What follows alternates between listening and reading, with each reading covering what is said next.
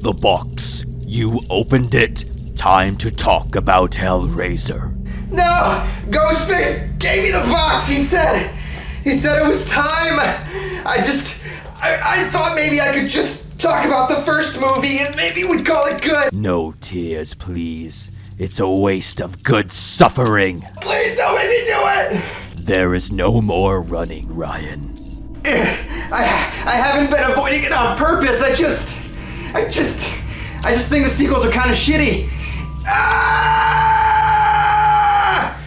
11 movies to go. You'd better get started. No! What do you do if I don't? If I refuse? If you don't, there's only one thing to do. He'll tear your soul apart.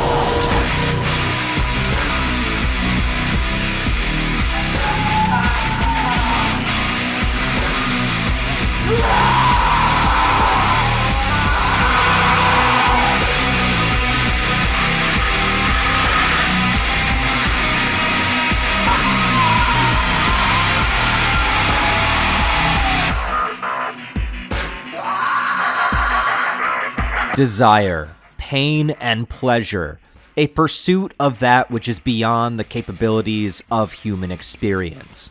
To go beyond into a realm in which there is no return and our limits of sanity are soon to be shattered. And I'm not talking about entering hell. I'm talking about watching every single Hellraiser movie. I am the way. From 1987 to 2022, the Hellraiser franchise has spawned 11 movies from the bowels of demented cinema, and for those unfortunate enough to endure all of them, a transcendent, transformative process will be twisting your body and mind into something unrecognizable to a point where you can no longer be considered a human being. What we are about to embark on is not for the faint of heart.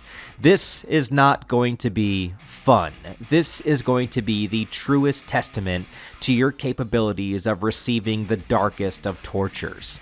The sights I have to show you will certainly make you wish you'd rather I tore your soul apart instead.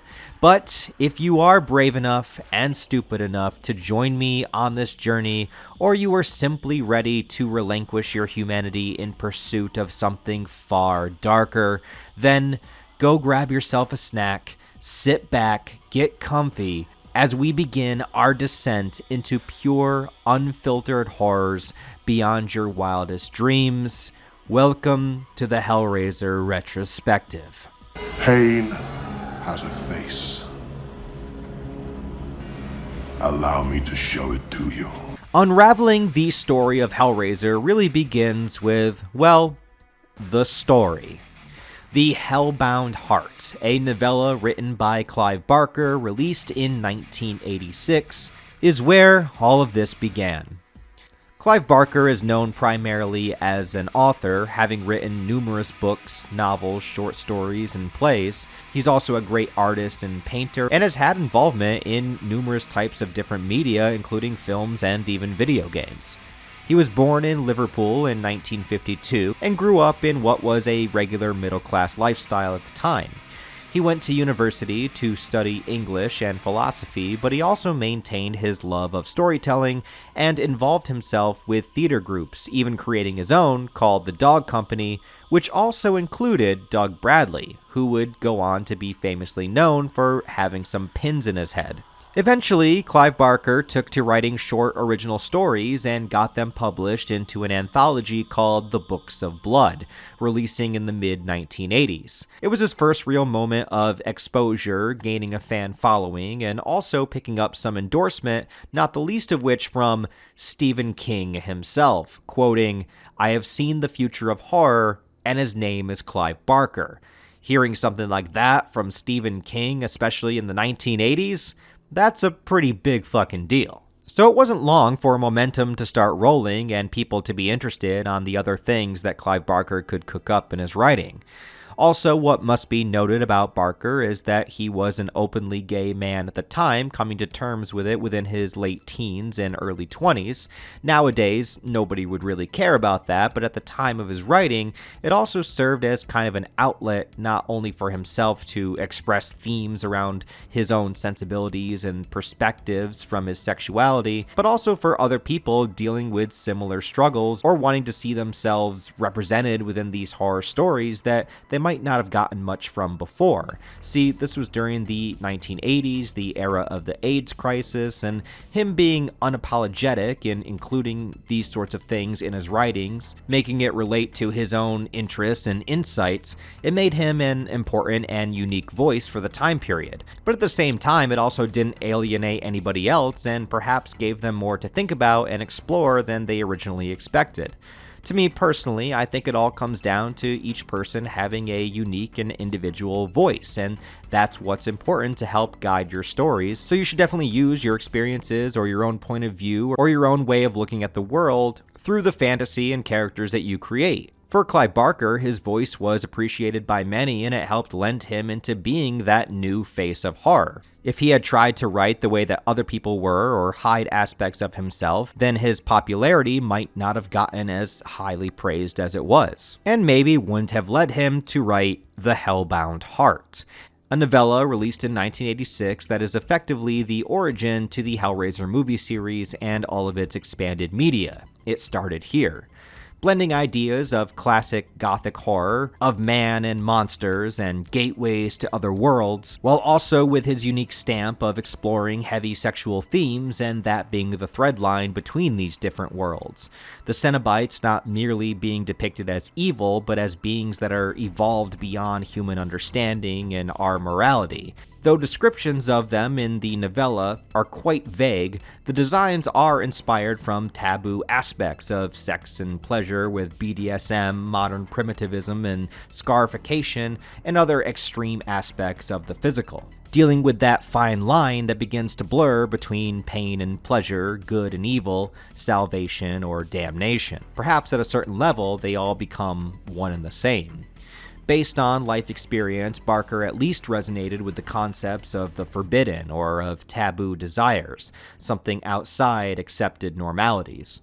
But there's also the danger, as Frank experiences in the book, that these pursuits without limitations lead to a darkness that he was not prepared for. Really, it's a story about temptation. Frank's for the pleasures that the box could bring him, Julia and her lust for Frank's affections, so on and so forth. Right now, I'm not going to go into detail about the Hellbound Heart and explain the story or all the differences from that in the movie. I did that already reviewing the book proper in itself, that I'll link that video down below. I'll probably show clips of it later on in this video as well. But for right now, I want to continue the process of getting the story made into a film because, yet again, we are in a unique and rare scenario where the adaptation of the book was written and directed by its own author, Clive Barker. Hellraiser would turn out to be the first of only 3 films that would be directed by Clive Barker, along with Nightbreed and Lord of Illusions. Mostly his career continued as an author and as an artist, but adding films to that list just makes him an all-encompassing creator. At first, it was writing screenplays, 2 of which were adapted into films. Underworld, no, not that Underworld, this one.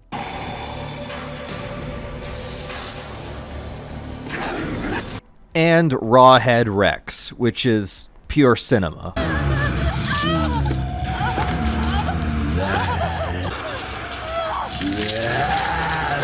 And these were all examples of how other interpretations of a writer's work can maybe not turn out the way that the writer had originally envisioned. So, in order to maintain creative control when it came to a film adaptation of the Hellbound Heart, Barker requested to direct and make his first feature film, which makes all of the changes from the book to the movie all that much more interesting. There's some conflicting info on how much of it was studio mandated for the changes and how much of it was Barker himself, but the two biggest changes, in my opinion, is one, Kirsty not being Larry's daughter in the book, but instead just a friend. And to me, I think that an improvement that the movie made was to start this family dynamic with Julia being the stepmother, creating more of a distance and tension between them. Also, it makes it a lot more sympathetic with Kirsty being worried about what could happen to her father. Being such a fan of the movie for the longest time going in to read the book, it was very strange for me not to see the family dynamic there, so I'm glad that was changed. The other big difference from the novella to the movie are the Cenobites themselves. Even though there is one that is described with the scars and pins in its head, that of which would become the iconic character in the film, the Cenobites in the book are very vague and not really too clear as to which one or who exactly is speaking. Giving them 4 distinct designs and personalities for the movie worked to the movie's benefit, and obviously made a legend out of Pinhead, who at the time was just called the lead Cenobite. But if you'd only read the book and not seen the movie, I don't see how the Cenobite with pins in its head really would have been stand out amongst the rest. But to make a film as dark as Hellraiser was, it wasn't a slasher like other popular contemporary horror films at the time. Instead, this was a dark gothic romance about forbidden lust and desire, and not to mention gory as all hell. And with it being a first-time director, that set the budget back to just under $1 million, a very low-budget film. But considering what they had to work with, I still believe it has some of the coolest special effects of the 1980s. Sometimes the more limitations you give a creator, it has the better outcome due to the necessary creativity they have to come up with. Barker has stated that he remembers the experience of making the film fondly, but also had a lot of difficulty and an admission that he didn't really know what he was doing as a director. But despite all of this, he persevered through it and brought his vision to life to the best of his ability. And within this important creative endeavor, he delivered what I think is one of the greatest horror films of all time, 1987's Hellraiser. But before I get into reviewing the movie and shifting us into the timeline board, I did want to take a minute to talk about some of the early lore of Hellraiser. Now, to me, part of what makes the original film and story so great is that the Cenobite creatures are mostly kept in the background, only showing up at pivotal important moments. They're this looming sense of danger and dread, and you know when they show up, it's gonna be important. But the real villain of that movie is Frank, and it's a story about him and his affair with Julia, and Kirsty uncovering all of this. Somewhere along the lines, Pinhead sort of became misconstrued as a slasher icon, but that was never the original vision.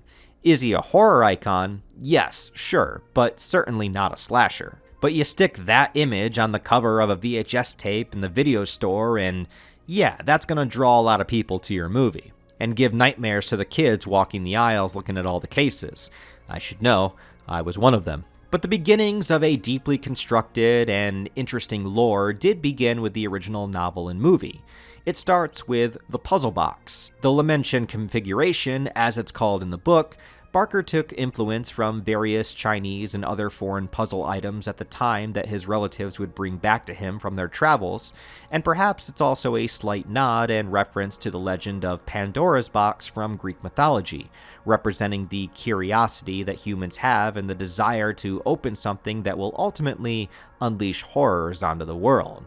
The box in Hellraiser is designed with all of these intricate patterns and pressure points to activate it, various ways it changes shape as you try to solve it. It works as sort of a key that can open gates to other dimensions and realms, and though it's never explicitly stated to be what we would understand as the Christian hell in the movies, The Cenobites are from a hell-like world that operates on pain, pleasure, and punishments. So somebody with enough desire compelled to solve the box will begin to hear bells chiming as they get closer and closer to solving it, until the box continuously changes shape and then begins to form a breach in dimensions, bringing forth the Cenobites, which then take you back to their hell for a once-in-a-lifetime experience. Though I prefer the original Hellraiser film's mystery to the Cenobites, I like knowing very little about them. To me, that makes it scarier, but by the second film, it's already revealed that the Cenobites were once human, drawn to the hellish dimension themselves and transformed through a series of mutilations and dehumanizations, generally having no remaining memories of their human selves and yet still having a distinct persona, with some being more malicious than others. But even with more sequels, there still is this layer of ambiguity to their motives, mostly assuming that they're just performing their main objective and essentially doing their job. What gives them this objective? It's called the Leviathan, depicted as this giant spinning entity with configurations similar to the puzzle box itself, high above the labyrinth of hell. It's what we could attribute to being the devil of this world. It has swirling black beams of light that can make a human remember and imagine all of their sins and evil that they've committed in an instant, and also lets the Leviathan know if they would be a worthy candidate to make into a Cenobite. I look at the Leviathan more as like an idea than an entity, something that continuously creates evil and torment. But the most famous Cenobite to be created is who we would call Pinhead. I bet you can't imagine how he got that name. Well, the Cenobites are unnamed in the original book, and in the first movie, the character is credited as the lead Cenobite. But this is definitely the face of the franchise, and the one character that is always brought back film to film. Pinhead as a name isn't really stated in any of the movies other than ironically, and really the Cenobites don't have names at all, unless you go by their once human name, and for Pinhead that would be Elliot Spencer, but more on that later. But at the end of the day, we have to call him something, and Pinhead seems to be first attributed by the makeup department that just came up with a shorthand way to reference which character they would be working on. Later, it caught on as a fan term, and it's just continued to this day. It wasn't something that was derived by Clive Barker himself, and at first, Clive Barker did not like the name because Pinhead is usually meant to reference somebody who was stupid or dim-witted. Who you calling Pinhead? But over time, the name became more and more popular with fans, and it stuck. So even to this day, most people would recognize this character as Pinhead. In official terms, he has been called the lead Cenobite, like I said, and also called the Hell Priest. But I think what makes Pinhead so captivating other than his appearance was the performance that was given by Doug Bradley, who played him underneath the makeup. His stiff movements, the gravity in the words that he spoke and how he said them, that feeling that this was a character that has done and seen it all. He can't be fazed. He exists on a plane where the trivial efforts of humanity are nothing to him. Not to mention having some of the most badass quotes in all of horror history. Explorers in the further regions of experience, demons to some, angels to others. Doug Bradley would continue to play Pinhead for 8 movies, and after a certain point is really the only draw to continue watching these films. No matter how bad one of the movies may be, when he's on screen, it's a delight. So I'll go more into some of the lore as we go through the films. I'd like to stay mostly in order and not get too ahead of myself. And although Hellraiser doesn't have quite as convoluted a timeline as some other horror franchises, there are some things to make note of. So through my descent into hell, I did manage to find a whiteboard. So let me give you all a very brief introduction on what we will be discussing in this video. We have such sights to show you. What is going on, guys, and welcome to a portion of the video that I like to call the timeline board. I originally created the timeline board to talk about the Halloween franchise and how it has a bunch of various different timelines that you can follow and different orders of the movies to watch. I thought it was a fascinating thing that a simple horror franchise could have so many different outcomes depending on what direction you wanted to take. And then it's something that kind of stuck around for all of these videos. And we have some series that are pretty damn linear, like the Child's Play series, and we have others that don't make a lot of sense, like Texas Chainsaw Massacre.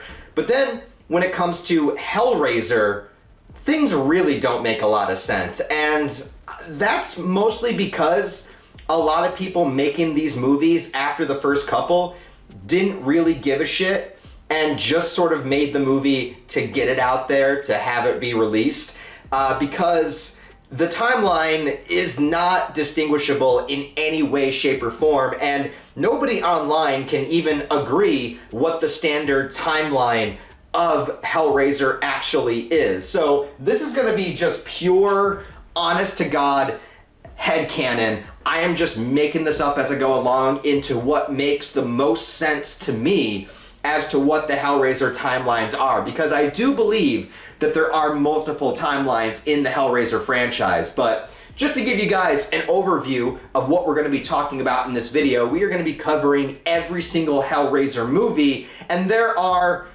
11 of them. I don't believe it. I just don't believe it. There's 11 Hellraiser movies? What the fuck? Oh, but only 4 of them were released theatrically. The rest were direct to video or direct to streaming, and many of them didn't even start out as Hellraiser movies. They were just other horror movie scripts that they decided to turn into Hellraiser movies as time went on. So let's begin here. Schnoz has unfortunately been turned into a Cenobite as well. I don't think he's returning, but let's get right into this shit. And the first Hellraiser movie by Clive Barker, one of my all-time favorite horror movies. In fact, I would say it's my second favorite horror movie of all time, just below the original Evil Dead. I love it that much. And that's why I've been so hesitant and so resistant to talk about the franchise as a whole, because I reviewed the first movie by itself years ago on the channel, and I thought that's good enough. But since then, people have been asking me and asking me and asking me to do the Hellraiser franchise. That is just going to make me suffer. But then I also thought, that's kind of what Hellraiser is all about. And for a Halloween treat, I don't know when you're watching this video, but I'm releasing it on Halloween, I figured I would give this to you guys to watch my slow decline of mental sanity with the Hellraiser series. Anyways, we start with the first movie. That's a classic. It's amazing. I love it. Then we move into Hellbound Hellraiser 2. This is still one solid timeline, and Hellraiser 2 is a direct sequel to the first movie. It has similar characters, it continues the story, advances the lore, so all connected. We're still good to go.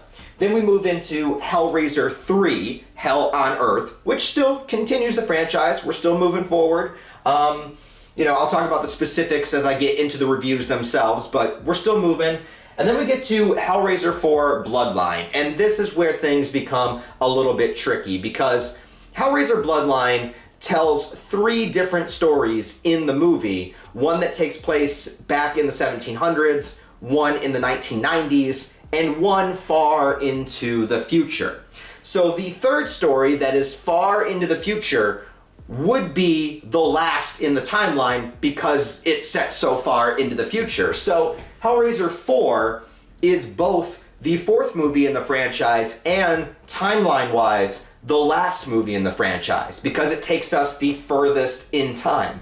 So we're always going to come back to Hellraiser 4. So even though it comes directly after 3, we're going to circle back and come to Hellraiser 4 again because it has the scene that's farthest in the future. I think I've explained that like 5 times in 30 seconds, so hopefully you got that.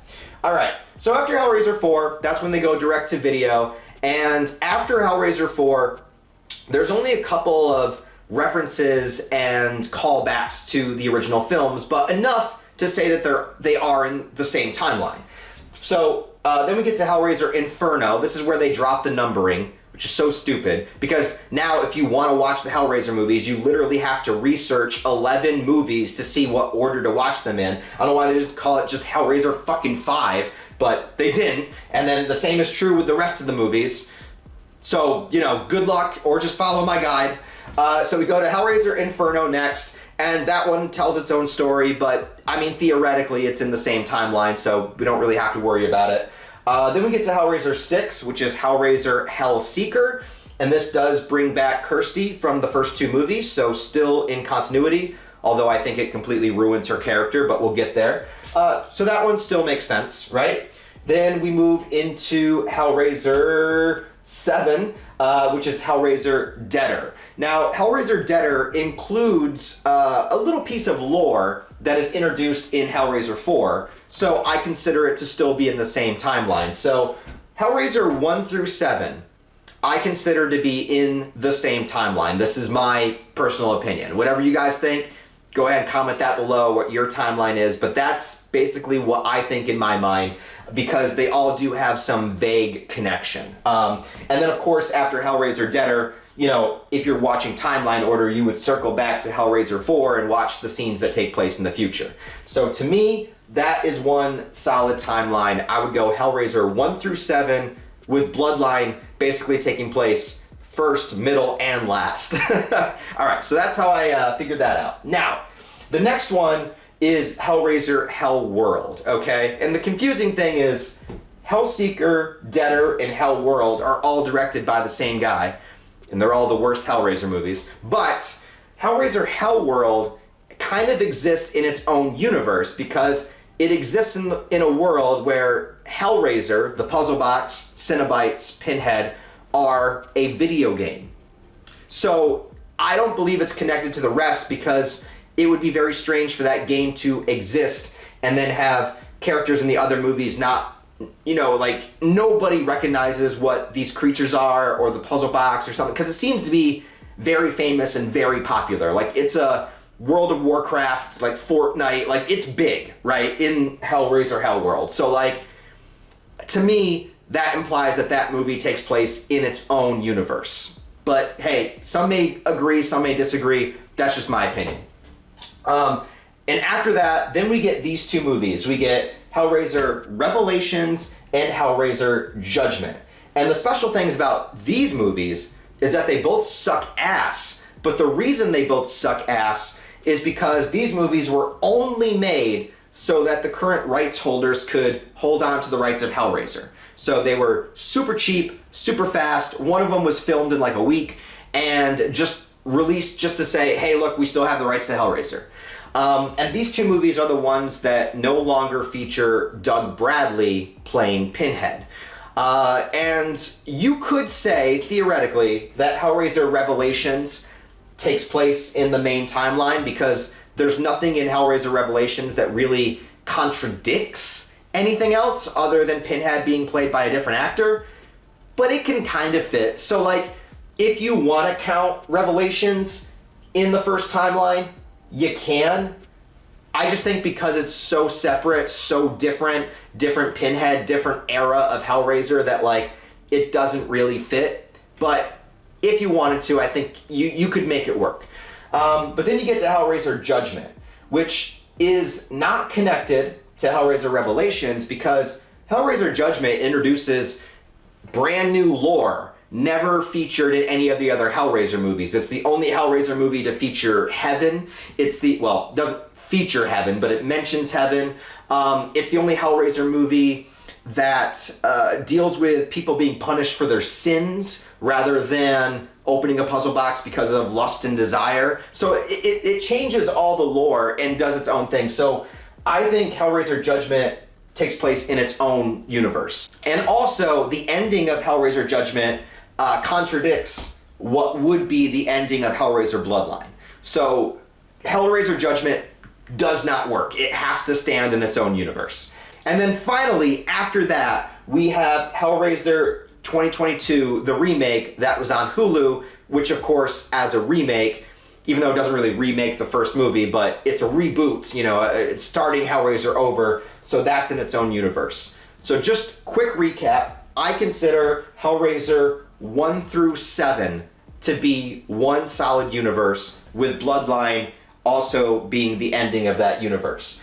I consider HELLWORLD, Revelations, and Judgment each as their own individual Hellraiser universe. And then the remake, of course, is also its own universe. So that is how I break down the Hellraiser timeline with my reasons why. Let me know if you agree or disagree. That's just what I've come to, and I really did try to research this online, but nobody can seem to agree, and because of the existence of many of these movies after Part 4, nobody making them really gave a shit anyways. They just kind of use the lore and ideas and the aesthetic of Hellraiser to do their own thing. So that's where we're at. Anyways, let's get started and let's talk about a good movie. The original, my favorite, Clive Barker's Hellraiser. The original Hellraiser gets right to the point. We open with Frank, a man that's lived his life for the extremes that it has to offer, constantly looking for that next high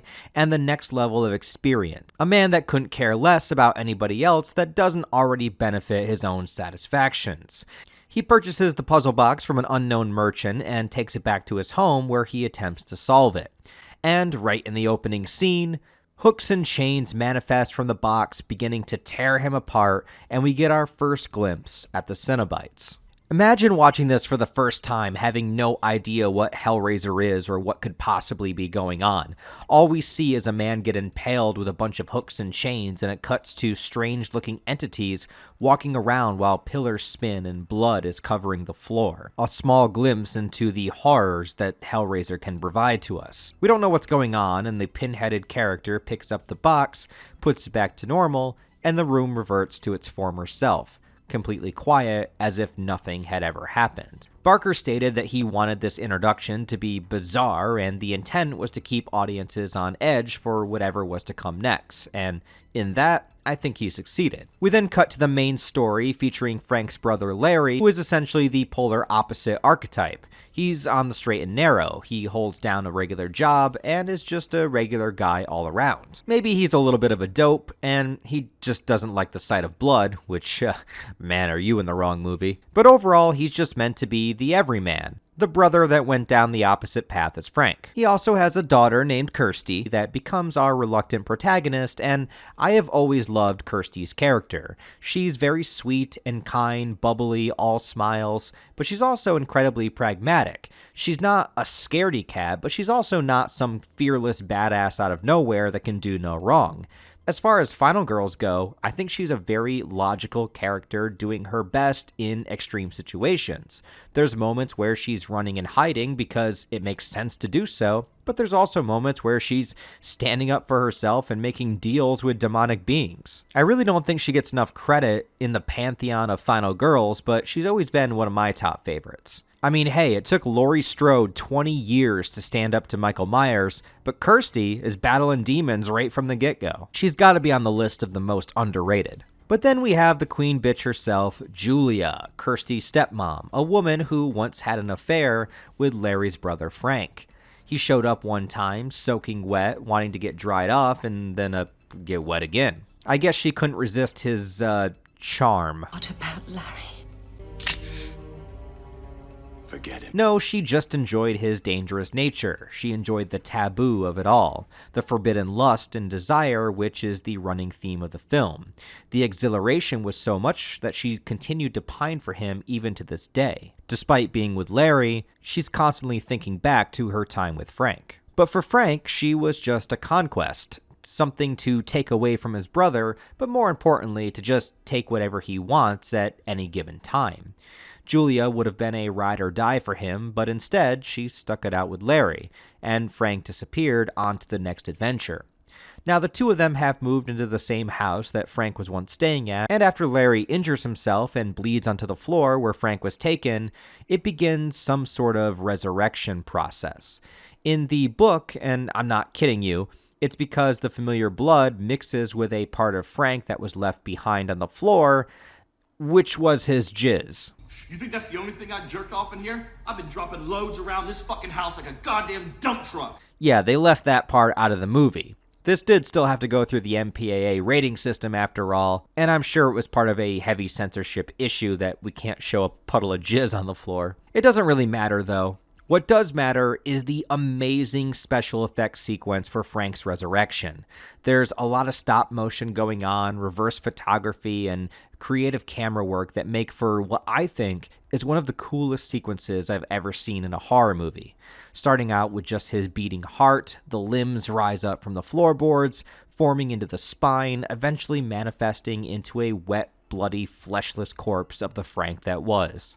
On top of the incredible score that goes through the entire scene, it's a real standout. It seems to have brought out Frank's soul and just the bare bones material of what he was made of, but he's incomplete.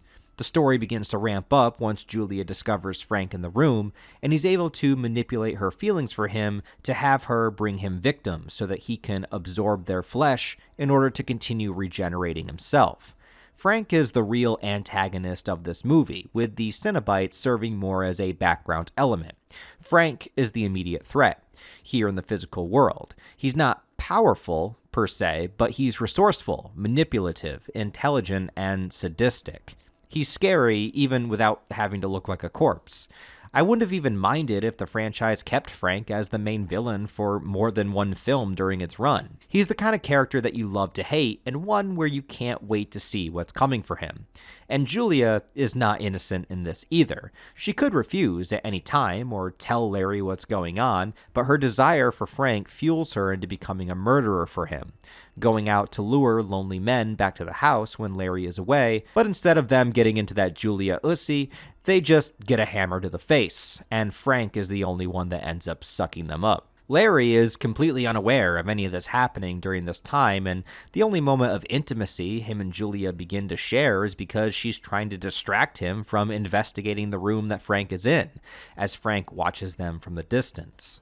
There's a great deal of tension during this portion of the movie that I really enjoy. The entire time you know that Frank is upstairs and that Julia is actively aware of this and helping him, but he's still too weak to really do anything, and so there's just this looming danger of if he's going to get complete, if Larry is going to figure out he's up there, or if the Cenobites are going to come back for him.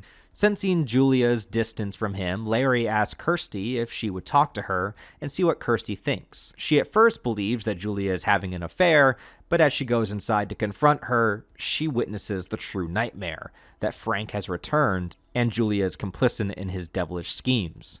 Kirsty manages to fight back and grab the puzzle box, which she isn't even aware that it's important, but it was Frank's own nervous overreaction that clues her in. She manages to escape with it, but passes out, ending up in one of the creepiest hospital rooms of all time.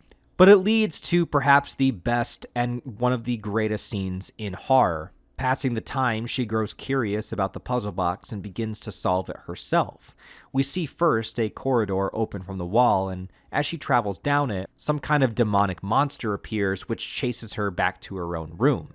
It's all done with puppetry and pushing it from behind, and if you look really closely, you can see the people behind the creature, but I'll never forget getting creeped out by it the first time that I saw it, and the way that it uses its little back legs to travel down the hall. Now, apparently this creature is called the Engineer, and in the book, it's depicted only at the end of the story in the form of a glowing light, but in the movie, Clive Barker changed it into being this giant creature. Though ambiguous in the book, it's presented as a very important figure, but in the film, it only ever appears here and briefly at the end attacking Kirsty, and seems to just be animalistic and not overly intelligent. But I suppose we don't get enough of it to really know for sure. Anyways, next we have the proper introduction of the Cenobites who have come for Kirsty for solving the box.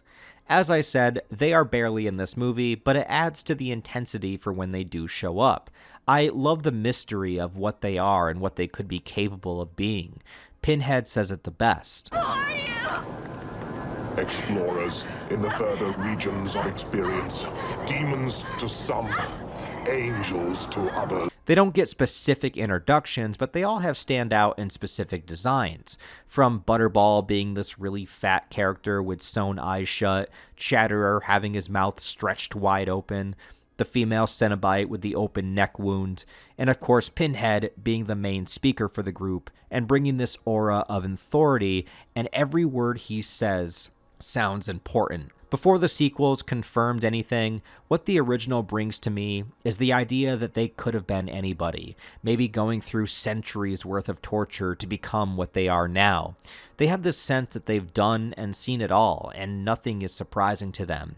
Even Kirsty telling them that Frank escaped, it's not that it shocks them. They're just like, okay, well, we'll get to that. Kirsty manages to make a deal that if she leads them to Frank, they'll spare her. From which, in the moment, the Cenobites agree, ending with the most iconic line. We'll tear your soul apart. When Kirsty returns back to the house, Frank got tired of waiting to regenerate his flesh, and so he just decided to kill Larry and steal his skin, although the kill was off-screen.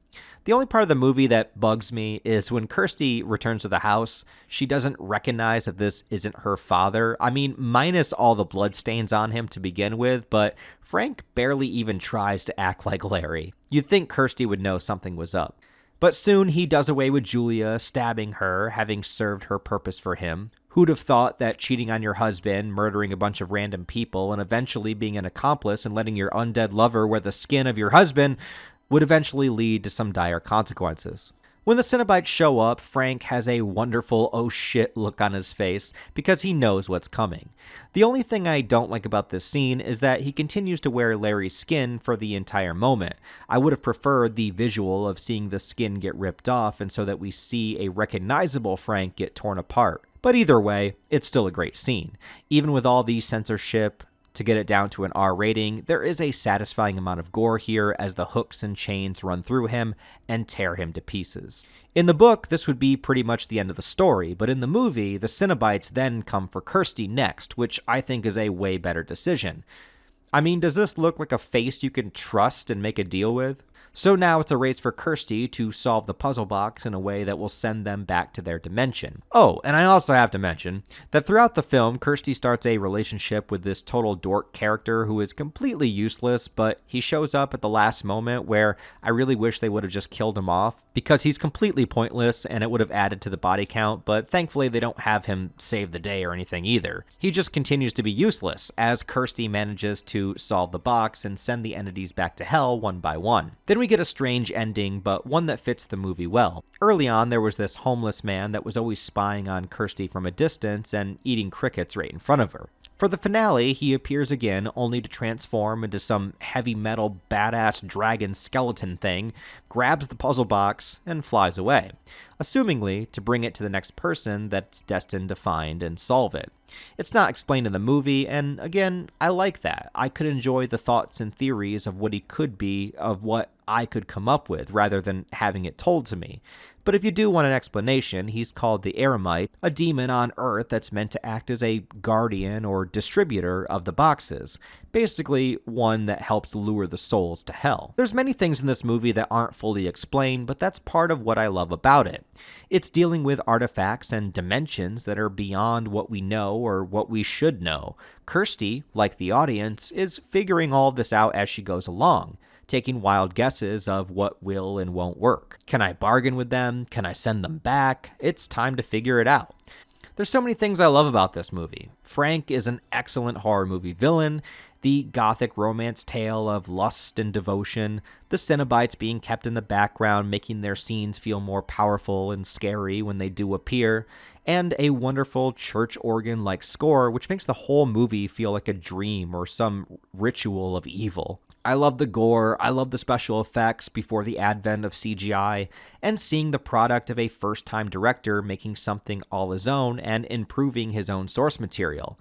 Seeing that creative process that Clive Barker went through and how it changed for the better overall, it's really inspiring. And it's the fact that this original movie is so good, and I love it so much, that it makes me that much more disappointed in the majority of the sequels. But thankfully, this movie can be watched completely on its own, tells a full story, so if you wanted to leave it here and keep Hellraiser a one and done, you can, and I'd recommend it. Wasn't that fun? Well, I think we can stop there, honestly. I mean, do we really need to go into all of this? Maybe we can get out of here while there's still time. Fuck! No, please, Ryan. I insist you continue. I don't want to watch them. I don't want to. You guys didn't come here to watch me gush about one of my favorite horror movies and how much I like it. You came here for the rest of the video. You came to watch me endure the barrage of darkness, which is the Hellraiser franchise and all of its sequels. And yes, Hellraiser, after releasing theatrically, made just under $15 million and was able to see a sequel come to life just 1 year later with 1988's Hellbound, Hellraiser 2. The sequel was greenlit as the first movie was still in its post-production phase, and New World Pictures, the production company and distributor at the time, had a lot of faith in the property. However, Clive Barker would not return to direct the second installment, having a stressful experience making the first one, and jumping immediately into a part 2 just wasn't in the cards. As well, he wanted to get back to writing, since primarily he was an author, after all. Though he has some story credits and stayed on as a producer, the script would be written by Peter Atkins, who would actually continue to also write Hellraiser 3 and 4. But the directing duties would be taken up by Tony Randall, who at this time had only directed one film, DEFCON 4, but he did have various writing credits, including the US version of Godzilla 1985, which I find really interesting. Also, eventually, he would go on to make the live-action Fist of the North Star movie from the 90s, so shout out to the 3 people that know what that is. But when it comes to Hellraiser 2, I do find that a lot of people love this movie. And though I will admit it is probably the best Hellraiser sequel, I still have a lot of problems with it. Every time that I watch it, I try to see what other people see in it. I try to go in with an open mind. I try to find a new appreciation for it. But I always come out of this movie just thinking, it was okay. I think what people are drawn to is the film's attempt to expand the lore of the series and answer some questions that were posed in the first movie, and for better or worse, it does accomplish that. But the lore building aside, the story is not as compelling, intimate, or exciting to me as Frank's from the first film. This one opens showing us a character named Elliot Spencer in the 1920s fumbling around with a puzzle box. Now, of course, we know from the first film what the box does and how dangerous it is to be messing with it, opening a gateway in dimensions for those seeking pleasures and pain. And for those unlucky enough to solve the box, they will receive all of that tenfold. And similar to the first film, when the box opens, we see this character punctured and wrapped up by chains, but then we start to see more. His head is cut into a grid and inserted with pins, showing us right off the bat the creation of Pinhead. And I know I'm in the minority here, but hear me out. I don't really like this opening scene. In the first film, the Cenobites, who are barely in the movie, have this godly presence to them. They seem like beings that have traversed multiple dimensions and realities and have just done and seen it all. I don't have a problem with the idea that Cenobites were at one point human, but I don't like the humanization of them in this movie. I don't want to definitively know what their origins are. I also don't want to know that Pinhead has only been around since the 1920s. When Pinhead shows up in the first movie, I get this sense that he's been around for hundreds, maybe thousands of years, with his commanding authority of wisdom and experience, but now, canonically, when he shows up in the first movie, he's only been a Cenobite for 60 years? Something about that doesn't feel right to me. So I know it's just a small scene, but it does recontextualize the entire first film, and not in a good way for me personally. There's nothing in this film that would indicate that time moves at a different pace in the hell dimension, so I don't get the impression he's lived more time in hell than exists in our reality. And if we're going to tell the origin of Pinhead, why would you do it in a 2-minute scene?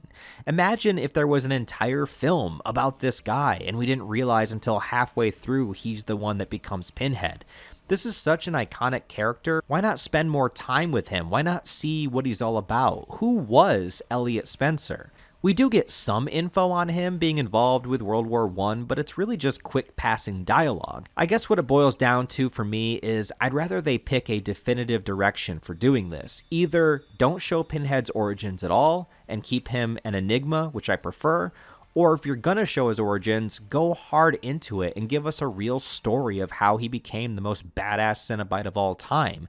Just seeing a brief glimpse feels really unsatisfying in both directions. Anyway, when we get to the actual movie, which is nothing about Elliot Spencer at all, Kirsty does return here, which is the shining beacon of light of this movie for me. I'm so glad to see her again, and it does help it feel more connected to the first. Her doofy boyfriend is written out immediately, and now she's in this mental institution because nobody believes her crazy story about what happened to her in the first film. But the most important character that we introduce is Dr. Chenard, someone we're not sure how to feel about at first, but we'll soon understand that he's going to serve as this movie's antagonist. He's kind of the inverse of Frank from the first movie. This guy is extremely successful, he lives a rich suit and tie lifestyle, he's a surgeon, he works with mental patients, and he's respected by his peers. Oh, and he also just so happens to be obsessed with the allure of the puzzle boxes, having a collection of multiple ones that he's found, and walls upon walls of research and history on them. It's been his true passion and obsession. And this is something that I do like. The revelation of there being multiple puzzle boxes for one, and also a character devoting their life to discovering their secrets, but not in the way Frank was, where he was trying to access pleasure, but from the perspective of discovery and wanting more knowledge. There's a line early on when he's doing brain surgery where he describes the brain like a labyrinth, similar to the hellscape he will soon uncover. His obsession with the boxes leads him to Kirsty, and also, with his wealth and connections, allows him to get a hold of the mattress that Julia's body was laid out on at the end of the first film. In a truly disturbing and gory scene that's a little bit hard to watch, he brings a mental patient in on the mattress who believes that there's maggots crawling all over him, and then hands him a razor. Using it to try to get rid of all the insects, he cuts himself up and bleeds onto the mattress. Now, in the first movie, it was Frank's brother Larry that bleeds onto the place where Frank was taken, which was meant to be a mixing of fluids, and I had always assumed it was because they were brothers. They had that similar blood, being siblings, that allowed Frank to come back. But this movie shows us that blood will work just because it's blood. The patient had no connection whatsoever to Julia, so it turns out it's a lot easier to resurrect somebody that was taken than was previously thought. Also, Julia never technically opened the puzzle box. She was killed by Frank, so I don't even know how these rules apply to her in the first place. She also comes back with way more flesh on her than Frank did, but I'm assuming this is because she was resurrected with way more blood. Frank was only resurrected with a few drops? Or it could just be because the filmmakers didn't care for the continuity. So Julia returns, played by the same actress, Claire Higgins, and even though I don't think her return makes a ton of sense, I am glad to see the character and the actress back. She's much more devious now, whereas in the first movie she was doing bad things for selfish reasons and feeling a bit of guilt for it at first, but now she's completely in control of her actions, knows what she's doing, and has a reverse situation happening where you have Dr. Chenard bringing Julia victims to help her regenerate herself. He does kiss her, but it seems like it's more of a fascination than any type of lust. Because these are only stepping stones to his goal, wanting to eventually enter hell itself and see what it's truly like. Another character in the movie is Tiffany, a mute mental patient of Chenard's who is always working on and solving various puzzles, a perfect candidate for opening a gateway to hell. Once Julia is regenerated, they hand Tiffany the box and eagerly await from the sidelines. But we also have Kirsty's story. There's a subplot where she sees visions of a skinless man asking for help, which she assumes is her father, leading to her motivation to want to go rescue him. Some sources say that this was part of a much larger storyline where the character of Larry was meant to return as well, but the actor Andrew Robinson turned down the script. So many things were changed and certain story points were scrapped. By the midway point, Kirsty discovers Julia is alive, her nurse and maybe potential love interest that no one cares about is killed by Julia, and Tiffany does open the box. From here on out, the movie takes place within the hell dimension itself, and this seems to be the biggest draw of the film, and also part of the reason why so many people love it. And it is the next logical step, to see the world that was talked about and where the box actually takes you. But I guess to be contrarian again, I also feel like it doesn't live up to its potential. I get there are budget limitations and there's only so much you can do here, but I expected some extremely fucked up, crazy imagery going on, locations that are pure nightmare fuel, heading into a world we could barely comprehend, some insane visuals perhaps. But instead, it's mostly just a bunch of long hallways and corridors. It's just not at all what I expected the world of pain and torture and misery to be like. Sure, there is some hellish stuff here, like the circus location, and they try a couple bits of surreal imagery, but there's certainly not enough of it. There is a clown juggling his eyeballs, so that's something, I guess. The first reveal of the main 4 Cenobites is pretty good, and Pinhead has a great line about how it's not hands that call them forth, but instead desire. Tiffany had no idea what she was doing other than solving a puzzle, because it was really Dr. Chenard who had the desire to solve it. So then basically we have Chenard and Julia who enter first, followed by Kirsty and Tiffany, all kind of doing their own thing.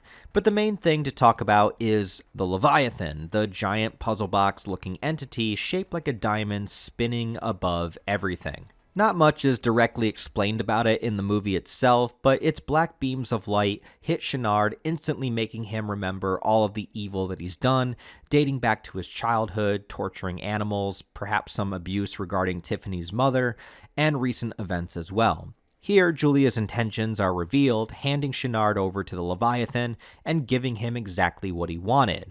A first-hand experience within this world, as if Chenard really thought it'd be so easy to just walk through hell unscathed with Julia by his side. Yeah, right. Instead, Julia shoves him into a box where he's bound, wire is pulled across his face, and then some hentai monster shoves its tentacle into his mouth, leading to his transformation into a Cenobite. Meanwhile, we deal with the subplot of Kirsty rescuing her father. It turns out it was just Frank impersonating her father to lead Kirsty to him. And, what?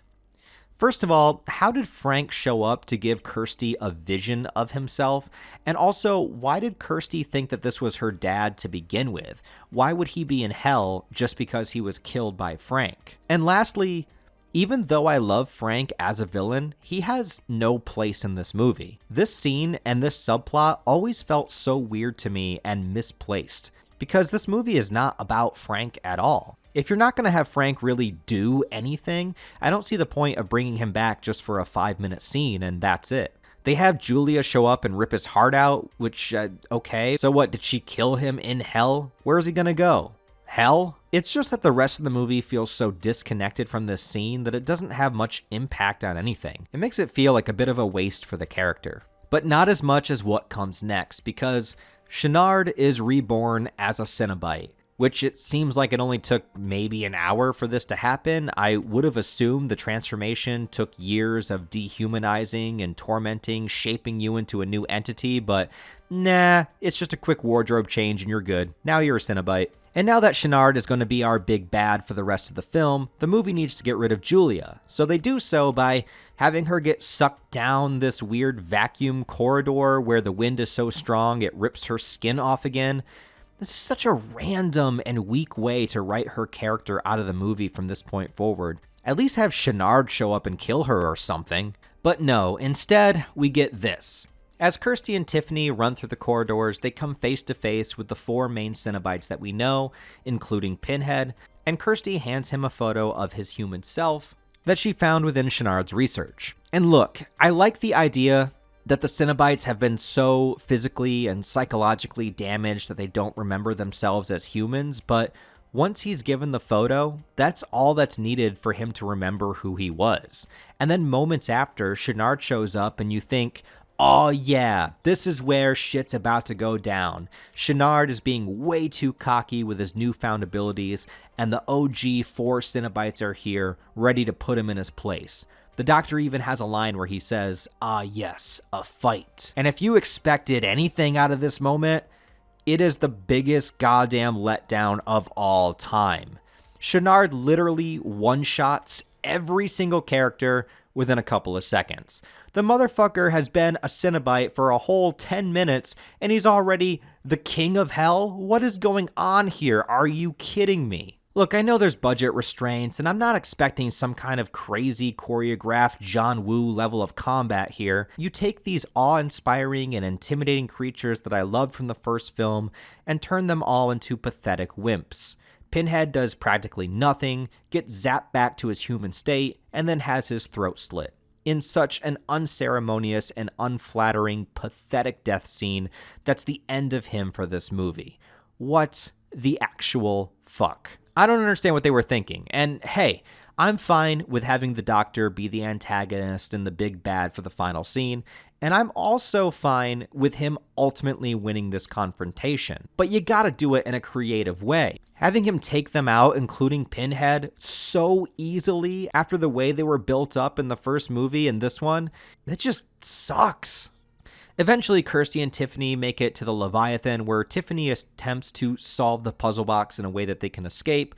The Doctor shows up, but he's distracted by Julia, who isn't really Julia, but Kirsty wearing Julia's skin, because somehow it's a perfect fit and she's able to do a complete perfect impression of Julia, down to mimicking her voice flawlessly. And again, I just can't believe they couldn't think of anything else to do here. Channard uses his tentacle appendages to attack, but they get stuck in the ground, and then the giant penis attached to his head rips his head in half as it moves back, which I love the special effects here, but I still don't really fully understand what happened. I guess it's because Tiffany was solving the box, but it's not explained too well. Channard's head just gets ripped off. If this movie does anything, it just makes all the Cenobites feel like they are incredibly easy to kill, which is kind of the exact opposite thing that you want from a Hellraiser movie. Anyway, Tiffany solves the box, the Leviathan changes shape, and the girls are able to make it out of hell before the dimension closes.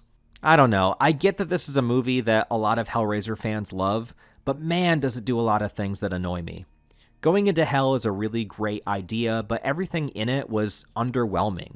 The Doctor was a cool character and a great idea, but again, executed kind of poorly. The Cenobites from the original maybe have less screen time even from the original, and they're mostly just here with the intent to tell us that they were once human and then kill them off in the worst way possible. Frank's scene was extremely out of place and unneeded. And other than one addition of lore with the Leviathan and bringing Kirsty back, I honestly can't find much more to enjoy about this one. The ending scene has some workers showing up at the Doctor's house, moving stuff out, and then a giant pillar rises out of the mattress for some reason, with a bunch of images of the Cenobites on it, Julia's face, and randomly the homeless man from the first film. That really cool concept of the keeper of the box that brings it to where the next pursuer will find it. How he turned into an awesome dragon skeleton thing. Well, even with the idea of expanding lore, they don't mention him the entire second film, even with all the perfect segues they could have with how the Doctor might have gotten all the boxes in the first place, but instead he shows up for the final 3 seconds of the movie with his face on a pillar. I have no idea why. I don't even know why the pillar rises from the mattress to begin with. The mover didn't bleed onto the mattress, he only touched it and then he was pulled in. This just feels like some random ass cliffhanger that makes no sense, that would just leave it up to the next movie to try to explain, which I guess they kind of will, but it's still ridiculous. I've probably made it clear that I'm not really a big fan of this film, but having said all that, it's still one of the best Hellraiser sequels, for whatever that's worth. I'm glad people love it and that they get more out of it than I do. I'm happy that other people can enjoy Hellraiser sequels, but to me, despite having some great ideas, this movie is a huge disappointment. I also have to mention that the marketing features images of the Cenobites dressed as surgeons, but this was more than just reflecting on the storyline of having a surgeon character. In a deleted scene, Kirsty and Tiffany are traversing the labyrinth in an area that looks like the hospital, and 2 surgeons stop them in the hallway that turn out to be Pinhead and the female Cenobite. There's also some shots of Chatterer chasing them to an elevator, and here they give Chatterer eyes, as well as you can see his eyes in the last scene when they confront Channard. Apparently this was due to the actor requesting it because of discomfort and sustaining an injury while not being able to see. So Chatterer will shift in this movie from not having eyes to having eyes. And there was also a deleted scene with the engineer, but I couldn't find any footage, just an image of it next to Julia's skin. The other thing that bothers me is that despite adding in all of this extra lore, pretty much none of the other Hellraiser movies continue to do anything with that lore. Discounting the remake, the Leviathan is never seen again. Pinhead's the only Cenobite that goes on to other movies, with the exception of a few different variations of Chatterer that are not technically the same character. And it feels like it sets up a lot of potential for future sequels to explore, but none of them do. However, yes, a lot of people did like this movie, and it did well enough for another sequel to be justified and released in theaters, which would ultimately bring us to 1992's Hellraiser 3: Hell on Earth. In the time between Hellraiser 2 and 3, New World Pictures began to go bankrupt, and rights for the Hellraiser movies got tossed around a bit, landing at Transatlantic Entertainment and distributed by Dimension Films. Clive Barker had little to no involvement with its creation, only staying on as an executive producer, and it would also bring on a new director in Anthony Hickox, who had previously done the film Waxwork. Welcome to the Waxwork. Look, Now this is killer.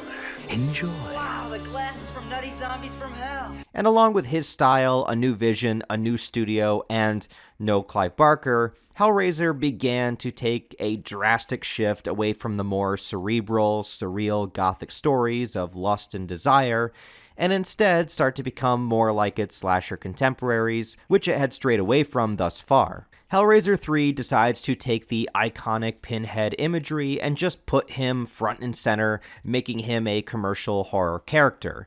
He has more screen time, more dialogue, and more personality here than triple the first two movies combined.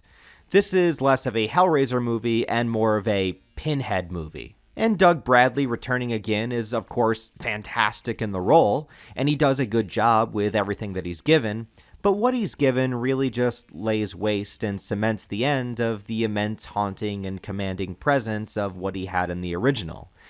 It's the opposite of the less is more approach. Now it's the Pinhead show. Hellraiser 3, Pinhead goes clubbing.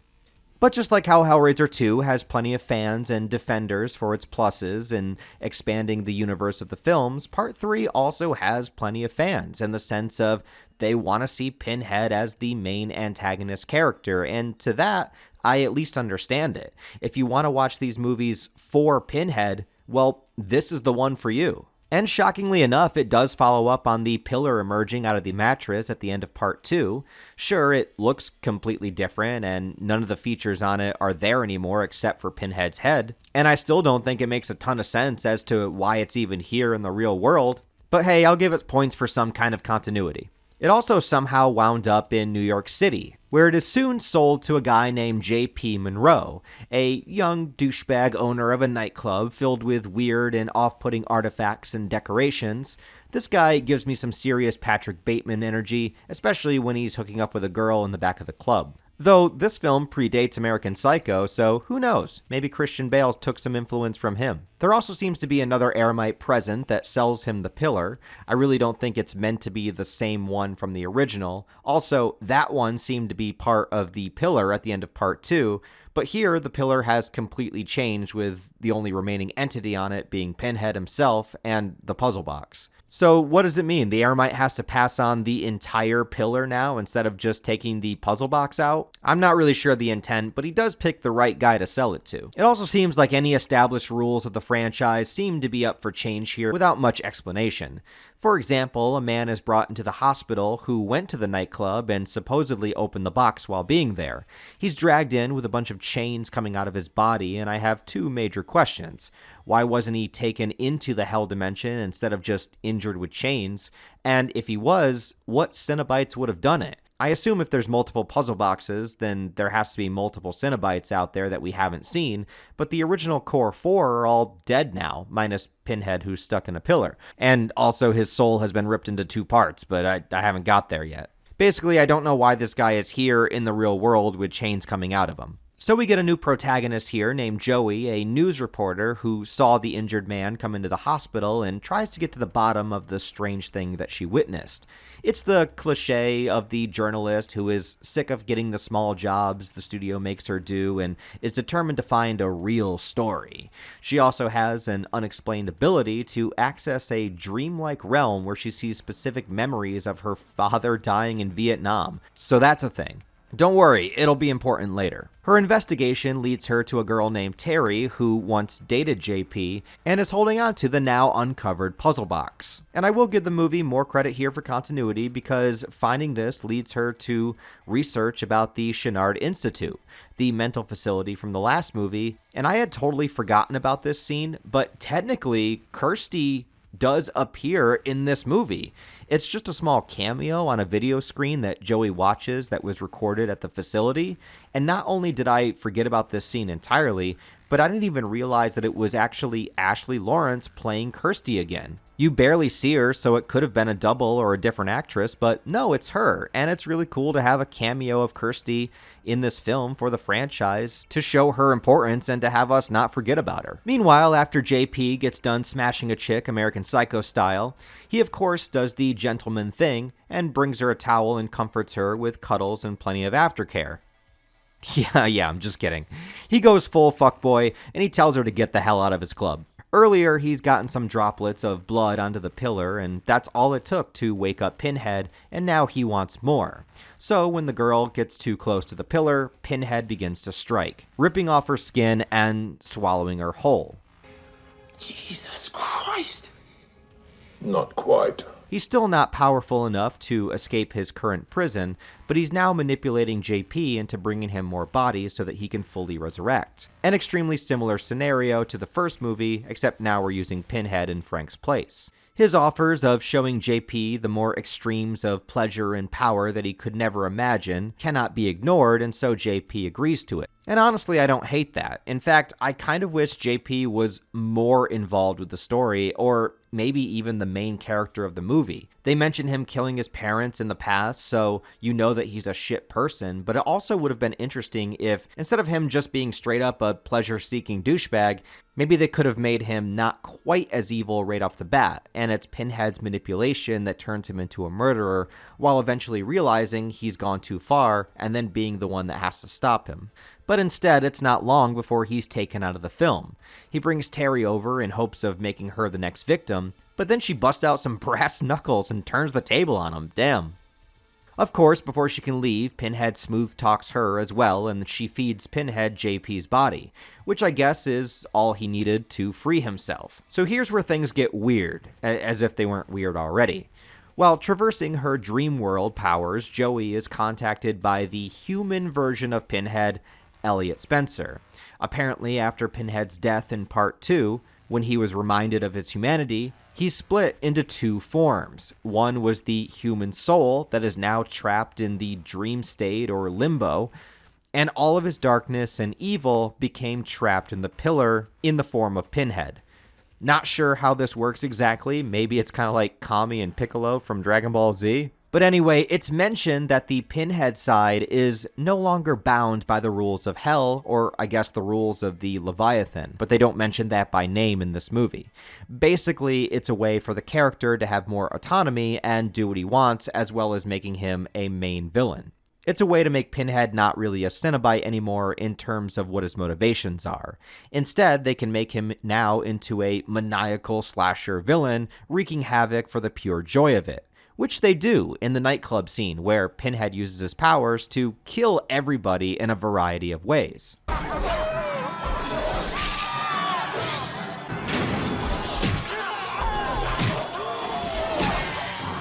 And in a carnage-filled way, it's fun to watch. Also, it leads me to wonder, what are the limitations of his powers in the real world, if any?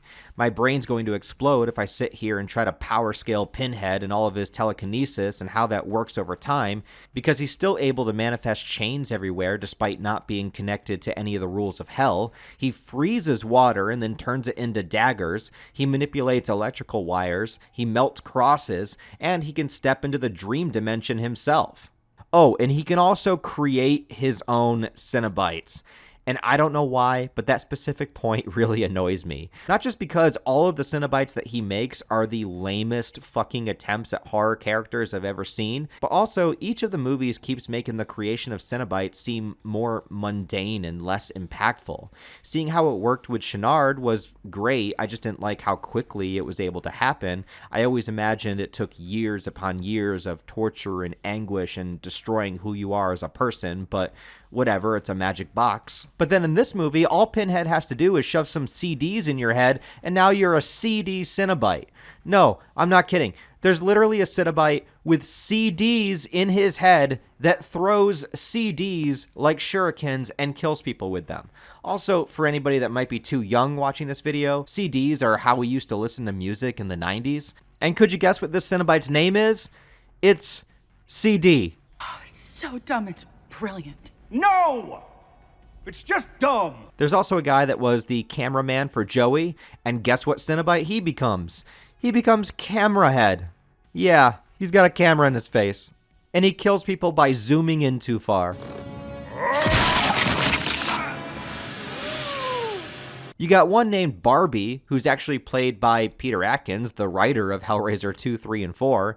He was a bartender, and he uses a drink mixer to throw gasoline and then spit fire. Also, JP and Terry were made into Cenobites, but they don't look quite as ridiculous.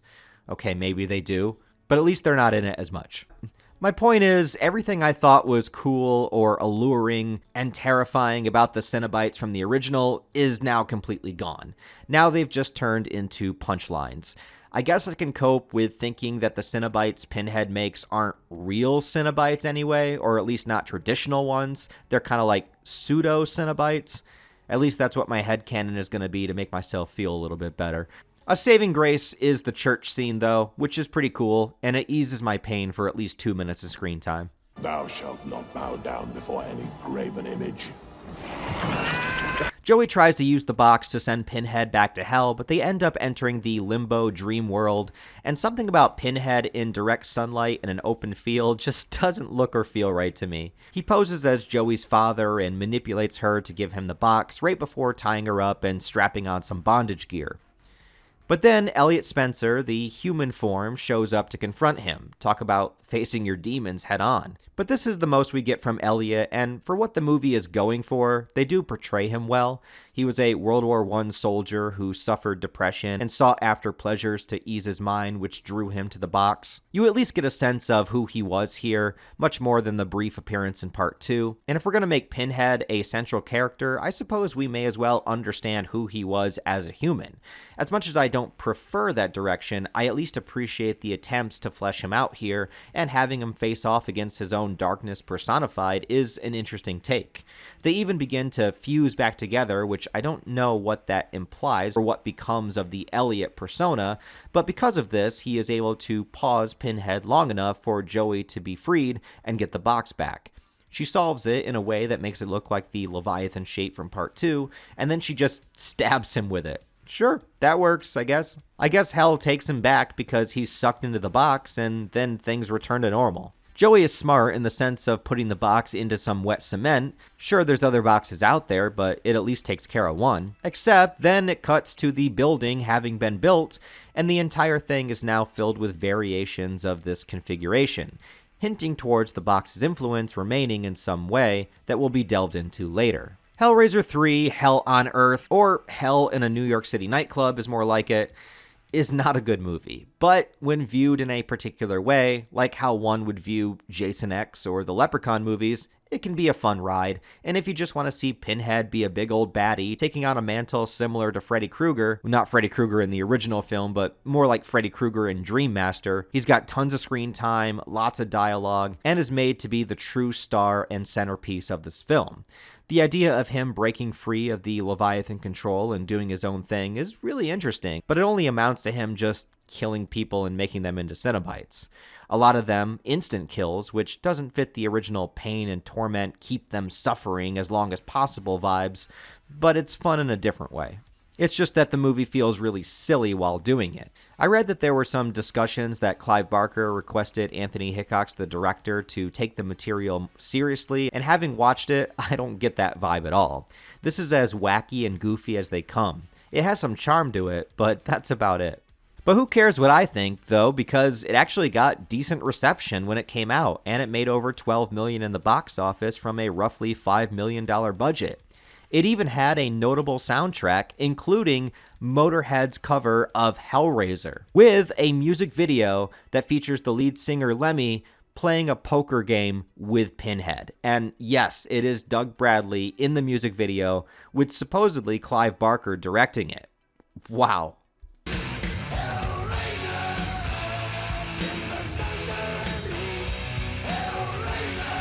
I think it just confirms that they were really trying to give Pinhead the Freddy treatment. They really wanted him to become this horror icon. And though he never became as mainstream as some of the other horror characters, at least within the horror community, Doug Bradley as Pinhead is still considered an extremely important figure in the genre. And if Hellraiser 3 had anything to do with that, well, I guess that's a positive. I am the way. Alright, Hellraiser 4. The one where in most places they decided to drop the numbering from the franchise entirely and just give the film subtitles instead, making it even more difficult and confusing for anybody that wants to watch them in the release order, because now it requires research to see when the movies came out.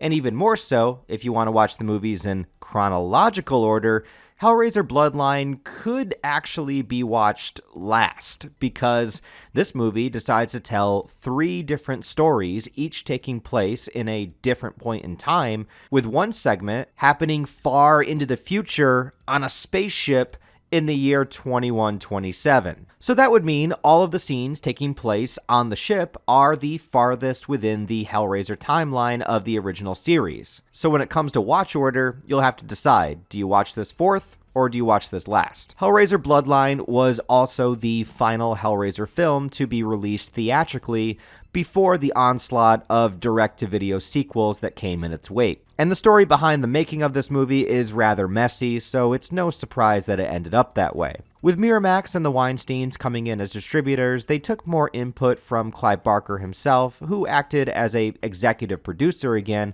and along with writer Peter Atkins, came up with the concept of doing a story that took place over 3 different time periods. One that was in the past, one in modern day, and one that was far into the future. All of them revolving around the Le Monchard bloodline, aka the family of the man who created the puzzle box in the first place. And legitimately, this is a great concept.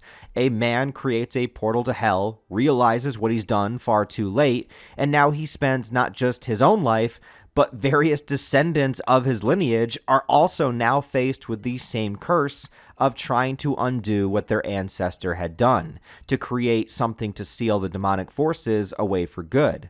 A generationally long drive in order to create the anti-puzzle box, the Elysium configuration. It's creative, way different than the first 3 movies, and has this embedded feeling of the importance of legacy and accomplishment. Bloodline has plenty of issues, but I also do think that it gets dismissed a little bit too easily for the wrong reasons. And that would be Pinhead goes to space. Well, technically, yes, he does, but the movie is not about being in space. It's about how long it takes the merchant family to achieve a victory. But taking a horror franchise into space seems to be a death sentence or something you do when you've ran out of ideas. But I also want to go on record to say I praise Leprechaun 4 as one of the best movies of all time, and also Jason X is a ton of fun, so there's no reason Hellraiser in space couldn't be fun too. It's actually really fun. It's called Event Horizon, but that's a story for another time. Hell is only a word. The reality is much, much worse. All I'm saying is I think the idea of this movie is really creative, but it gets overshadowed by the space aspect of the 3 stories. And the idea might have been a little bit too ambitious for its budget, plenty of things the studio didn't want to pay for, so it had to be dialed down quite a bit in order to make everybody happy. And that includes with the director situation. This movie is credited by being directed by Alan Smithee. And who is Alan Smithee? Well, he's nobody. He doesn't exist. It's a pseudonym that was created by the Directors Guild of America to act as a replacement credit when a director wishes to take their name off a project, no longer be associated with it, and can prove that it was no longer their vision come to life. In the case of Hellraiser Bloodline, the real director for the most part was Kevin Yeager, who is mostly known for doing special effects and makeup and has worked on a number of famous horror films and franchises, including the Nightmare on Elm Street movies with Freddy's makeup and Child's Play, where he designed the Chucky doll. He also met his wife on the set of Child's Play, who is Catherine Hicks, that played Mrs. Barkley. And although he's great at all those other attributes, unfortunately, this is the only movie that he technically directed, and his name isn't even on the credits. Yeager's initial cut of the film was received very poorly by Miramax, and they requested a number of changes and alterations to it. For instance, the 3-part story, as seen theatrically, begins in the future, and then it flashes back until it eventually comes back to the future for the finale that kind of bookends the whole thing. But in the original cut, the movie mostly went chronologically, with the bulk of the film being in present day. The original version focused more on this tale of generational burdens to be undone, taking on a serious tone. And with the reshoots, they plan to add in a lot more scenes with Pinhead, of course, and more gimmicky kills and gore scenes. As well, messing with the runtime, some say that they made it shorter, some say they made it longer, but the final film is really only about an hour and 25 minutes. Apparently, production was already difficult to begin with and very stressful on Yeager as a first-time director with the limitations he had, and he was so burned out that he did not want to do what the studio noted afterwards. So he left the project, not wanting to see it change into something that he didn't intend to create. So the studio got Joe Chappelle, the director of Halloween 6, The Curse of Michael Myers. That's a great sign. And he came in to do the reshoots, but he didn't do enough scenes to give him full credit for the director slot, so Alan Smithee it was. Now, I am aware that there does exist a work print version of the movie that is closer in line to what Yeager had intended, which was leaked online many years ago, before it was finally officially released in some capacity for the Arrow Quartet of Torment box set that includes the first 4 Hellraiser films. But for the sake of this review and covering the films, I'm going to be talking about the theatrical cut, since it's what most people have seen, and I guess it's the closest to real canon.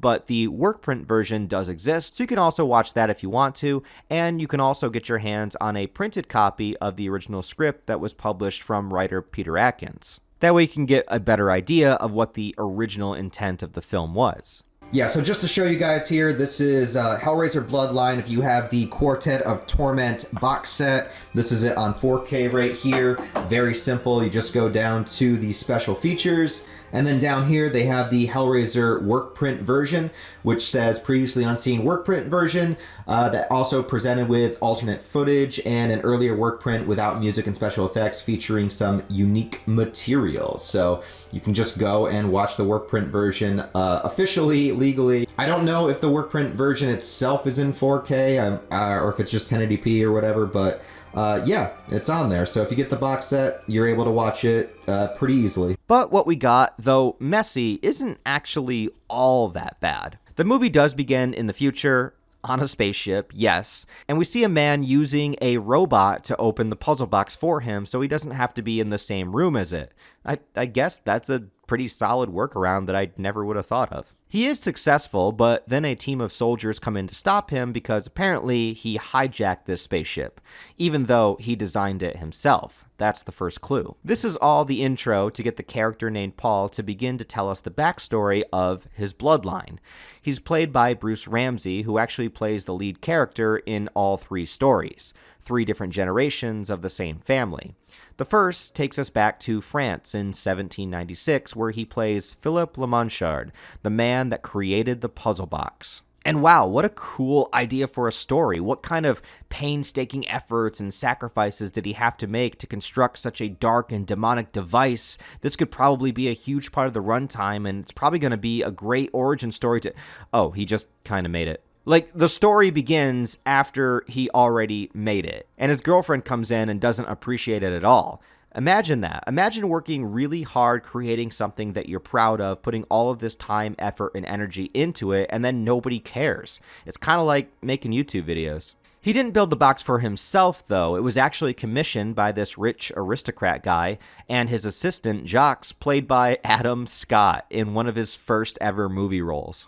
They invite a peasant girl over, kill her, and then remove her skin, which I assume is just something you did to pass the time in the days before the internet, but no, it's actually part of a ritual that uses the box to summon a demon that then will inhabit the woman's skin and pose as a human. And it was also able to control this demon after doing so. So a couple of interesting things here. One is that Philip Le Monchard literally just made a box that this guy, I'm going to be terrible at pronouncing his name, Duke Delisle, requested, and he didn't know while creating it that it was going to be a gateway to hell.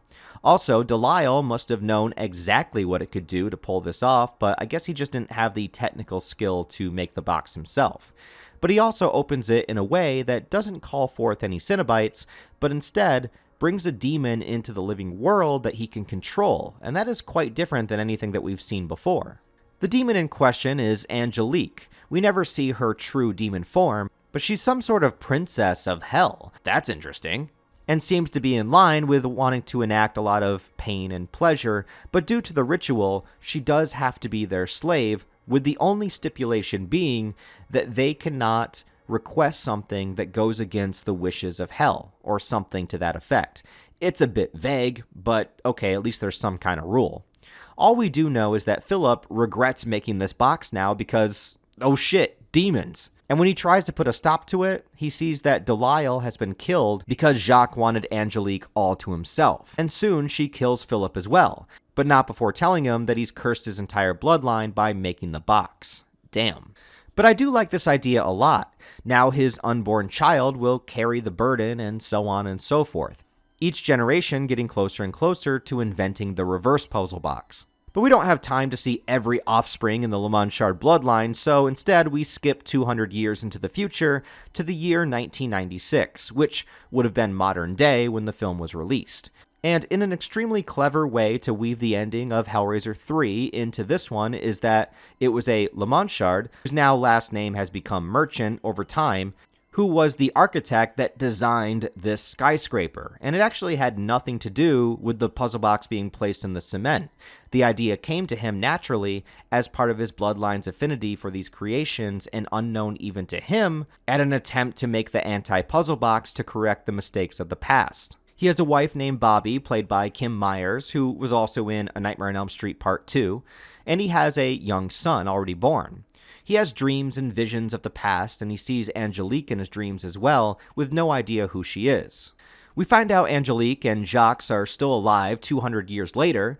Angelique, I understand, but Jacques was human, so I don't know why he looks the same and that he's still alive. It's never explained. Maybe Angelique grants wishes or something along those lines, or maybe something cut out of the original version of the film that we'll never know about. But for some reason, he's here, only to get killed off. Because he doesn't want to go to New York to kill off the Merchant family that designed the building. And I guess that's all it takes to go against Hell's plans, and Angelique is able to kill him.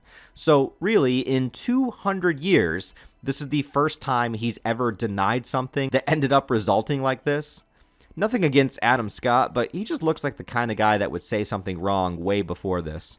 Now, up until this point, I actually like a lot of the things that are happening in this movie. The concept is solid, Angelique is a cool and interesting new kind of antagonist we've never seen before, and there's shockingly a good amount of continuity to the other films.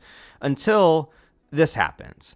You would think when Pinhead shows up in the movie, it would get better. And look, Doug Bradley is always amazing in the role. Even in the shittiest Hellraiser movies, there's always at least one moment where he says a line that just happens to be the most badass and cold-hearted thing you've ever heard and can be quoted for decades to come. For God's sake. Do I look like someone who cares what God thinks? I am so exquisitely empty. I am pain. But I have a couple issues with his appearance in this movie. Angelique seduces a guy in the parking lot and rips the puzzle box out of the pillar. I thought it was in the ground, but okay. And she makes the guy open it. He doesn't really want to, but he does, and chains pull him into hell. But wait, I thought it wasn't hands that call them, but desire. That's why they didn't take Tiffany in part 2. The only desire this guy had was to bang Angelique. Is that really enough to get him pulled into hell? Also, this movie makes it pretty clear that there's only one puzzle box, but again, in part 2, we see multiple puzzle boxes. So who made those ones? Or did Philip make all of them and only gave one to Delisle? The reason I also ask these questions is because this film was written by Peter Atkins, who also wrote part 2. So it's not like they had somebody brand new come on that didn't see the other films. The guy should know what he wrote a couple of movies ago. And there are plenty of other attempts to be within continuity. It's kind of like continuity only matters when they want it to. But even all that aside, Pinhead's appearance here comes with its own set of unanswered questions.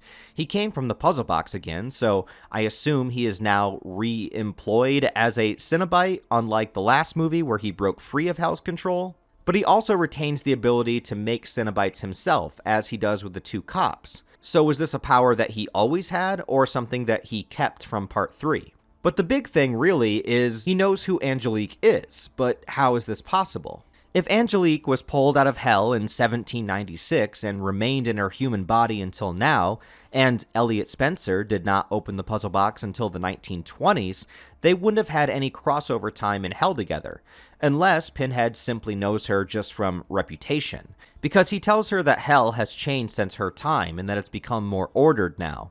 It sparks my curiosity to think that there was a more primitive time in hell, or a time where maybe the Leviathan didn't have as much power as it does now. Who knows? Because it's not delved into at all. They don't really get along too well, and you can see that there's kind of these 2 sides of hell, the order that's represented by Pinhead and the chaos that's represented by Angelique. It's a great idea, but we barely get any of it. They have a mutual goal, though, to stop the merchant bloodline from creating a box that could seal hell away forever, and since he's already conceivably built a room that could do so, they gotta act fast. Also, Pinhead still wants to create a hell on Earth, so he is retaining his agenda from part 3 in some form, as he wants to cross hell over with Earth to a point where you no longer need a puzzle box to access either realm. I'm not sure how Pinhead is able to stick around in the physical world as long as he does, but he just sort of hangs out while Angelique attempts to manipulate John. Also, these twin cops are walking around and having a very progressive conversation for 1996. Like, would I do it with a woman that used to be a man? Like with a guy that had it cut off? So what'd you say? I mean, I guess so. Once they come across Pinhead, he decides to show them what real pain is, and turns them into a Cenobite called the Siamese Twins, and it's fine. It's not as ridiculous as the Cenobites from part 3, and at least it's a pretty gnarly design. We also get the Chatterer Beast, which is a huge dog-like Cenobite made from human flesh, which I guess is better than assuming a dog opened the puzzle box and then became this thing, but it'd be pretty funny if that was the case. Pinhead gets tired of waiting around, though, and he just threatens John's family to use the room of the building where he designed the puzzle boxes everywhere as a larger gateway to permanently link the real world with hell. John tries to use the room to seal them away, but the experiment fails. And this next part is something that I remember that's been cemented into my brain since I watched this film way too young. When Pinhead sends this chain through John's neck, then it opens up with blades and retracts, cutting his head off. Metal as fuck. Even though he dies, his wife is able to solve the original puzzle box and at least send Pinhead and Angelique back to hell for now. Then the movie jumps forward into the future for the third timeline, and the man that was captured in the beginning is the most recent descendant of the merchant family. And he did already solve the box, so yes, the Cenobites are on the spaceship. It's mostly an excuse to have a bunch of kill scenes with the armed guards that came in to detain him all get to be killed off by the various Cenobites. The weird detail is, even though this is 131 years into the future, the Cenobites released are the same ones from last time. What, did Pinhead or the Leviathan not make any new Cenobites in all of this time? Maybe they just knew who summoned them and they sent the appropriate ones along. I don't know. Again, perhaps the most interesting piece of lore here is just kind of left in the background. Angelique appears as a Cenobite. So she was first some kind of demon princess whose real form we don't see. Then she was put into the flesh of a human, and then her human form has now become a Cenobite. I don't know how it works exactly, but the implication being that Pinhead turned her or forced her to align with them after their differences from two different eras, and I think that's a much more compelling idea than anything else going on the ship. That her being from a more primitive, less structured version of hell was no longer compatible, and that she was perhaps tortured and now forced to comply to the new ways. Also tragic that she's royalty, and that she had to be a slave for a human, and now she's essentially a slave for hell. But we don't focus on that at all, we just have more kill scenes. Finally, and I don't know if this is the most genius ending or the most ridiculously stupid ending I've ever seen, it literally could be both at the same time. Merchant confronts Pinhead, but confuses him by using a hologram as he escapes on a smaller ship. Okay. But here's the twist. After all of these centuries of trying to create the anti-puzzle box, he has finally perfected it and created it successfully. And can you guess what it was built in? That's right, the spaceship. The spaceship is a puzzle box. The Elysium configuration that becomes beams of light to close off the gateways to hell and kill Pinhead for good. What kind of 2001 Space Odyssey transition nonsense this is, I really don't know. I hate that it makes a lot of sense and is in line with the themes of the story because it's so stupid to look at that I can't stand it, but at the same time, I can't argue that it doesn't make sense narratively. It's also really dumb that Pinhead couldn't tell he was talking to a hologram, considering his entire thing is dealing with flesh and the physical.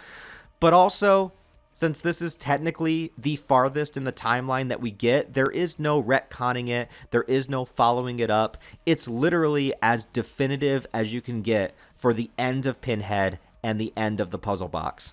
What began with a pleasure-seeking man buying a puzzle box now ends with a giant fucking spaceship saving humanity. Yeah.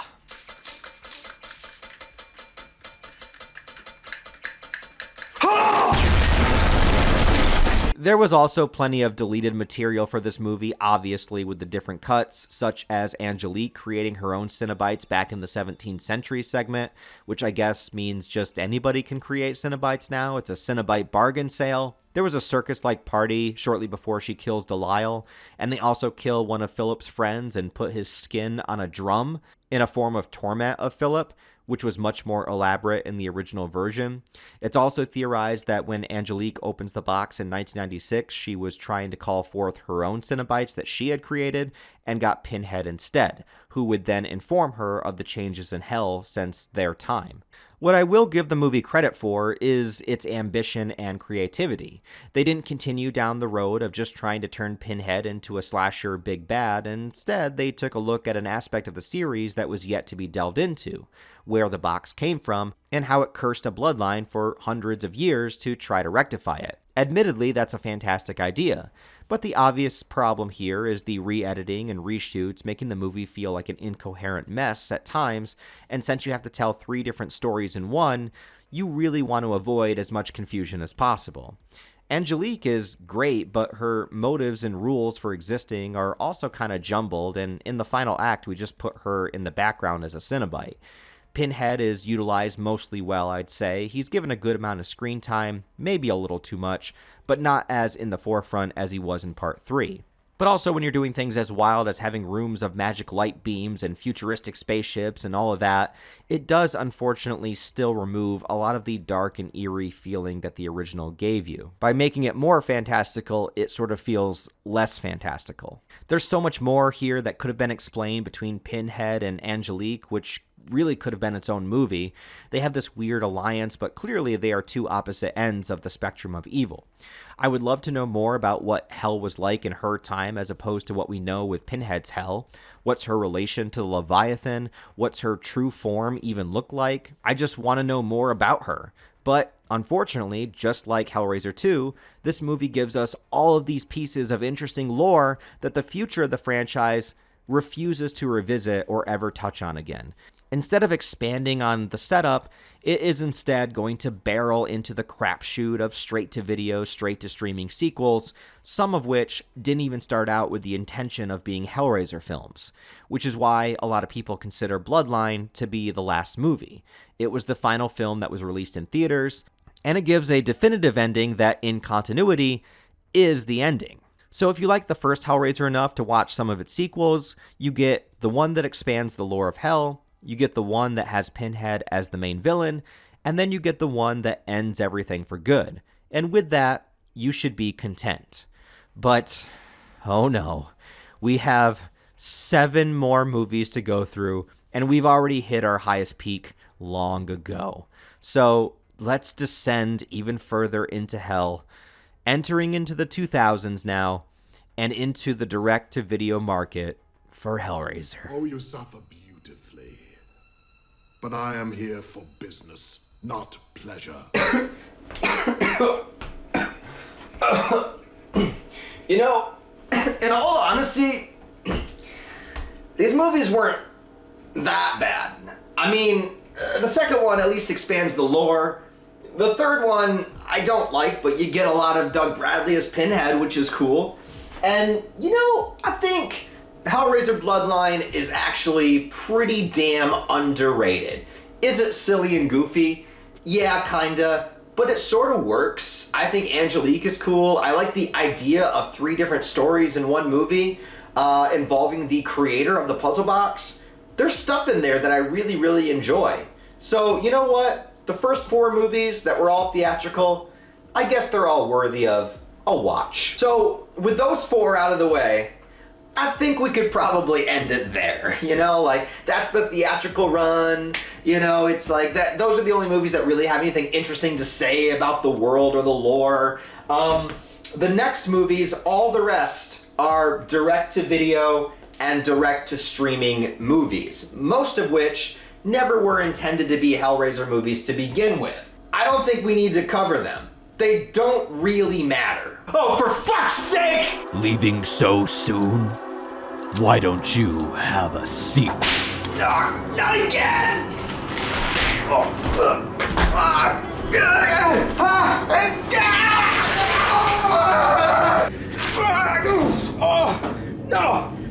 No, please don't make me! Don't make me! Don't! Stop! No, stop! No, don't go there! Don't do that! Don't! No! I don't want to pay money for it! What are you doing? No! Stop! No! Ah, yes, the year 2000. When we stepped into the new millennium and survived the terror of Y2K computer outages and crashes that would destroy the world, and instead continued to release a slew of great movies, like Final Destination, the first X-Men film, Requiem for a Dream, and of course, Hellraiser Inferno. Except this time, Hellraiser would no longer have the luxury of a theatrical release and instead go directly to the video market. And instead of just calling it Hellraiser 5 to make it easier for anybody looking to watch these movies in order, we continue with having only subtitles. So, Hellraiser Inferno, which on the surface feels like just a random word tacked onto the title without much relevance to the story. Inferno maybe just relating to hellfire in general. But what I believe they were at least trying to reference in the title, I'm going to assume it's a reference to the story of Dante's Inferno, which depicts a character going through the different realms of hell and seeing specific punishments for various sins, showing how consequences in the afterlife relate to the life that one's lived. It does seem to fit the movie in tone and theme, and if that is the reason for the title Inferno, I think that's rather clever, but this is me just making assumptions, and I'm not sure if that's actually the reason why. But regardless, would it kill them just to put the number 5 on there? This movie also takes a radically different approach to the franchise with an extremely deceptive marketing with Pinhead's face front and center on the cover, when in reality he has about 2 minutes of screen time in the entire film, less than even in the original. But I'll get back to that later. Although Clive Barker and writer Peter Atkins were originally still on board to contribute with the future installments, they did part ways with the Weinsteins and Miramax due to creative differences, which is usually the term to describe anything and everything when there's a falling out somewhere in the film world, so who knows the real reason. But the studio still had the rights to make Hellraiser films with or without them, and coming across a script written by Paul Harris Boardman and Scott Derrickson, they let them film a treatment and then signed on Scott Derrickson to direct this movie, which would serve as his first full-length feature film. But this is notable because Scott Derrickson would eventually go on to land some pretty well-regarded projects. He made the film Sinister that a lot of people love, I think is pretty damn good, and that helped him land the job of directing the first Doctor Strange movie for Marvel. Yeah, a direct-to-video Hellraiser sequel with a $2 million budget eventually led to a movie with a $200 million budget that was a tentpole superhero film about Doctor Strange.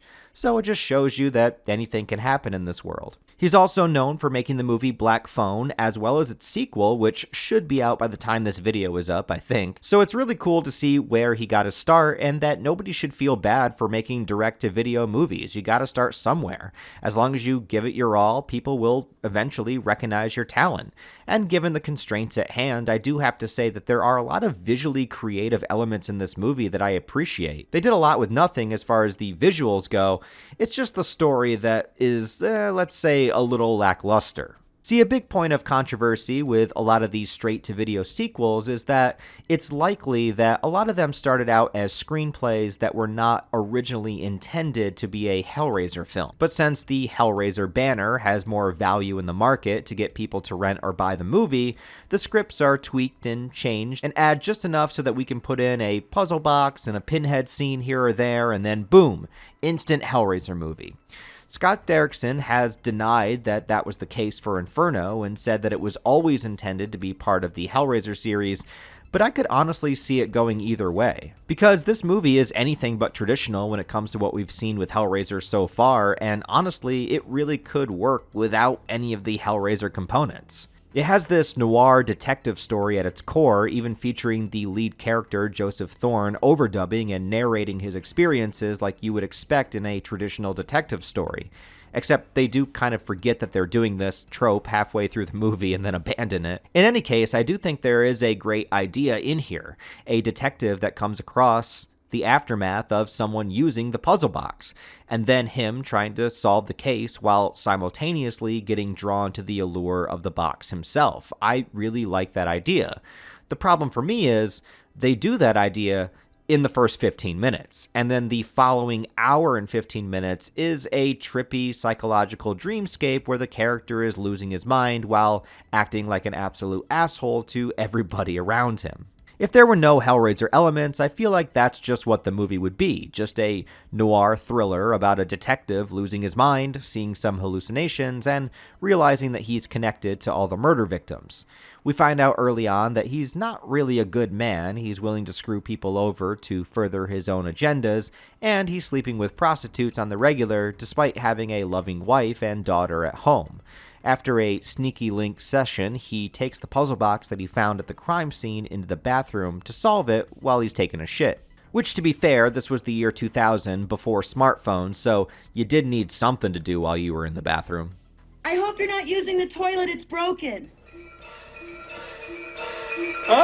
From the moment he does, he instantly has this nightmarish vision of various new Cenobites that we've never seen before. And they are admittedly pretty cool. We have the Wire Twins, two mutilated women that start feeling Joseph up both over and underneath his skin. It doesn't look like a bad time, honestly, and I'm a little bit jealous. And because I think that, just like Joseph, I probably need to go see a therapist, but we'll talk about that later. And we also have this creepy bastard called Torso, which, exactly like the name implies, is just a torso that crawls around on its hands and has a chatterer-like effect with its face and mouth. These Cenobites are awesome.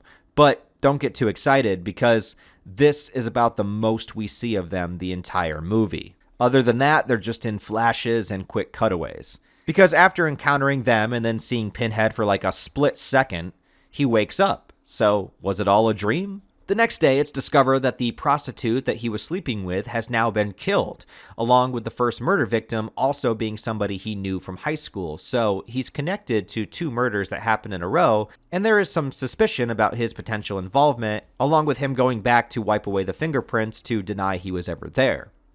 Also, the killer is leaving a calling card of a severed finger of a child at each crime scene just to make things even more fucked up.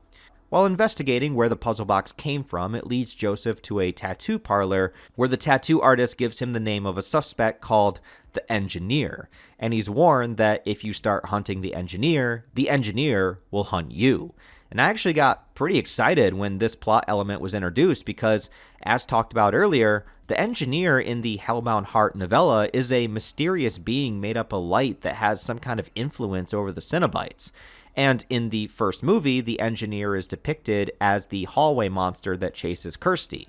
So I would love for them to come back to the Engineer and give it some more explanation. Maybe have it within human form, gathering souls or something. Or looking at potential people to be Cenobites. There's also this creature that Joseph sees in various hallucinations that has no eyes with a wide exposed mouth, and I was hoping that that would go somewhere, that would be the Engineer. And it kind of goes that way, but not nearly anywhere that you would want it to. The Engineer is not a new character, nor is it this creature really. It's just another term for Pinhead that's revealed at the very end, and also reflects on Joseph himself, which makes me wonder if, while writing this script, if they had any idea that this creature is called the Engineer, or that Engineer has already been a term that relates to Hellraiser. Because the monster is not called Engineer in the first Hellraiser, so maybe the term Engineer in this movie just ended up being one of those absurd coincidences.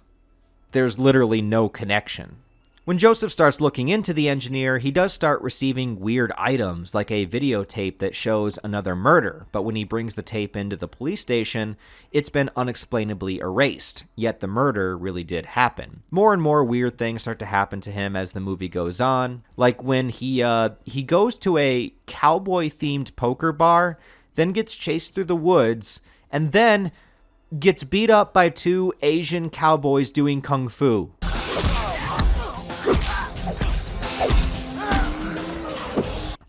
I have no words. By the way, the tone of this movie is relatively serious. It's not like a horror comedy like Dead Alive or Evil Dead 2 or anything. This is the only scene that feels like it's being played for comedy, and if it's not meant to be funny, with all the over-the-top sound effects and random martial arts coming out of nowhere, then I have no idea what they were thinking.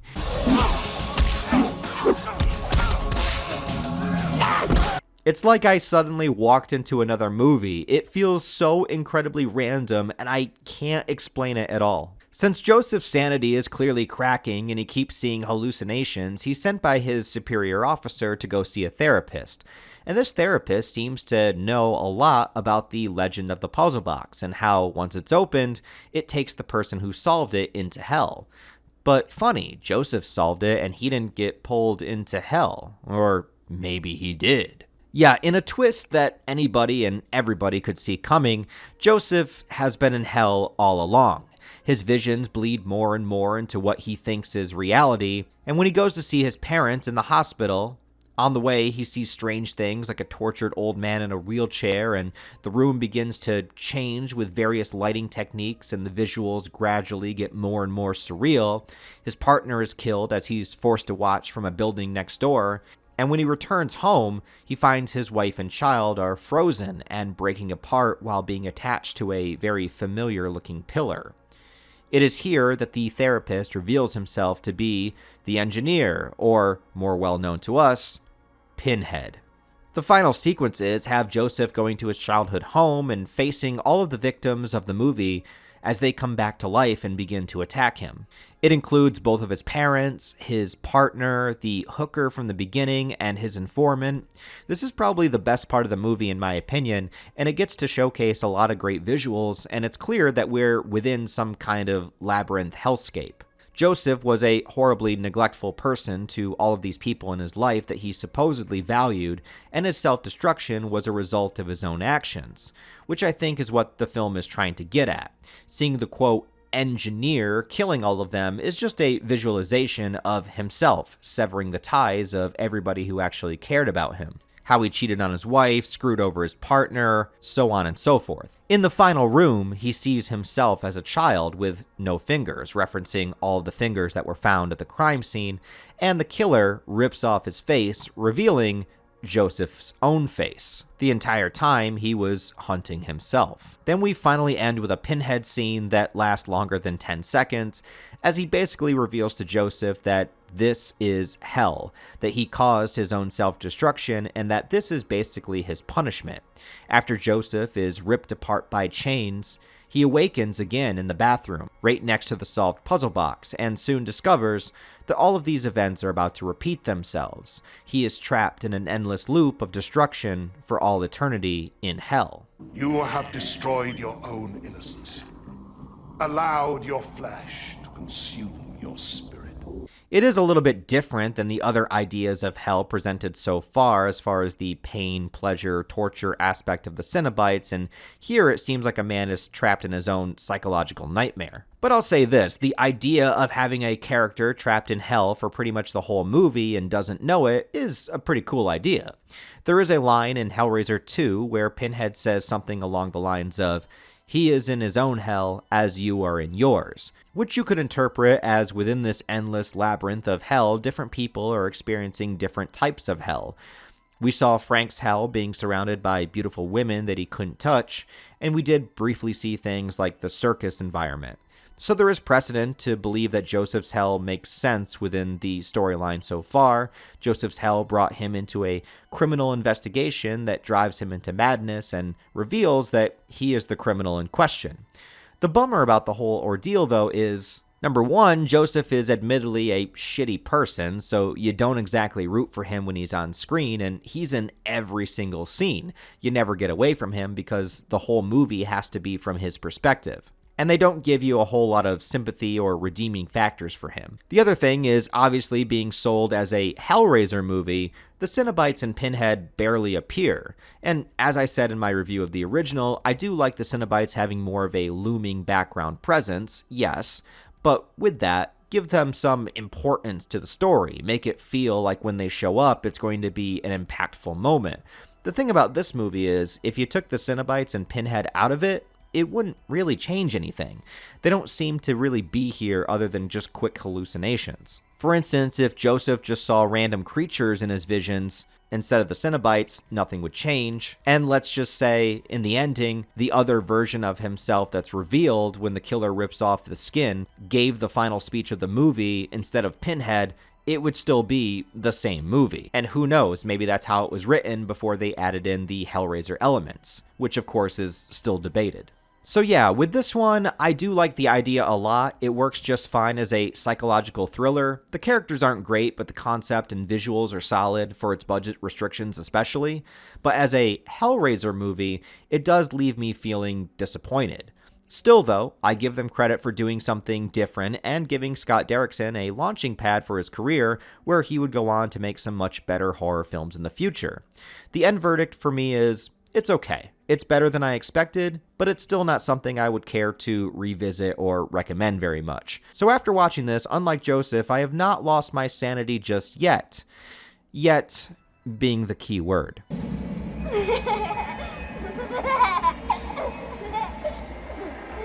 Oh my god, Hellraiser 6, or Hellraiser HELLSEEKER. This is where we begin to start biting into some truly hot garbage.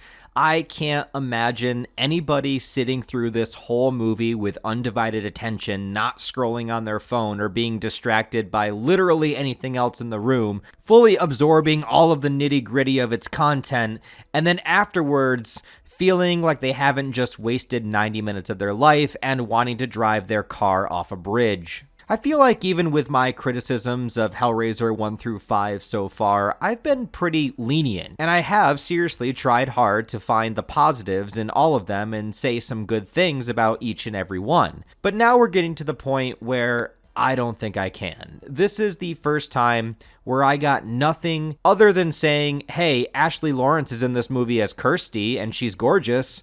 But other than that, I truly have nothing. This is where all hell breaks loose. 2 years after the release of Inferno, in 2002, Miramax pumped out yet another direct-to-video Hellraiser film, written by Carl Dupree and Tim Day, with another story that many suspect was originally pitched as its own psychological thriller, having nothing to do with Hellraiser, and they shoehorned in a puzzle box, Pinhead, and now a Kirsty scene as well, so that they could put the Hellraiser branding on it. And the worst thing about it all is that it's essentially the same exact scenario as Inferno. Spoiler alert for this one, I'm not going to wait around. 90% of this movie is a character that is already in hell but doesn't know it until the end. He has weird dreams, hallucinations, and extremely brief glimpses of Pinhead, perhaps other Cenobites, until eventually meeting up with Pinhead in the final scene, who then has a monologue explaining everything so that we can have a big twist reveal that wasn't a twist at all. If that sounds familiar, it's because it is. The biggest difference, though, between this and Inferno is that this movie is not nearly as visually interesting or creative. The lead character and actor here is just fucking awful all around and is the most unappealing and uninteresting character that has ever been in any of these movies so far. And it completely ruins and butchers the idea of bringing Kirsty back in the franchise, which should have been this movie's saving grace. This should have been the main draw. There is so much potential just waiting to be explored with bringing Kirsty back into the series, and they totally botch and ruin her character to the point where the only thing that feels like Kirsty in the movie is the fact that she's being played by Ashley Lawrence. This is the first of 3 Hellraiser films in a row that would be directed by Rick Bota, which has me really terrified to watch the next 2, because to be honest with you guys, this is the last Hellraiser film that I have seen before making this video, and I haven't watched it since I was maybe 16 years old. So it's been about 20 years, and the movie has not gotten any better for me. Before directing Hellraiser films, he was a cinematographer on a lot of various projects that include Tales from the Crypt, which is a great series, and the movie Barbed Wire. And if there's anybody that set the bar low for this franchise, it's gotta be Rick Bota. The only time it feels like there's any promise for the movie is the opening scene, because we see Kirsty and her now husband, Trevor, driving down the road together. At this point, we haven't seen Kirsty for 14 years, and so we discover she got married to somebody? Oh man, what is her life like now? I would love to know what she's been up to. She obviously never ended up marrying that doofus from the first movie, and instead she got married to the Allstate guy. And if you named your own price on car insurance, you could be paying for this yourself. Which is doubly ironic because the movie does begin with them getting into a car crash. And if you don't have the right insurance, you could be paying for this yourself. Or maybe the Allstate commercials are actually Trevor's true hell, just trapped in insurance ads for all eternity. And you guessed it, everything after the car crash is his journey through hell. He wakes up and, while explaining to doctors and police what happened, nobody can seem to find Kirsty's body. It's as if she suddenly disappeared. She's missing but presumed dead, and like I said, there is potential here with this idea. What if we had Trevor actually be a good dude and he went looking for Kirsty, and during his quest he slowly begins to uncover the secrets of her past? What if she never told him about it and he slowly learns of the events of the first movie through diaries or news articles, or he gets confirmation that Kirsty was once in a mental hospital? What if throughout the course of the film he slowly figures all of this out and it leads him to the inevitable revelation of what the puzzle box is? Maybe he's the one that makes a deal and sacrifices himself to bring Kirsty back, or maybe he enters the hellscape to try to rescue her. Literally anything like that would have been better than what we actually get. Instead, this movie just repeats the same exact scenario over and over again. It goes something like this. Trevor will be minding his own business. Then a detective will come along to grill him a bit over suspecting him for the murder. Then some random chick in his life, maybe it's his boss, maybe it's his next door neighbor or the acupuncture chick, they'll come over and just try to fuck him. Literally, every girl he interacts with in this movie just wants his dick. And then there's what's supposed to be a tension-building sequence where it looks like something really bad is about to happen, and then it cuts to Trevor waking up from a dream, or waking up on the bus, or waking up in the hospital, or something like that. Every time something even remotely horrific is about to happen, he just wakes up like, oh man, I guess that wasn't real. And then it just leans into that over and over. Questioned by cops, almost having sex, something spooky happens, he wakes up from a dream. That's literally all this movie is. It just bullshits around with this formula for almost its entire runtime. Nothing is explained outright, the clues you get aren't even engaging or interesting enough to care about, and for as much as this movie wants to make it seem like it's sexy, with all of the almost naked babes constantly wanting to bang Trevor every other 5 minutes, you only see about 10 seconds of boobies in the film, so there's not even enough of that to make it enjoyable. There's a dumb gag where he sees images of himself and his boss having sex on a video camera even though it didn't actually happen, and then she's killed on the camera, presumably from a Cenobite. But even though there are Cenobites technically in this movie, we only see them for maybe 15 seconds total. I'm not kidding. There's even a Chatterer that they bother adding into the film for no reason because you see him and he's gone. What is the point of even doing these special makeup effects if we aren't going to showcase them at all? When Trevor gets his acupuncture done, Pinhead does appear for a little bit, and as soon as he stabs Trevor with one of his pins, guess what happens? Yep, Trevor wakes up in a shock and goes, "Oh man, I guess that wasn't real." It's literally the same thing. And it is the same thing that Inferno did, but worse, because this movie doesn't even start off subtle about it at all. Inferno kind of slowly and gradually led us into the more surreal stuff. This just has basically nightmarish things happen, and then Trevor wakes up as if they didn't happen. But I'm sure if you watched Inferno and Hellseeker back to back, a couple hours later, you would probably have trouble recalling which scene came from which movie. And maybe it would help if Trevor had any kind of realistic reaction to anything. This guy is the blandest main character I've ever seen. His facial expressions look the same no matter what he's doing. Is he happy? Is he angry? Is he frightened? I honestly couldn't tell you. Even at the end where he has goddamn hooks in his face, he looks like he's mildly discomforted, like maybe he just stubbed his toe a little or is holding in a shit. But eventually, we do see some semblance of a story beneath the surface. We see some flashbacks of Trevor buying a puzzle box from a merchant, which is the first time that we've seen an eremite since part 3, so at least that's a detail that came back in some way. I also found some sources saying that this character was played by Doug Bradley's Pinhead himself, under the pseudonym Charles Steed, but I have no clue if that's accurate or just a rumor. It shows Trevor buying the puzzle box, and then he gives it to Kirsty as an anniversary present, but it's pretty clear he had no idea what her history is with it before he gave it to her. There's also the revelation that Kirsty inherited a lot of money after her father died, and that Trevor had plotted alongside his coworker to kill Kirsty and take the money for himself, splitting it with his partner. Eventually, Trevor is arrested for the murder of Kirsty and suspected of killing others as well, leading him down a long jail corridor, showing him some horrendous early 2000s CGI.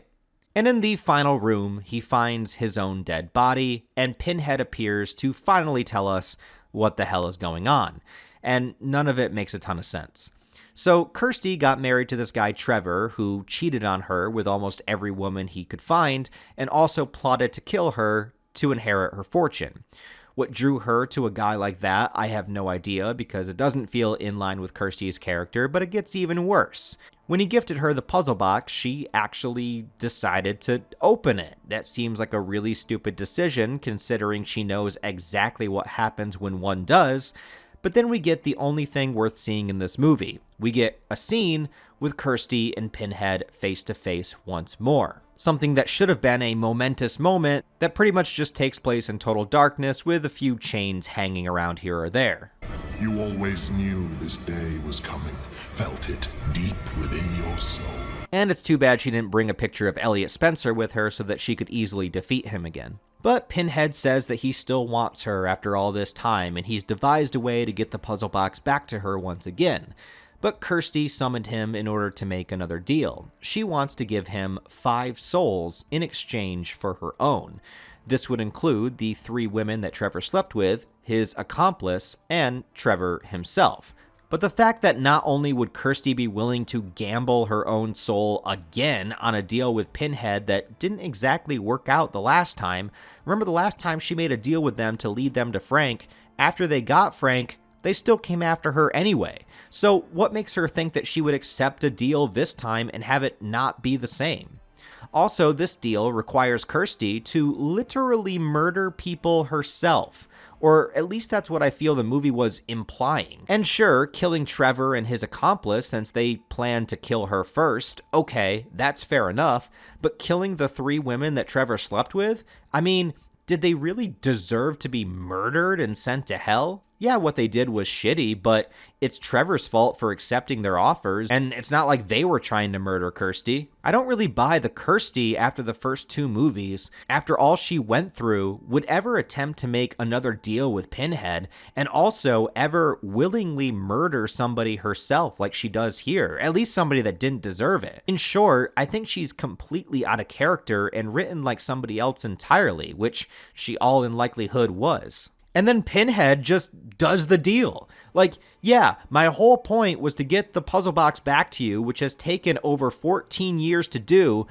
and now it's finally happened so that I could take your soul that I've been wanting all this time, but nah, it's okay. I'll just take these 5 other random people I've never met instead and let you go away. Like, no way, no fucking way. That is not a Pinhead decision, and that is not a Kirsty decision. As great as it is to see these 2 characters face to face again, it's ruined because neither character is acting like themselves. So, yada yada, Trevor is tortured in hell for eternity, and then we cut to the real world after the car crash where Kirsty gets away scot-free after literally shooting Trevor in the head, but all she has to do is claim that he shot himself while driving, and all the police officers just let her go, but not before giving her the puzzle box back first. I just don't understand how you can botch the return of Kirsty this badly. I mean, remember when Laurie came back in Halloween H2O and faced off against Michael, or when Andy showed up as an adult in the Chucky movies and kicked some ass? Kirsty's return to the franchise should have been something special, but instead it's this dangling fruit for the audience to keep us engaged, hoping that it's going to amount to something, when in reality 90% of this movie is just Trevor's hallucinative bullshit wasting time in order to give us a final reveal that is the most anticlimactic nonsense I've ever seen to involve a legacy character. There are so many better stories you could tell here. Maybe Kirsty is looking for the box to finish the job once and for all. Maybe she's being led to it. Or, hey, the last time that Kirsty saw Pinhead, he was a human and he was killed. So maybe show that she's shocked that he's back. And maybe have that play into the story somehow. Maybe have Kirsty's shift to darkness be more entwined with the puzzle box and more entwined with the Cenobites. This is just a quickly assembled low-budget cash grab to pump out another Hellraiser for dumb idiots like us that think, oh my god, I wonder if this one's gonna be good. They got Kirsty in it again, so maybe it's gonna be great.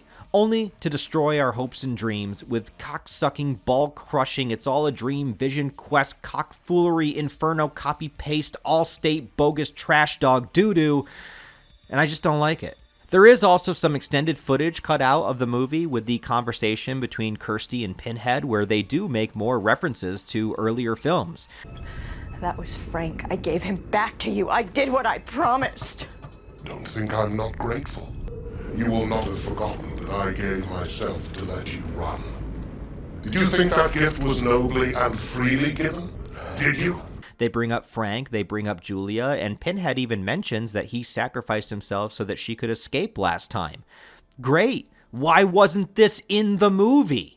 I don't know why. I think it's just to piss me off. Specifically, me. I think Rick Bota somehow knew back in 2002 that I would eventually be making this video in 2025, and he cut out the only interesting lines of dialogue from the only interesting scene in this entire goddamn movie just so that I would rant about it in a video. The man is a true visionary.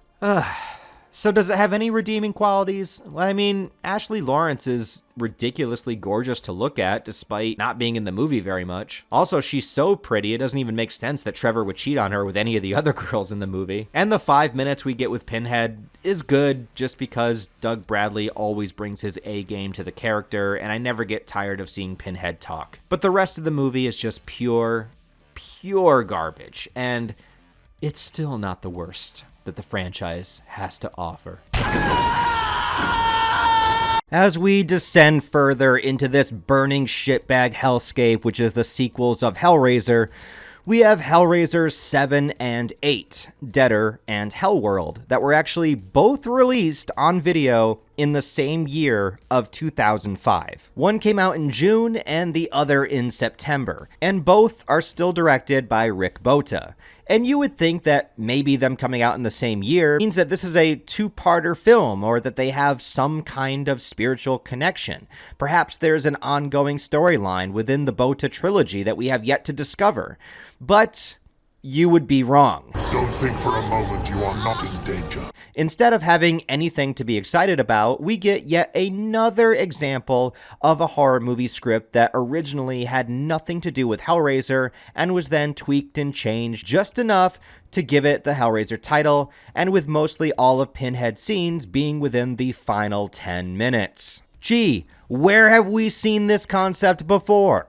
Not like there hasn't been two movies exactly like this right in a row. The original script was just called Deader, written by Neil Marshall Stevens, and it was retooled into a Hellraiser script by Tim Day, who was one of the writers on Hellseeker.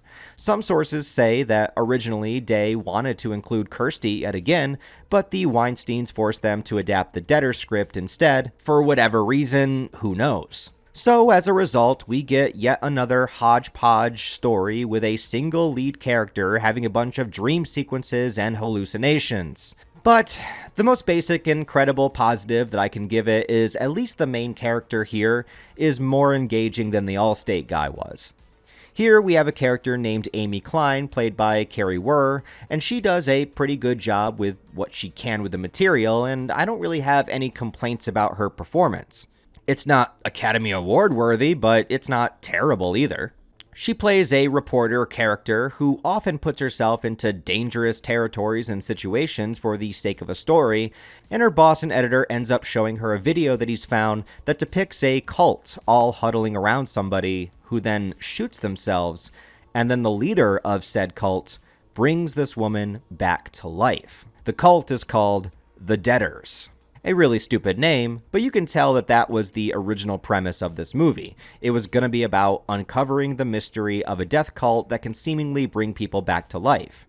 But in order to try to make this a Hellraiser film, a lot of the lore and mechanics of Hellraiser don't seem to work the way that they usually do, and it's done without much explanation at all. Actually, there's very little explanation about anything in this movie. Things just sort of happen. Even though I'm grateful that Deader doesn't do the whole they were in hell the entire time thing like the last two movies, it still does follow a similar formula in that it just has Amy wandering around for most of the movie, looking down hallways, some weird thing happens, and then it cuts to something else. So even though it's not the same, it basically becomes the same.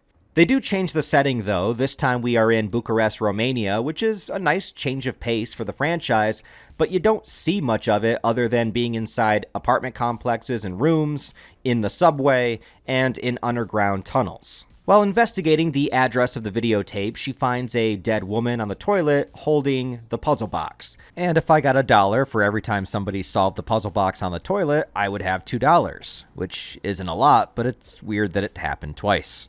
So she does what any rational person would do in this situation and takes the box out of her hand and runs away with it. And of course, Amy attempts to open the box. And it seems like she does. Chains come out and grab her, and then we even see Pinhead for a split second. Okay, now we're getting somewhere.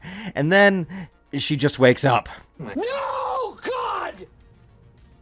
No, God, please, no! You son of a fucking bitch, Hellraiser sequels, why do you all do this? The entire last movie was just a series of events where a main character experiences something frightening and then wakes up in a different location, and then it shifts to the next scene like nothing ever mattered.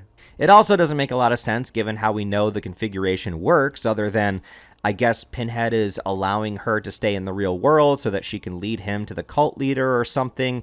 I don't really know. The only thing that kept me engaged is that she goes to a subway train that has an orgy on it. Then Amy starts seeing weird things. She starts seeing visions of the cult leader showing up in random places, and then witnesses your average everyday scenario at the subway. She also goes searching underground, gets scared by some spooky CGI bugs, And then she sees what I imagine is super common in the underground tunnels of Bucharest, Romania, a bald, shirtless man who waves her forward and then leads her to a debtor cult. She meets with the cult leader named Winter, who reveals himself to be a descendant of the one who created the box. Oh, wow. So we are actually getting to meet another person from the Le Monchard family? Another descendant of Philip from part 4?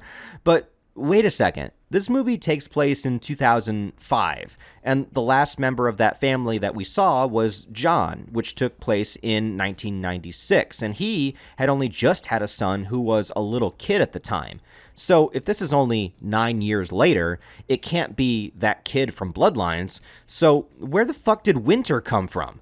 Is he John's brother? Some estranged family member that was never mentioned? That could be the only possible explanation I can think of that would make sense, but they never talk about his relation to anybody. I suppose the real explanation is nobody who made the movie gave a fuck, and this is one of those contrived attempts to make a completely unrelated screenplay fit into being a Hellraiser movie. On the one hand, I appreciate the attempt, but on the other, it doesn't make any sense at all. And actually, none of the debtor cult makes sense. First of all, Winter legitimately has some kind of powers of necromancy, so that's a new addition to the lore of this universe, but it's never explained how or why he can do these things. We just have to take it as he's some kind of power-hungry sorcerer that can just do shit. He also displays moving extremely fast, as well as all the disappearing and reappearing. I don't know how any of this works. I don't think him just being a member of the Le Monchard family would have anything to do with all of these superpowers. I mean, the only thing any of the others had were just visions of their past bloodline and a drive to create the Elysium configuration. But Winter doesn't want to do any of that. He just wants ultimate power. And to do so, he needs somebody that can open the box where he wishes to obtain the powers of hell and control over the Cenobites, or something like that.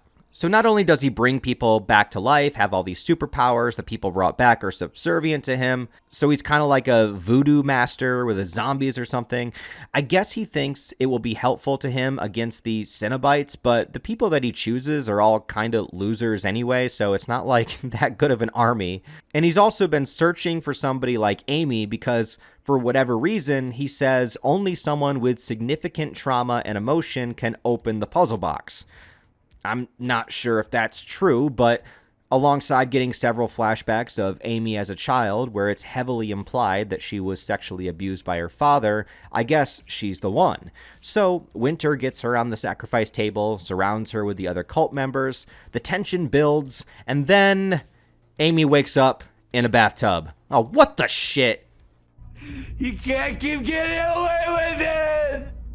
Yes, now the entire third act of the film begins to act exactly like Inferno and HELLSEEKER, a series of various visions, hallucinations, false scares, and confusion that ultimately is just a way for the film to continuously fill the runtime until the final scene. She wakes up confused here in her bed, she wakes up confused with a knife in her back, and then starts doing this.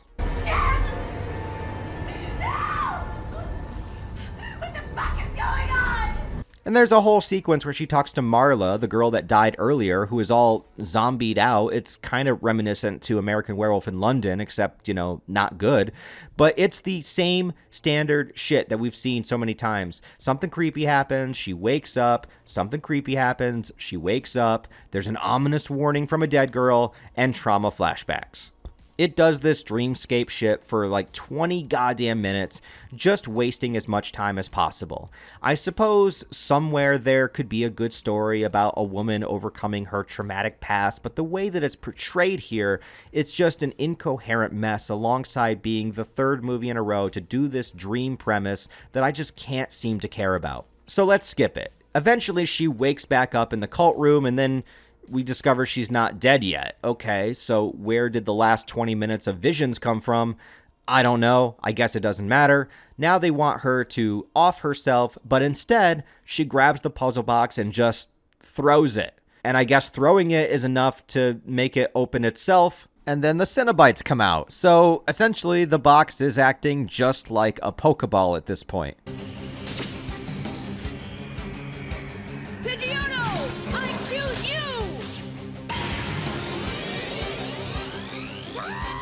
I mean, Winter wanted her so that she could open the box for him, but then he also wants her to become a debtor first, and I thought the vision quest was the process of that happening, but then she wakes up and she's still alive, so it didn't happen, and she's supposed to open the box, but they put the box right next to her, and he doesn't want her to have the box, and then she doesn't open the box, and then she throws the box, and then the box opens anyway. I probably shouldn't think about this, or I'm going to just end up institutionalizing myself. But now we get to the final 10 minutes, and Pinhead finally shows up, alongside 2 other Cenobites that we don't get any clear shots of, but one of them is definitely the new Chatterer. And you know what else pisses me off, actually? All these sequels after 4 forget that it's not just Pinhead that we want to see, but we want to see other kinds of Cenobites too. Seeing that unit of the core 4 Cenobites from the first movie gave such a distinctive lineup and look to them. Sure, 3 fumbled with the Cenobites and 4 had some interesting ones, but the rest of the movies just toss them in the background and we barely see them, maybe getting 10 seconds of screen time if we're lucky. But what happens next is legitimately badass. Pinhead acknowledges who Winter is, as well as his bloodline, and then proceeds to manifest countless chains attaching to Winter's body before pulling him apart like he did Frank in the original. And it's awesome. You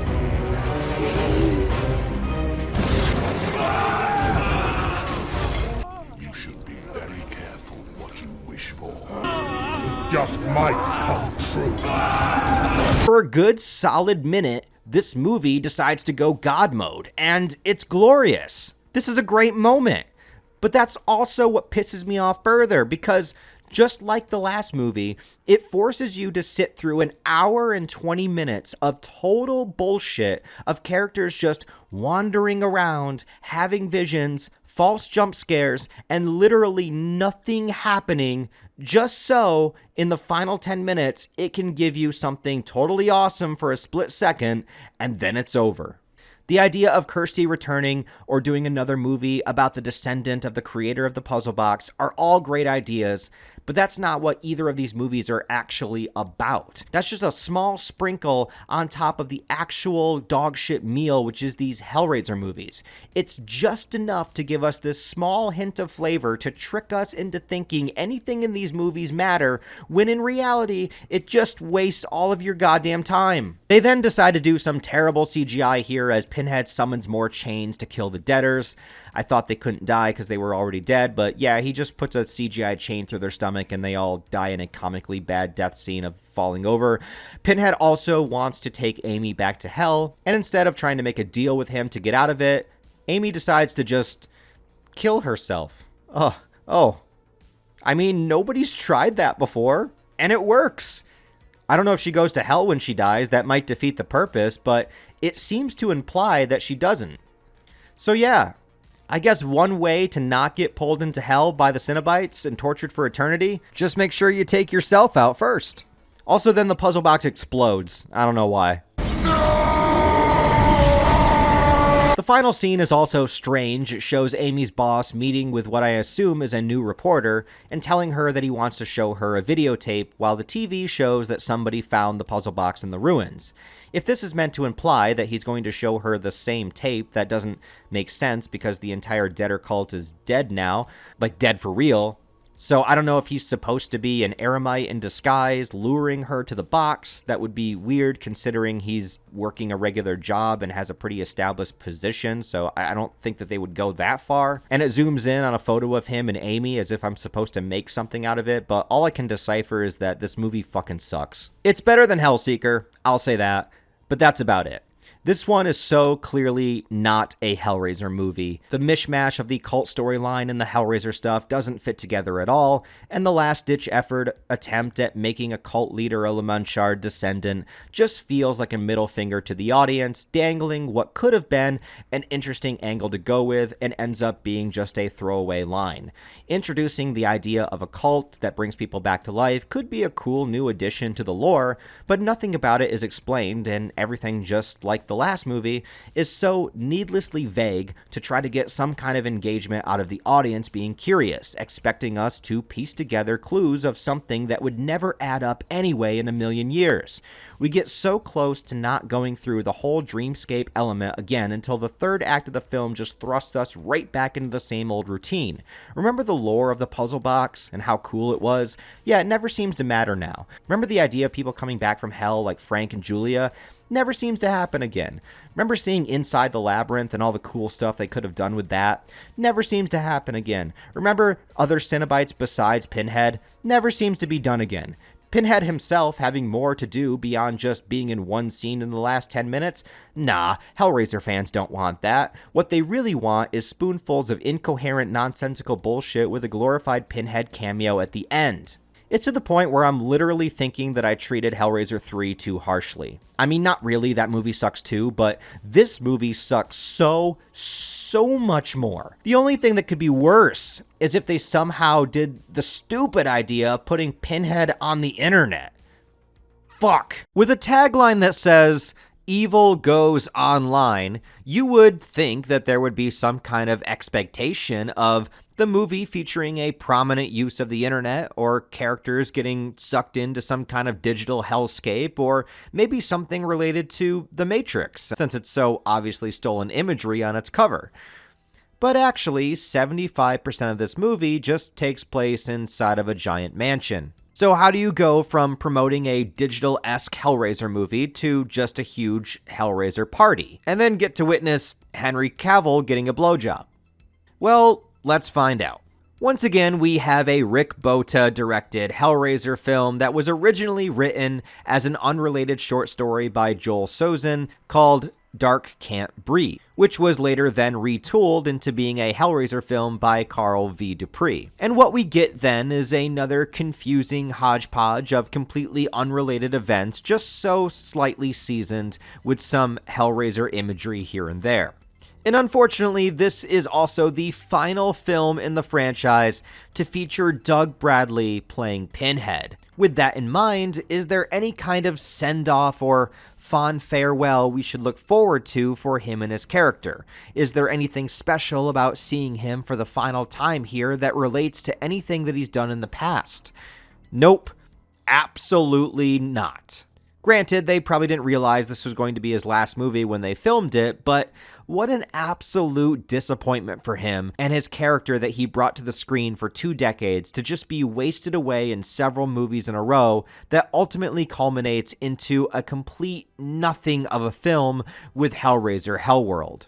As I was saying, the continuity of this movie is very unclear, and obviously none of the filmmakers cared to make it make any sense. Not only are we adapting a story not originally meant to be Hellraiser, but this one tries to do the full-on meta approach, kind of like Scream, even though it's a decade too late, where in this movie, Hellraiser is an online video game that is known as HELLWORLD. People are very aware of this game, and they're aware of the puzzle box in which you solve in the game. I guess. I don't know. It's never really too clear how the game actually functions or what you do beyond that. But my take on it is that it's some kind of online role-playing experience. So it's like World of Warcraft, but Hellraiser, I guess. But in this world, Pinhead, Cenobites, and even Philip Lamanchard, the creator of the puzzle box, are all well-known figures to anybody that plays the game. They are characters.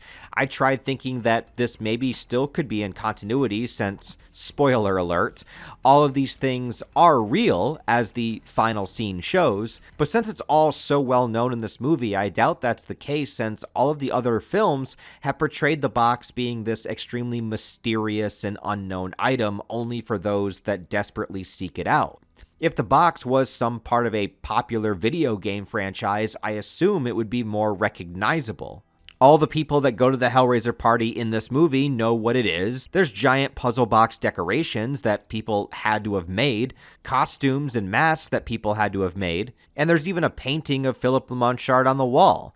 So if this information is so easily accessible to know about the lore of Hellraiser, I don't think that any of the other films within the franchise would make sense being in the same continuity. Now, one thing they could have done that might have been a cool and interesting direction to take is to show another descendant of Philip Lamanchard that is maybe some kind of video game developer. You know how they're all creators. The original was a toy maker. The one in 1996 was an architect. Say you set this film a bit farther into the future and it's another descendant of the Lamanchard, he could have grown up to be a video game designer, and similar to all the visions the others had about creating the Elysium configuration, maybe he constructed the box within the video game unknowing that it's based on a real enchanted item from his bloodline. You have the concept here to tackle Hellraiser in the internet age, and there's plenty of avenues they could have gone with it, but they don't go down that route at all. The game is just a setup to have the main characters of the movie who enjoy playing the game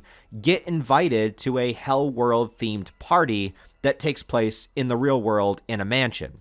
And if they were going to do that, they didn't even have to make HELLWORLD a video game at all. They could just have this be in a continuity where the other Hellraiser movies are in fact movies. And the Hellraiser themed party could have been based on the film series. But oh no, we can't have that, because maybe if they did that, they would have to acknowledge that Hellraiser is a movie series that completely shot itself in the foot, and they wouldn't be able to realistically avoid the characters having to talk about why the last two movies sucked ass. And since this one is by the same director as those two, maybe they didn't want to go full on meta. The movie opens at a funeral where a member of the friend group that got so obsessed with the HELLWORLD game ended up taking his own life. Our lead protagonist, Chelsea, goes up to the casket and is then suddenly grabbed by the corpse's hand. And can you guess what happens next? Go ahead, guess. I'll give you a couple choices. Is it A, this moment is real and the corpse does come to life?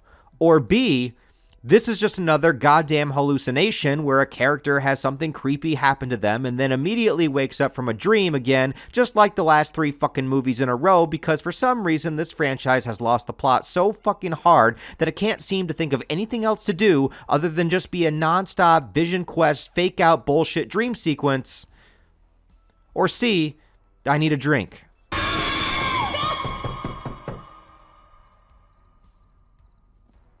Oh yeah, it does it again. Is this movie really going to be nothing but false scare Vision Quest once again?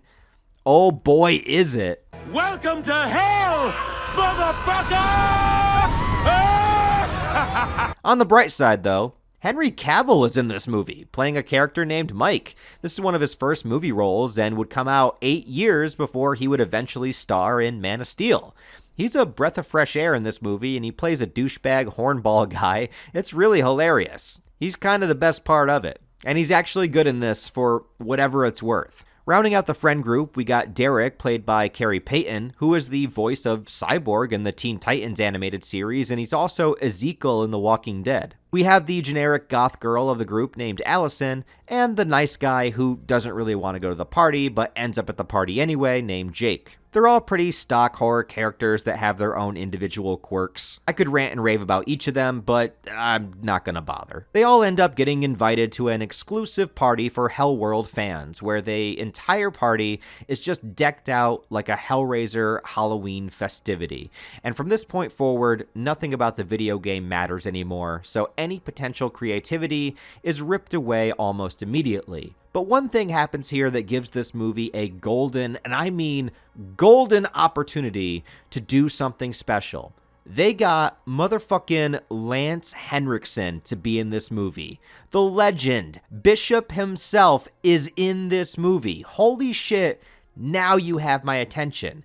He is the man that is throwing the HELLWORLD party. He invites them in for drinks, explains the creepy history of the mansion, and says that it was built by Philip Lamanchard, which, if this was an attempt at continuity, doesn't make any sense because I'm pretty sure this movie does not take place in France. But anyway, the mansion was a convent and then an insane asylum because, of course it was. And to be fair, there's no way to tell if what he's saying to them is true or if it's all bullshit. So we'll let it slide.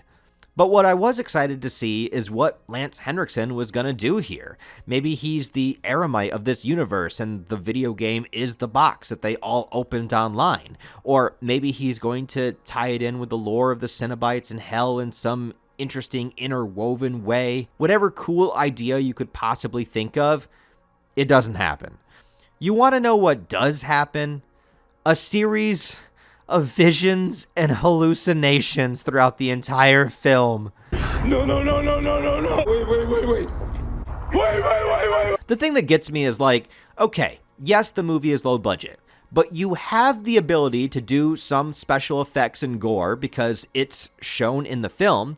You have Doug Bradley as Pinhead, you have Lance motherfucking Henriksen, and you have the creepy mansion aesthetic. You have all of the lore and backstory of what Hellraiser can be, and yet somehow each and every positive that's available for this movie to use is not utilized at all.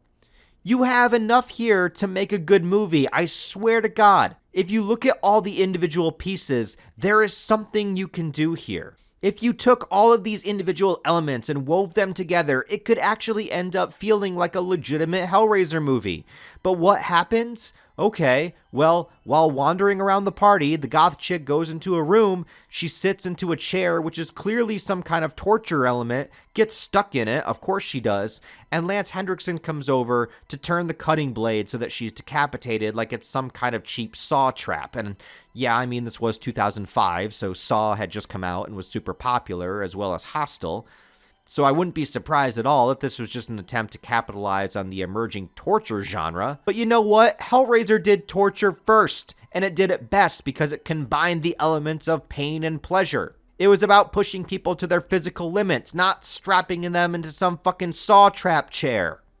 Oh yeah, there's also an aspect of the party where people wear plain white masks that have numbers on them, and everyone is given a phone, so if you like the person, you text that number, and then you can hook up together.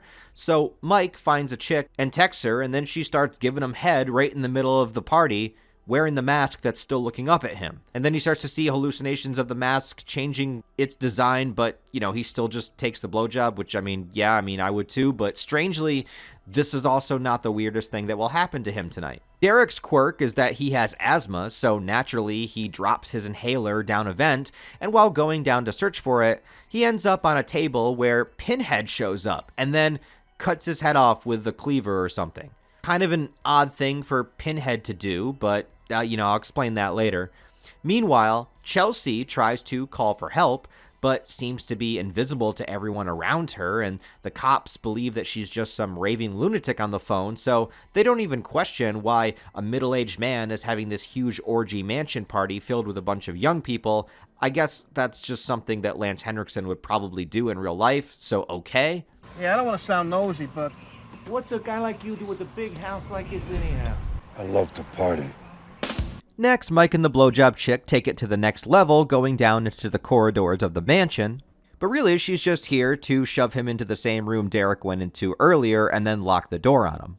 Mike discovers Derek's body, as well as encounters a Cenobite called Bound 2. The first Bound Cenobite was in Hellseeker, and once again, you saw her on screen for about 3 seconds. But Bound 2 is just like her. He wears a black leather suit, and his eyes and mouth are, well, bound. It kills Mike by pulling a hook with a chain towards him, and it's definitely the best death scene in the movie. So I gotta give credit to Henry Cavill for not only being the most entertaining character in the movie, but also having the best kill scene. The other Cenobite of the film is a Chatterer, which is labeled online as Chatterer version 3, so I was a little bit confused on what actually counts as the Chatterers. Because if you look at sources online, Chatterer 1 and 2 are the same Chatterer. They just have different designs. One is without the eyes and one is with the eyes. But it's the same Chatterer that was featured in Hellraiser 1 and 2. Now, I don't know why they don't count the Chatterer Beast or the Torso Cenobite, because both of them are Chatterers as well. So I don't know who decided what to count and what not to count. But this Chatterer that we see in this movie is meant to be a different Chatterer than the original. But it's barely in the movie anyway, so I don't know why I'm wasting so much time talking about it or trying to explain it. Jake also goes through several events in the film where it seems like he's invisible and nobody's talking to him. There's a moment where he sees the Chatterer, stabs it, and then as soon as he does, it turns into Chelsea. So it was a hallucination and he accidentally just killed his friend. Except then, Chelsea calls him, and so him stabbing her was also a hallucination. The two of them eventually meet up with one another and then attempt to escape the mansion, and the entire mansion is now empty, with all the partygoers mysteriously having been disappeared. Lance Henriksen confronts them, and Chelsea decides to do what I conclude is a spinning hook kick on him. Damn. Oh, okay. All right, so the proper way to do a spinning hook kick would be this. I'm just kidding. I'm not gonna do this segment again. I know. I'm sorry. I know it didn't work the first time. It's fine. The two of them make it outside where they see the graves and coffins of all of their friends, and then Lance Henriksen shows up once again, unharmed, and begins to reveal his master plan. And you want to know what it is? You want to know what the big twist of the movie is? Do you really want to know what the big twist of the movie is? Well, here you go. Everything that we witnessed at the party, including all of the kill scenes, were just a big hallucination. None of the movie was real. Nobody cares about a movie unless it's got a twist ending. He's dead. She's got a dick. He was chasing himself. It was a dream. It wasn't a dream. He was a midget. He was 2 midgets. That's what sells tickets, fellas. Okay, that's not totally 100% true. The party was actually real, but as soon as our characters got there, they were all drugged in various ways.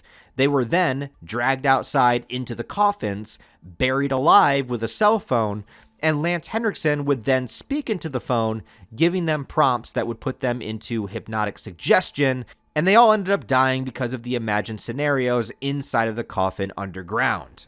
So once again, the whole movie was just random scenes that ended up being Vision Quest bullshit just to give us le twist at the end of the movie. The whole reason for this is because Lance was the father of the friend that died in the beginning of the film, and he blames the other group of friends because they all played the HELLWORLD game together, assumingly enabling his son into playing HELLWORLD to the point where it took his life. It's a contrived reason just to do the same garbage the last few movies did.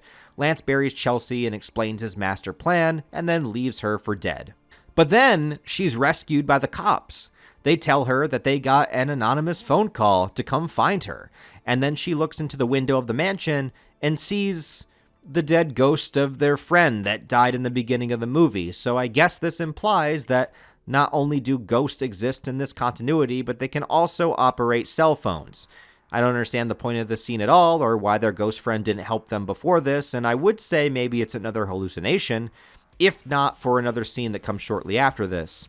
But before we get to that, we gotta talk about Lance Henriksen's final scene, because this is him in a hotel room going through his son's things, and he finds an actual puzzle box. So wait, Hellraiser lore is actually real and not just a video game, which makes the continuity even more confusing, especially since, like I said, they use the same Cenobites from Deader, so I honestly don't know.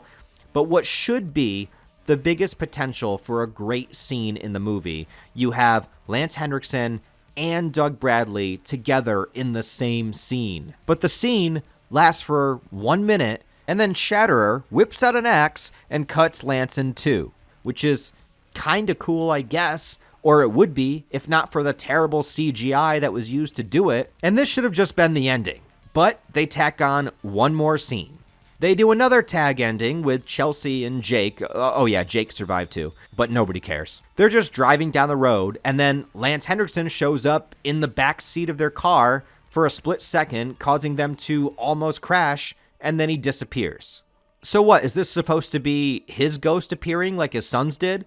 But he literally just got cut in half and assumingly taken to hell. So how does his ghost appear here? Or is this still them having visions all this time later? Is this some kind of metaphor for their lingering trauma of the situation and their guilt for the death of their friend? Or is it just another pile of bullcrap? I don't even know what to say anymore. And to think that this was Doug Bradley's final scene, this is literally the last shot of OG Pinhead. How's that for a wake-up call? Wow, so ceremonious. What a great final send-off. And the worst part is, it could have actually been great. Give us some actual dialogue between the characters. Have Lance tell Pinhead that he blames him for being partly responsible for his son's death. Maybe have a battle of ideologies for a moment, I don't know. Or have Pinhead himself be the one to kill Lance. I know I've been asking for the other Cenobites to actually do something, and I'm grateful for the axe swing, but considering this is Doug Bradley's final scene, I just wanted something more. For the love of God, give me anything that would make any of these movies after the first one, or hell, after part 4, worth a single damn. Why are they so bad? I don't even understand how you can fumble this hard. Even the worst Halloween or the worst Friday the 13th movies don't sink this low. Even the Leprechaun sequels are more enjoyable than this, except for Origins maybe, but like, are you kidding me? This golden potential of a dark, gothic, sexually charged, gory, chaotic series, which is Hellraiser, served on a motherfucking silver platter that has been defiled and disrespected to the highest degree. I honestly don't think I can go on with this. I don't think I can do this video anymore. Please, for the love of God, you've got to stop it. You've got to stop it. Stop it, please. For God's sake, please stop it. There's no more time. Turn it off. Turn it off. Stop it. Stop it. Stop it. Stop it. No. That's it. No more. I'm fucking out of here. No, please don't make me go any further. Please don't make me go any further with this. Look, I've tried, all right? I've tried. I've made it through as many as I can. I just don't want to do the rest. Please, it's torture. I'm sorry. Did you say you wanted torture?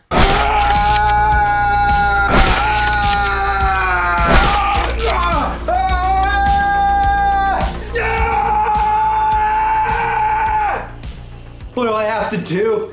What do I have to do to end this pain? I don't want to. Can I just, can I just take a break? Just a break. Can we talk about something else? Can we talk about the other media? Something else? There's so many great movies left to show you. Please, let me just talk about something else just for a little bit, please. I do suppose it may be good to branch out. Very well. You're allowed a short detour. Oh, thank you. Thank you.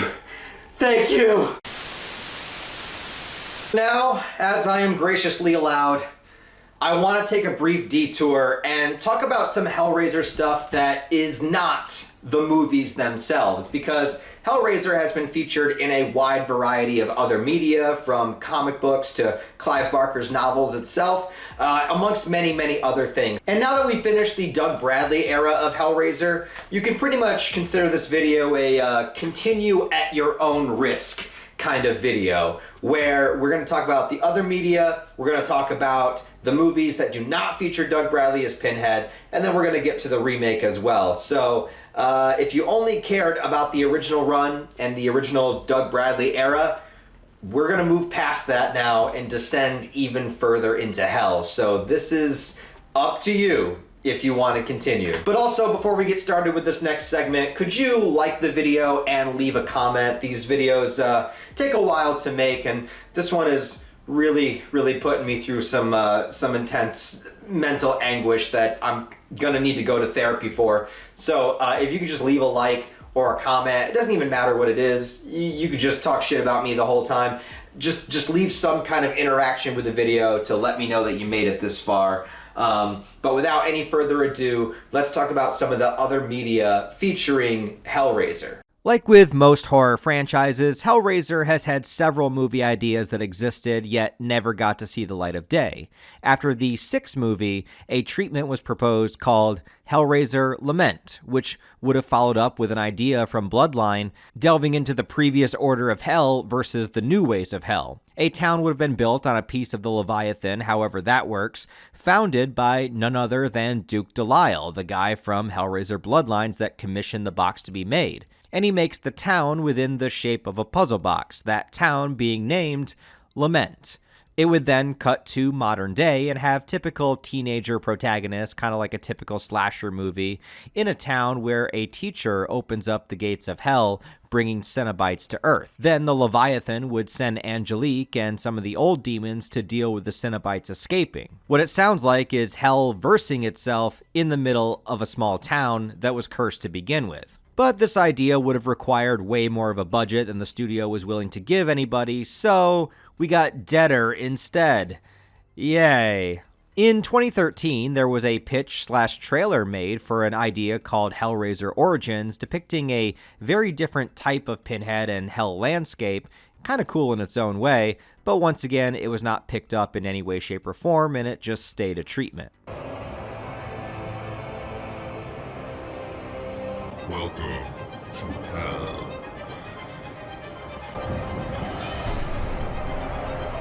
There were also discussions before we got the 2022 movie of a more traditional remake of the Hellbound Heart, going back to the origin of the franchise, but these ideas were constantly put on hold, they were delayed, and they weren't able to come up with agreements, so it never ended up happening, and then eventually we got the 2022 movie. But the big one that people know is the potential crossover with Pinhead and other horror characters. Back before Freddy vs. Jason finally got made, there were a bunch of different ideas and scripts for that movie. Lots of different writers had their take on a Freddy vs. Jason, but one such idea would have had the ending take Freddy and Jason to hell, where they come face to face with Pinhead, leaving on a cliffhanger. But whereas Freddy and Jason were both owned by New Line Cinema at the time, Pinhead was not, and they weren't able to acquire the rights to use him. And it also seemed too expensive to do so, so they just left it as an idea.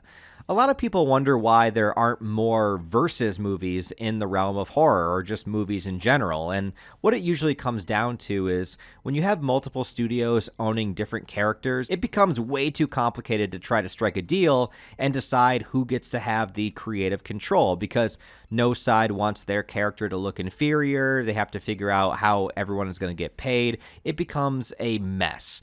When they couldn't get Pinhead, they did try to get Ash from Evil Dead in a Freddy vs. Jason sequel, but Sam Raimi and Bruce Campbell didn't feel like they had the creative freedom and control that they wanted to over the story to do as they would with their own character that they're understandably possessive over, and so they turned it down. But they did eventually make a comic book version of Freddy vs. Jason vs. Ash, so that's out there if you're interested.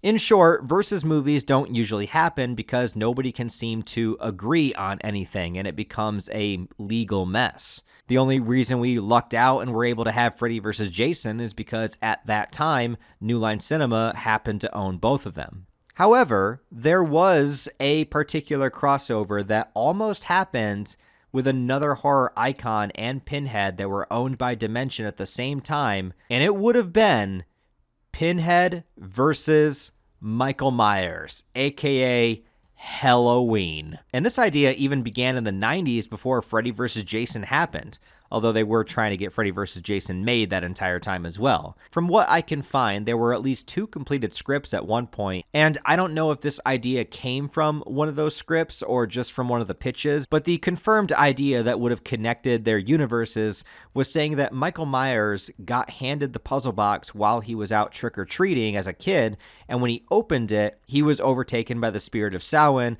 and then that's the reason why he stabbed his sister in the first place in the beginning of the first movie. Then it would cut to present time, and some people break into the Myers house, they find the puzzle box, end up summoning the Cenobites and Pinhead, and eventually Michael comes home, where a battle would then ensue. Now, I don't really like the idea of trying to tie Michael's origin in with another franchise, but hey, it's at least a creative idea to bring them both together, I guess, because I don't see Michael opening the puzzle box himself as himself. But this crossover had some steam for a while, and there was even a version that Clive Barker was willing to write himself, which is crazy.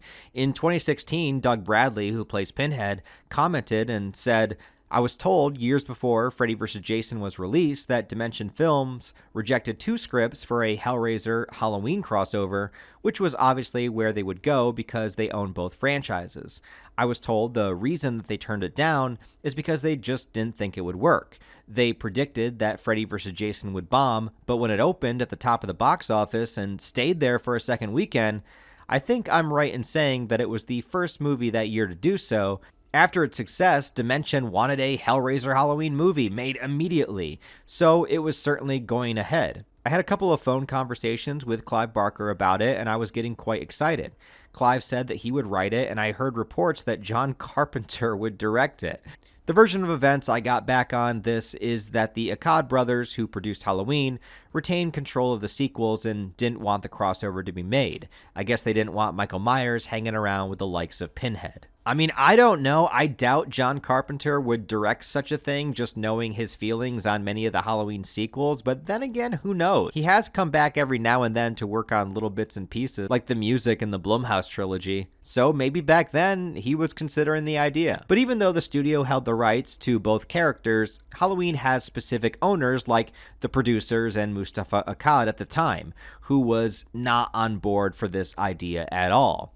There was also a pretty heavy fan backlash at the time of people not wanting this to happen. And this was also right around the time before Hellraiser would descend into its straight-to-video labyrinth. After which, Halloween still remained successful, at least in the sense of staying theatrical and getting box office returns, so there was no need for the Halloween producers to decide to stoop to bringing Pinhead in.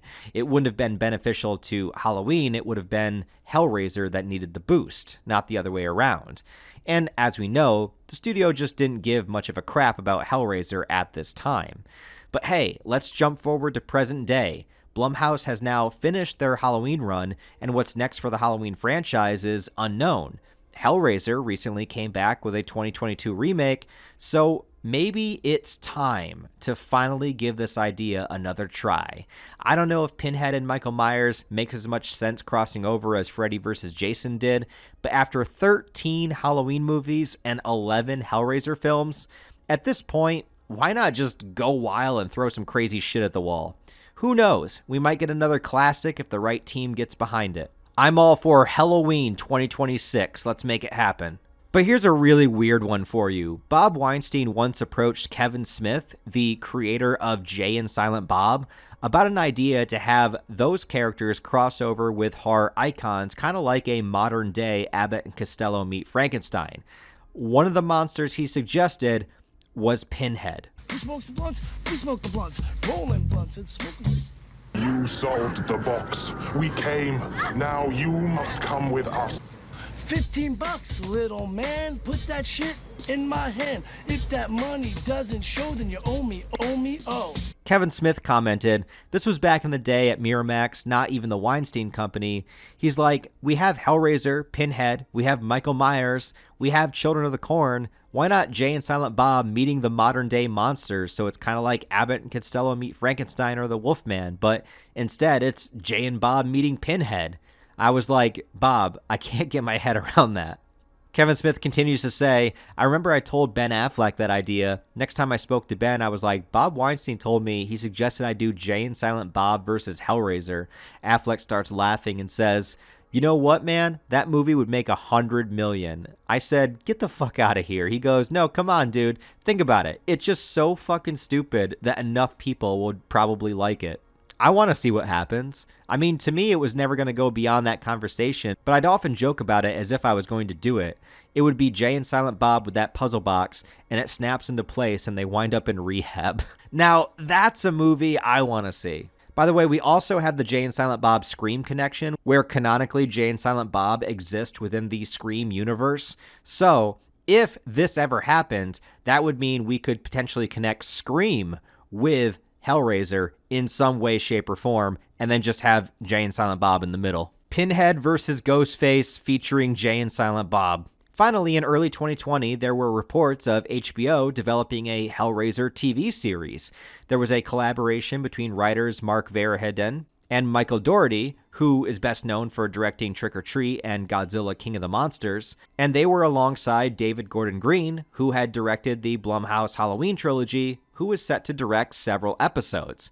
It wasn't specified if this TV show would be canon to the films or readapting the book, or maybe it would be an anthology series, but slowly over the last 5 years, no more information has come out about it, assumingly they just quietly canceled it behind the scenes. So along with other media, I also feel like we should talk about physical media, of which there are plenty for the Hellraiser series, but this set is really, really special, and I'm not being paid or promoted to talk about it or anything. I just think for doing a huge, massive Hellraiser video, I would be crazy not to talk about this set, and if you're a Hellraiser fan, I do think it's something you should definitely invest in. This is the Arrow Video Hellraiser Quartet of Torment.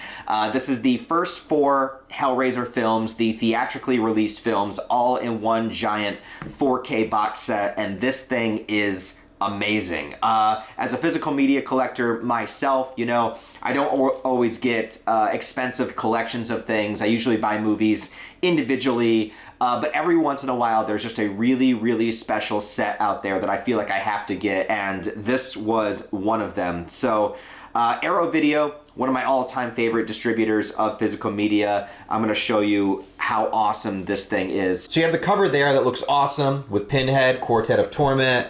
Got the side right there, and then just the chains on the back, which is a cool little touch, but this is where it gets awesome. So it's got these little indents here throughout Pinhead's face, and if you pull out the set, that slides out, and this is actually what you were looking at, the like musculature underneath the skin. Really awesome there, kind of like see-through red case, and then you pull the case off, and then you get the skeleton underneath. So you get 3 layers of Pinhead. And then you get this set that includes the discs, the little puzzle box on the back, and then this opens up. We have such sights to show you, so cool. And then that opens up to the 4 movies there. And one cool little touch I like is that on each disc, it has 1 chain, 2 chains for the second movie, 3 chains for the third, and 4 chains for the fourth. So really, really cool. Idea there, a lot of creativity. So you get the movies there, but then you also get this. It literally comes with a book, and I'm not talking like a little pamphlet. I'm talking like a fucking book, like an entire fucking book, Ages of Despair, that talks about all 4 Hellraiser films, behind the scenes, the making of, you know, Clive Barker, all of this stuff. It legitimately just an entire book about the Hellraiser movies you get included with this. So I think that makes it worth the price. I think I did get it on sale. I think I paid maybe like $70 for it, which is a lot. I wouldn't normally spend that much on physical media, but I just thought this set was way too cool to pass up. So you get all of that included there. Frank with a cigarette. And the book also has its own awesome skull cover there as well on both sides. So awesome. So you got your reading material, you got your movies, and you have your awesome case to put everything in. So I just think this is like the coolest thing ever. And if you're a Hellraiser fan, it's probably something you need to have. Shockingly, there are no novelizations of any of the Hellraiser movies. Obviously, the first movie was based on a book already, so that would be odd if there was, but even for any of the sequels, there's no novelizations. I did read The Hellbound Heart for the first time a few months ago, and I have a full review of that up on my channel, but here's just a small excerpt from it talking about some of the differences between the book and the movie. In the movie, you don't really get a full understanding of how characters are solving the box. They're just kind of moving their hands around it. But in the book, they're specifically saying, like, there's these ridges here that lead to another spot that if you put the specific amount of pressure on that, it opens and accesses a different part of the box, and the box begins to change. And also, as you're opening the box, you begin to hear music. Now, this is something that's done in the movie, but in the movie, it's a little bit hard to tell that the characters are hearing the music. So the bells that chime, they chime as you get closer and closer to solving the box. And those bells are in the movie, but I always kind of consider them to be part of the score, part of the soundtrack. I didn't really understand that the characters themselves were hearing the bells. So that's an interesting development too. And here with the Cenobites as well, their descriptions are kind of vague. Like, they're not Pinhead, the female Cenobite, Butterball, Chatterer, the ones that we see in the movie. They're not specifically described that way. Now, there is the one Cenobite that is described with having the grid carved onto his face with all the the nails essentially in his face, but that's the closest we get to a description of Pinhead. The name Pinhead isn't uttered, and I actually kept hearing the term the Hell Priest that people would call Pinhead, but that is not named in this book either. It probably is in expanded material, expanded lore, comics and stuff, but Hell Priest is not mentioned in Hellbound Heart, and I kept waiting for that to come up. So there is the one with the nails in its head, and there are other ones, and they all say that they're kind of mutilated and stitched up, and also the gender is very ambiguous, that he can't really tell if it's male or female. He doesn't really know what to make of them, and they speak to him, they talk about why he opened the box, and he says that he wants pleasure. And he wants, and he's picturing, like, you know, this dimension filled with a bunch of naked women or whatever he can get. He wants the full extent of pleasure. And the Cenobites are like, all right, if that's what you want, but you have to understand that what we consider pleasure is far beyond the realm of normal human understanding. And Frank's like, bring it on, right? And the stuff that's not really shown in the movie, that's shown in the first scene of the book, is that Frank has this sort of heightened senses that happen. So he begins to be able to see things in ways that human perception could never see things. He starts to see the specific paint strokes on the wall from when the wall was painted. He starts to see, like, the threads in his clothing. He starts to, like, see things at a level that you could never see. Feel things at a level you can never feel. Like, he's hearing sounds, and it sounds like tornadoes and hurricanes. Like, he's hearing things just on this scope that you can't even imagine. And it starts to freak him out. Like, and this is just the beginning. And it starts to freak him out. Like, he cannot handle this enhanced sensitive. It's higher than any drug, any experience, anything that he's ever had before. He's just experiencing things on the highest possible level. He's trying to close his eyes, like block off his senses from experiencing this, and it's too much. And the opening scene ends with basically him encountering what is a female Cenobite. I don't know if it's meant to be the female Cenobite from the movie or just another one, but it's like on a throne of severed heads and skulls, and she's like, okay, now we can begin. And it's like, what? Here is a very, very interesting difference between the book and the movie, is that in the book, Kirsty is not the daughter of, well, Larry's his name in the movie, but Rory is his name in the book. So Rory is married to Julia, but he's not the father of Kirsty. And this is one of those instances where I actually prefer the movie, because I think the father-daughter dynamic and having Julia as sort of the awkward stepmom that doesn't really like Kirsty, I think that works a lot better. In this version, it's a little bit hard to tell if Kirsty is just like a family friend or if she has a little bit of flirtation with Rory. It doesn't really go anywhere, but they know each other and they're friends, and she wants to help him out and all this kind of stuff. But I really prefer the family dynamic of Kirsty being the daughter of Rory and having Julia as her stepmom. There's also an added element here as to how Frank was resurrected. So famously in the movie, while they're moving the bed upstairs, there's this great shot that's cutting between, well, he's Larry in the movie, Rory in the book, but let's just say Rory carrying the bed upstairs, while it's intercut with Julia fantasizing about having sex with Frank, and the climax kind of happens at both times, where she imagines the climax and he splits his hand open, causing blood to fall everywhere.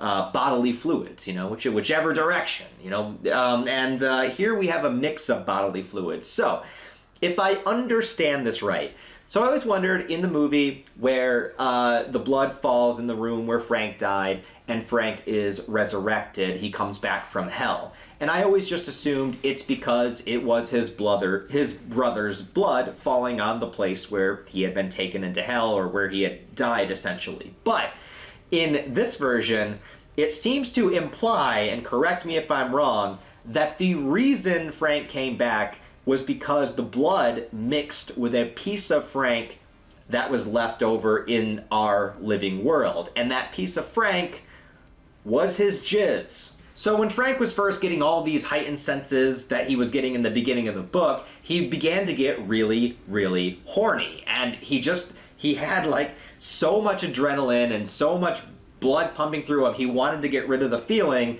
So before he was taken to hell, he just whacked one off real quick. Which, I mean, if you're going to get taken to hell, I'd probably do the same thing. Just one last, bust. But, so the blood mixed with the cum on the floor, and that's what brought Frank back. The skeletal remains of his arms pop up, and they land, and they push his body up, and his brain connects to the stem in his spine, and it's just the coolest fucking thing ever. But that does not happen in the book. Instead, and again, this is if I read this right, because sometimes it could be a little confusing, but it seems like the dimensional gates kind of open in the wall, and Julia sees this, so he sort of like crawls out from the wall as opposed to resurrecting out of the ground. So the scene where Kirsty solves the box in the hospital bed and meets the Cenobites is the best scene in the movie. And it's one of my favorite scenes of all time in any horror movie ever. In the book, very lackluster for how it is in the movie. In the book, only one Cenobite shows up, not all four. She doesn't meet the creature in the hallway, which I'll go into that a little bit later, but only one Cenobite shows up, not all four. They don't have a dramatic introduction, and it's kind of ambiguous again as to which Cenobite she's talking to. I'm assuming it's the Pinhead, the lead Cenobite, but it's kind of hard to tell. Some of the dialogue is the same, like they do say, you know, if you're lying to me, we'll tear your soul apart. That line's in the book, but the whole scene is very, it's just under dramatic as opposed to how it is in the movie. Like, Cenobite shows up, basically says, you know, you solved the box, did you not mean to? Whatever, you know, that's happened before, I'm going to take you to hell. She says, no, Frank escaped you. If I lead you to him, will you take him instead of me? And they're like, well, that's unlikely, but okay, you know, let's see what you got. So it's just like, it's the same general idea, but it's just, the drama of it is just so matter of fact, it's just so basic, where in the movie, it's like, holy fuck, if I fuck this up, these things are going to take me to hell and rip me apart. And the reveal scene is, again, in the book, a little bit lackluster. I think this is stuff that Clive Barker definitely expanded upon, and not just for time, but I think just expanding the idea and lore of the Cenobites more in the movie, because in the book, again, it's very just basic, simple. Like, they go into the room, Kirsty gets Frank to admit that he's Frank in Rory's skin. Cenobites show up, grab him with all the hooks and chains and tear him apart, and then they basically just let Kirsty go. They're kind of true to their word, which is like not how it is in the movie, where after they kill Frank, they're like, all right, you next. Which I think is more terrifying, because they're these demonic entities that you can't really reason or bargain with. It's also ambiguous, once again, which Cenobites show up to kill Frank, and I think the book really does a good job at the way it portrays the Cenobites for the book. It's just that I prefer the movie version because I like the 4 distinct personalities, I like the 4 distinct designs, I like seeing the Cenobites the same way I like seeing the God Hand from Berserk. It's like these all-knowing beings that have perhaps in this dimension existed for hundreds or thousands of years. They're so far beyond being human.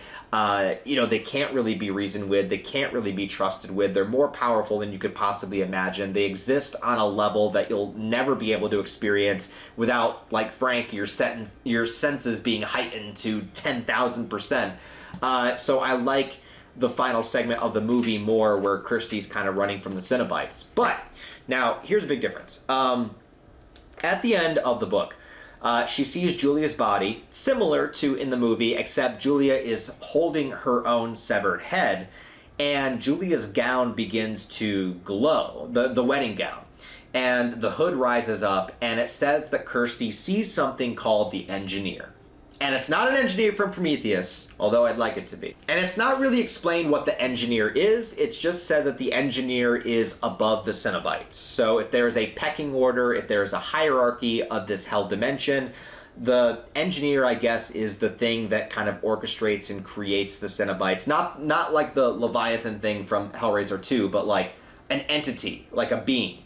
And it's described as being made of light in the book.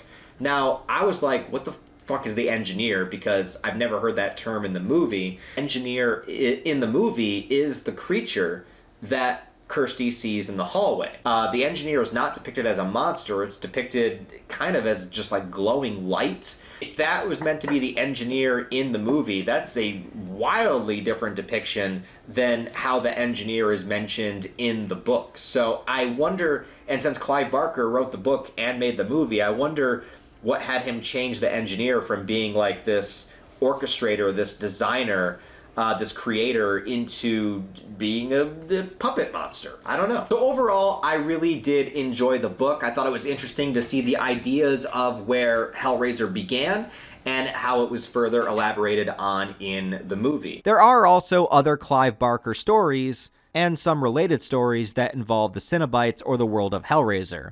In 2015, Clive Barker released a book called The Scarlet Gospels, where Pinhead, referred to in the book as the Hell Priest, obviously not sticking with the same name that he disliked, is seeking the ultimate power and working his way to overthrow Lucifer himself. Barker elaborates more on Pinhead's backstory and also incorporates another character of his, Harry D'Amour, a private detective that becomes involved with the supernatural, which is a character that he often uses in his other works and was featured in the Clive Barker directed film Lord of Illusions.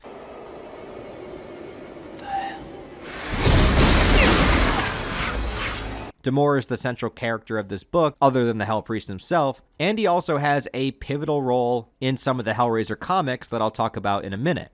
I'm curious to read this book. I have not so far, and it's supposedly much more dark fantasy than it is horror, so this one leans more into that territory and getting you to know the world and the lore and the more high-stake fantasy elements of it all. But it's the only other official novel written by Clive Barker himself that continues the Hellbound heart, or at least the characters from it. There have been some talks about adapting this into a film as well, with even Doug Bradley saying that he would be down for it, seeing it as a fitting conclusion for his character. And all I can say is, yes, like, why are we not making this right now? There was another novel called Hellraiser The Toll, released in 2018, which was based on a short story by Clive Barker called Heaven's Reply, but this book was ultimately written by Mark Allen Miller. This takes place in between the Hellbound Heart and the Scarlet Gospels, and does feature the return of Kirsty in the book's universe. So for the novel version of Hellraiser, you basically have a trilogy. You have the Hellbound Heart, Hellraiser The Toll, and the Scarlet Gospels. Outside of that, non-canon to these books, you have the Hellbound Hearts from 2009, which is an anthology featuring various short stories using the Hellraiser mythology by other authors. Clive Barker provided the artwork for the cover. And there's this really strange one, Sherlock Holmes and the Servants of Hell from 2016, written by Paul Kane. And apparently it's exactly what it sounds like, a crossover between Sherlock Holmes and Hellraiser. But now let's talk about the comic books. Alright, so when it comes to Hellraiser comics, there are a ton of them, and oddly enough, unlike a lot of other horror characters that have ventured into the world of comic books, Hellraiser seems to have really thrived here, having various incarnations of itself over the past several decades, and all of them being at least good, decent, interesting, great, and a little not so good. But mostly, every iteration has kind of worked, and even has had Clive Barker be a co-writer on several of the comics themselves. In a way, it makes sense. I think Hellraiser can absolutely work in different mediums, comic books included. But to read through and review every single one of the comics, that would take way more time than I had to get this video done and out by Halloween, although I did read through quite a few of them, at least as many as I could, so I'm going to give you guys a little bit of a rundown on the various Hellraiser comics that I could find, and also my opinions of them. The first is a series just called Hellraiser that began in 1989 and ran till 1992. This was actually an anthology series, and it didn't really cover anything from the movies or characters from the films or anything like that, other than showing a few of the Cenobites, and it had a lot of different writers over the course of its run. It ran for 20 issues, and even each individual issue had multiple stories in it. So basically, it's kind of this accumulation of a bunch of different short stories within the Hellraiser universe involving Cenobites, involving people getting their hands on the puzzle box, involving a little bit of the lore, showing the Leviathan, that sort of thing. Pinhead isn't the main character or anything through the comics. It's literally just a comic that is full of various short stories in the world of Hellraiser. And they also don't seem to take the movies to be canon in this run. For instance, the very first story in the first issue shows a man that was fighting in the Crusades, and he brings home a coveted item, which is a puzzle box. And obviously the Crusades would have happened hundreds and hundreds of years before Philip Lamanchard created the puzzle box as depicted in the movies. So I'm just assuming that this comic run does its own thing with the Hellraiser mythology. Also, with all of the different stories, the artwork is different. So the first one with the Crusader brings the box home, and his wife ends up opening it, bringing out a creature of hell that just looks absolutely terrifying. This thing is disgusting. It reminds me of an apostle from the Berserk series, and I wonder if Kentaro Miura actually might have read a few of these comics since they came out right around the time Berserk was being created, and we know that the God Hand is inspired by the Cenobites. And also, all the stories are different places in time. We see some with rich bureaucrats. We see some in modern times. We see some in the Old West. There's one story with this weird Cenobite that does experiments on people's brains and then sends them back to the real world where they're out of their mind, but they carry his seed. And so when they have sex with somebody, they get impregnated with someone that will be drawn to the puzzle box and be its protector in some way. It's a weird little story. The art styles all vary between being extremely detailed. Some seem photographic. Some seem like they're watercolored. I'm not an artist myself, so I can't depict what each and every individual art style is, but they're all vastly different. We get some that are very, very 90s coded in comics with some of the Cenobites here. There's one I really liked where this guy is getting tortured and he's getting his skin ripped off by some Cenobite woman that he's like super attracted to, and every time she comes to torture him, he's totally into it and he wants to have sex with her. But she's making out with another demon, and then she rips the skin off her torture victim's mouth, puts it on the mouth of the demon she's making out with, and the torture victim actually thinks it's beautiful because his lips are finally touching her lips, even though his lips aren't even on his body. So yeah, this is just a wild run of a series that goes for 20 issues that is just various little tiny short stories in the Hellraiser universe. I probably read about 6 or 7 of the issues and I skimmed through the rest, but interesting stuff. There's one that's called Clive Barker's Book of the Damned, which is a companion piece for Hellraiser. It involves a lot of lore and character stories and things like that. And it seems like the only Hellraiser movie that got a comic book adaptation was Hellraiser 3, Hell on Earth, which is also interesting because a lot of times with these horror movies, they tend to get adaptations in comic book form, but Hellraiser 3 was the only one to do it. Also in the mid-90s, there was a Hellraiser and Nightbreed crossover, which of course Nightbreed is another work of fiction from Clive Barker, so that's an interesting little couple issue run that merges those worlds for a brief period of time. I think one of the weirdest ones I saw was a series that's just called Pinhead that came out in the 90s, and holy shit, is this the most 90s thing you will ever see. There's some commotion going on in hell, and anyways, Pinhead ends up back in time and in the Old West, and a bunch of other Cenobites go looking for him, including this one Cenobite named Atkins, who I can only assume is named after the writer Peter Atkins that wrote Hellraiser 2, 3, and 4. But he is just a pure, authentic depiction of what comics were like in the 90s, just a huge muscle-bound character covered with ammunition and guns. He looks like something that should come out of Spawn. I don't know if that's a compliment or not, but that's just what he reminded me of.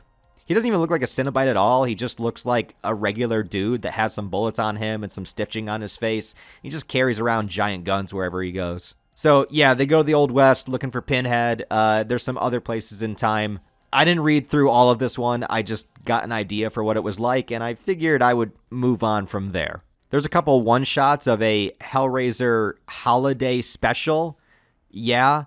And a Hellraiser summer special. I was not able to read these. I could not find them, but they exist out there. There's another one from the 90s called Spring Slaughter, which is just a one-issue run.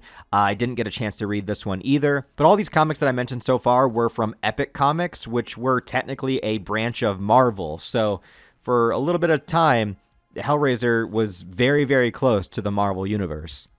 Now, after the 90s, it would be a while before Hellraiser would return in comic form, and boy did it with Boom Studios' Hellraiser series. Now, this is one I read all the way through because this was co-written by Clive Barker himself, alongside Christopher Monfiet. I don't know if I'm pronouncing that name right, but they wrote it together. And so, if there was any Hellraiser comic that I needed to read, it was this one. And I'll tell you what, starting this comic off, I thought it was pretty awesome.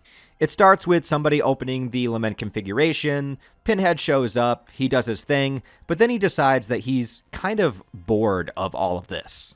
So he kind of wanders around in a depressed state, he goes towards the Leviathan, and I don't know how this works, maybe it's explained in some of Clive Barker's other novels, but there's this big organ that he plays that is imbued with all of these dead bodies or tortured souls, and it's kind of a way for him to, I guess, communicate with the Leviathan. And he decides that he wants to return to the flesh. He wants to be human again. Of course, there is a deeper, darker motive to all of this, but that's how the comic begins. And I was also trying to figure out where and if this falls into any kind of continuity, and it's not explicitly said outright, and I couldn't find any definitive information on it. But then we get our main character of this comic series, and it actually is Kirsty Cotton. Thank God we actually get to continue her storyline. But where it goes is places you probably would never expect. Anyway, Kirsty is getting proposed to. She's got a new hubby in mind. But secretly, she has been forming a resistance group full of people that have tangled with the Cenobites and the puzzle boxes in some way, and now has this goal of tracking down every single Lamont configuration, or every device that opens a portal to hell, and not only destroying the demon that comes out of it, but destroying the enchanted item itself. And in this version, every single enchanted item is a little bit different. They're not all puzzle boxes. Some are a snow globe, a music box. It's a variety of different things. So that already kind of puts this into a different canon than the rest of the movies. Like I said, I really only connect it to Hellraiser 1 and 2 because those are the only references that it makes, but I guess it's whatever you want it to be. And I certainly don't think it's connected to any of the Clive Barker novels. I think the comics really just are their own thing. I would say that there's a lot of great ideas here that are better than most of the Hellraiser sequels in the movie world. The idea of Kirsty Cotton gathering together a team of ragtag survivors of the puzzle box and going around and destroying each and every individual puzzle box and item that can bring forth the Cenobites in our world. That's a really cool idea. Well, anyways, one of the Eremites gives the puzzle box to Kirsty's new fiance, and Pinhead kills him. The puzzle box then ends up in the sewers, where it's opened by some homeless people, and chains come out and literally rip through an entire subway train full of people, kind of reminding me of that scene from Invincible, but yeah, this happens. Kirsty comes face to face with Pinhead once more, but he's not there for her just yet. He just says that he's got some plans for her coming up. After Kirsty's team is all abducted and tied up by somebody that does errands in the physical world for Pinhead, he then summons Pinhead and the other Cenobites. Also to note, the Cenobites here are the same Cenobites from Hellraiser 1 and 2, so however they came back to life, I don't know, but they're all here. And in this moment, Pinhead betrays them. He allows Kirsty her vengeance. She kills the Chatterer. The female Cenobite does get away. Also in this continuity, the female Cenobite is in love with Pinhead, so that's a thing. But Pinhead ties Kirsty up with chains and offers her yet another deal. Basically, that they trade places. So Pinhead would become human, and Kirsty would become the new Hell Priest. And in doing so, not only could she be reunited with her fiancé and her friends, but she could also orchestrate things in Hell the way that she wants to. And Kirsty goes for it. Meanwhile, Kirsty's not the only other character from the films that shows up in this comic. We also have Tiffany, who is now a full-grown adult and this badass going around killing whoever could possibly create another puzzle box. Kirsty tells her what she's about to do, and after she's sent to hell, she has Tiffany destroy that puzzle box. So then we get a lot of scenes of Kirsty in the hell dimension, some really cool shots here of the Leviathan in the distance. She gets chased by the engineer once again, and helped out by the female Cenobite, who leads her to Pinhead himself in order to undergo this transformation, where Pinhead is made mortal, and yes, Kirsty is made into the new Pinhead.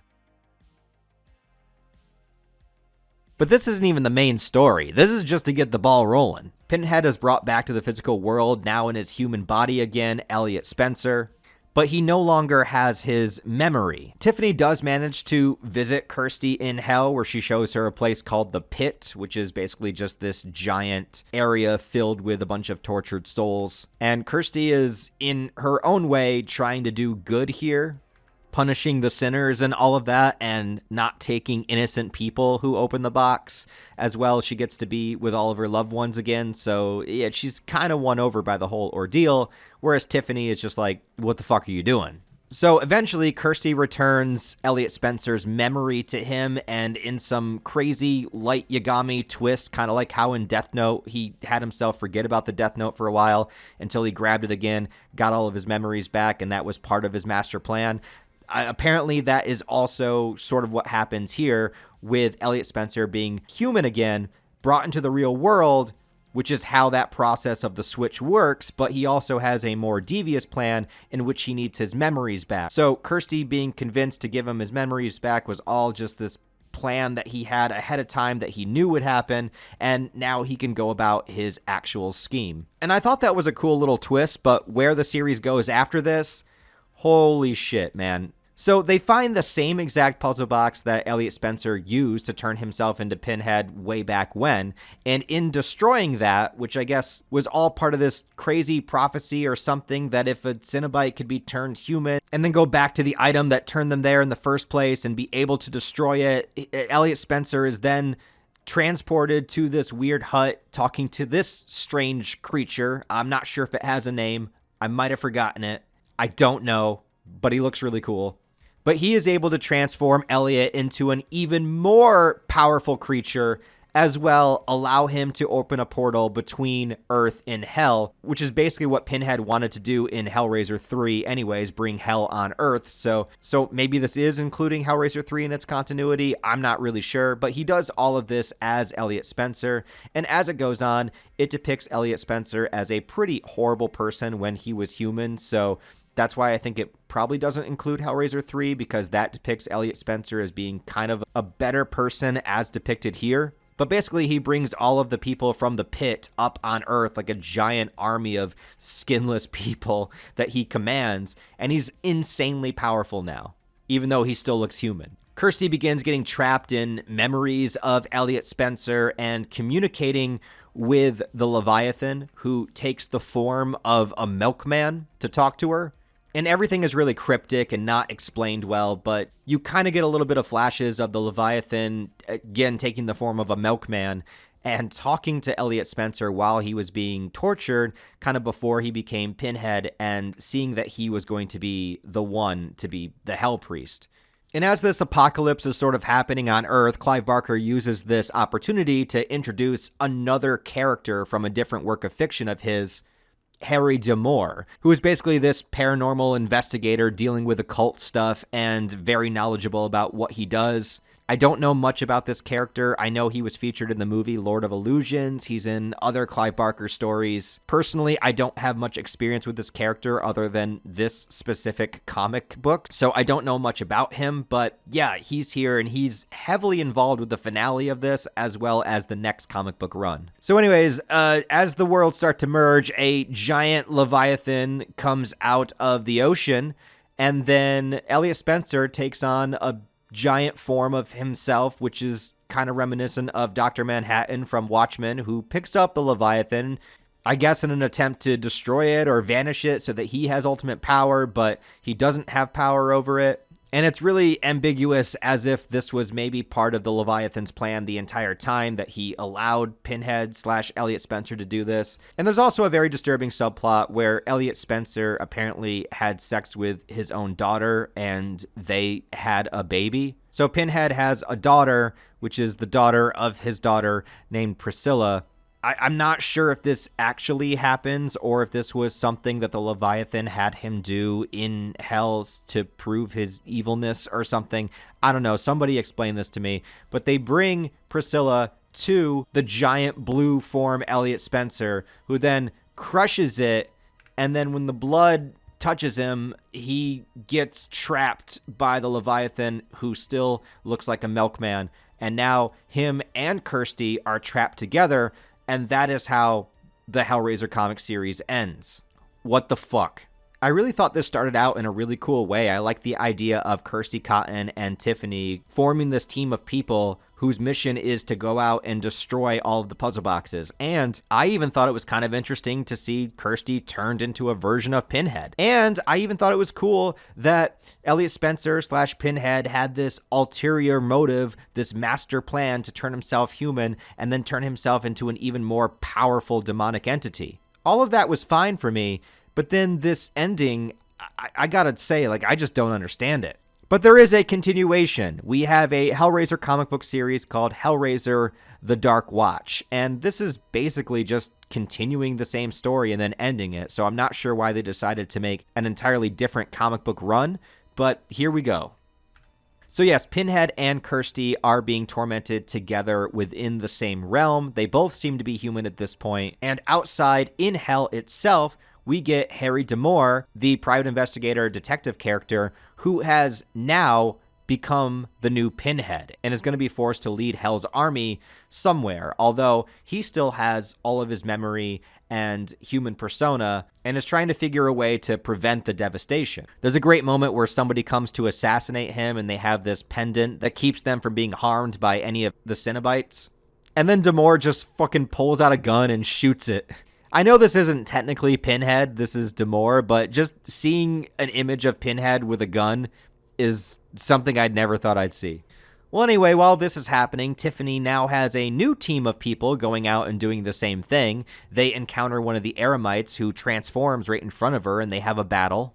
Ultimately, this leads her to have a conversation with D'Amour, who tells her where Kirsty is and what's going on, and giving her new motivation to try to save her. Meanwhile, Pinhead and Kirsty are together in this dimension, having different illusions and recounting memories that they've had together. I will say the one thing the comic does well is create this great antagonism between the two characters. You really feel like they are longtime enemies that have it out for each other, and then in this instance are kind of forced to work together. So what you come to find out in this one is that there are other demonic entities besides the Cenobites and the things in the Leviathan area of hell.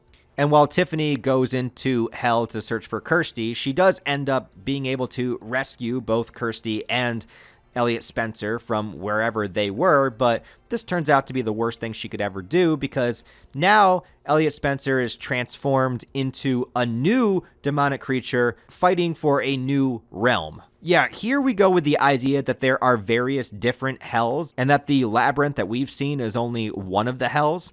We have Kirsty's husband who is resurrected, and he is now searching for Kirsty and ends up in a different hell with what looks like just Satan sitting there. And then we also see that there is a hell beneath the labyrinth that Elliot Spencer, Pinhead, is now working for with a different god that's not the Leviathan. And also, for whatever reason, this is where Kirsty's father is, still skinless and in hell. But it turns out the hell underneath the labyrinth isn't actually looking to go to war with the labyrinth hell itself, although they do, but they actually want to get past them so that they can go through the portal that was created in the last comic to the physical world and create their own hell on Earth, which they do. And so then a giant battle and war happens with Tiffany leading a group of people fighting against the demons, and they have the pendants on that keep them safe from the demons, but they're not safe from any other kind of weapon. A huge battle happens. All of them looks like bugs and insects. I don't know what's happening here. Kirsty also has this conversation with this other demonic creature that says that she'll have to do something and make a decision to end the war or whatever. I don't know. Then also Kirsty goes to the real world, except now she's not a Cenobite anymore. She's herself. She's bald, but she's still wearing the same thing. And she fights this worm guy, and they try to make her make a decision between saving her father, which they have captive, or working for the Leviathan and saving her fiance, which they have captive.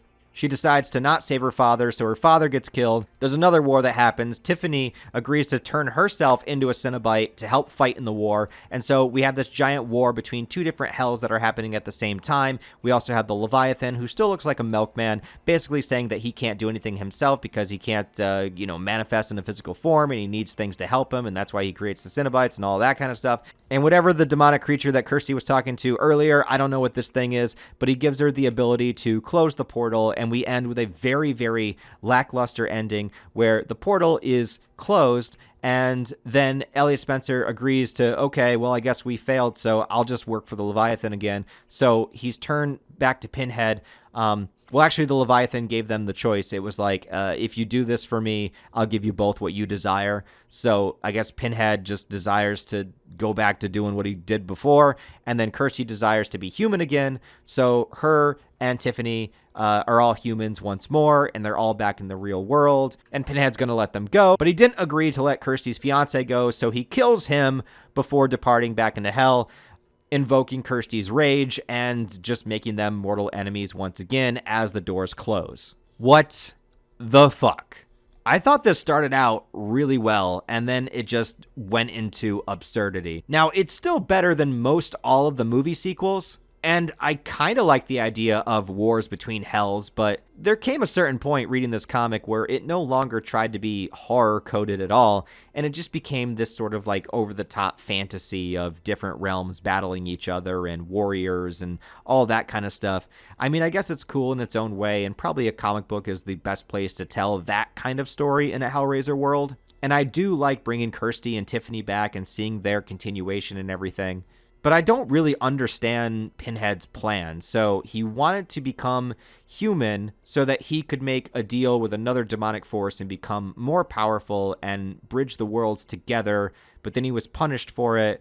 And then he got out of his punishment and got Super Saiyaned. And then he was working for the other realm. But then the Leviathan was like, hey, work for me instead. And we could just kind of bring this back to what it was. So things kind of ends with the same status quo. We have Kirsty in the physical world as a human and Pinhead back doing his thing. And it just feels like this built up to this giant storyline that we were telling and then kind of fell back into nothingness. It is overly convoluted, overly complex. It adds in a lot of really interesting stuff. But hey, listen, it's better than Inferno. It's better than HELLSEEKER. It's better than HELLWORLD. It's better than the upcoming movies I'm going to talk about. So, hey, I'll just appreciate it for what it is. But that's not the end of the Hellraiser comics. There are more that I didn't get a chance to read. I just simply didn't have time. But there's a Hellraiser The Road Below, which tells some stories of Kirsty when she was a Cenobite, kind of in between the two other comic storylines that I talked about. There's Hellraiser Bestiary, telling another story.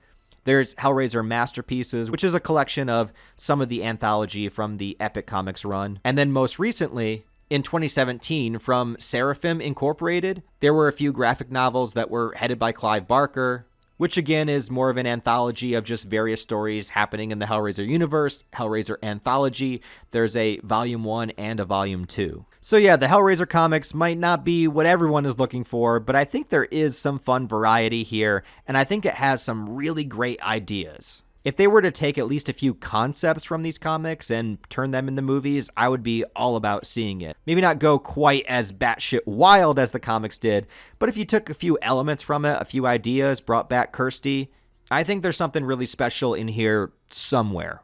Now, despite Hellraiser having huge runs in the comic book landscape, the same is not true when it comes to video games. A few sources say there were plans to make a game for the NES back in the early 90s in a first-person shooter style, not sure how that would work, but it was considered too difficult to create for the property that it was, basically coming down to costing too much money. So it was scrapped.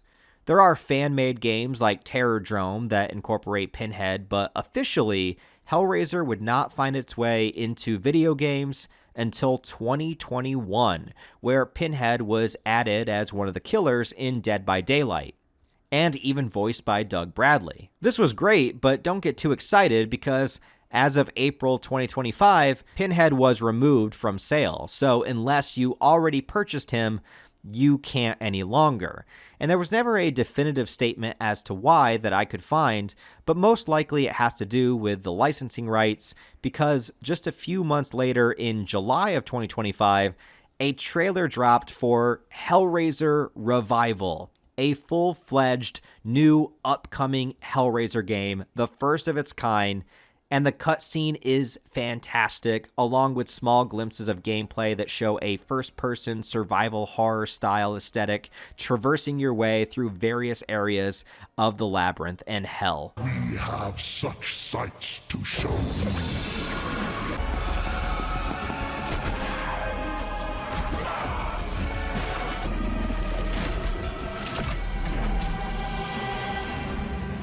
The original 4 Cenobites are shown, and Doug Bradley is back for the voice once again.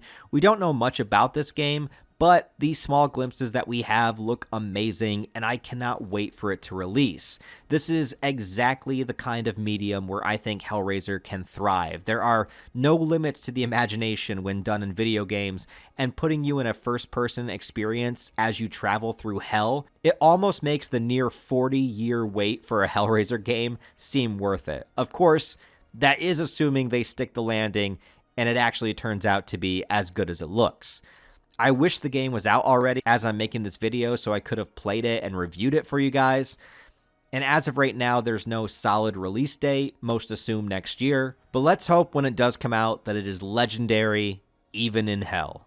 For music inspired by Hellraiser, you obviously have the Hellraiser song that was featured in Hellraiser 3.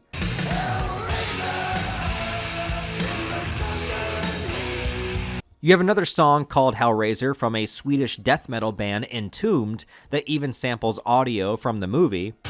Don't look. Help me. There's the punk band Stellar Corpses that have a track called Hellbound Heart, based around Hellraiser, talking about all of the business that the Cenobites get up to.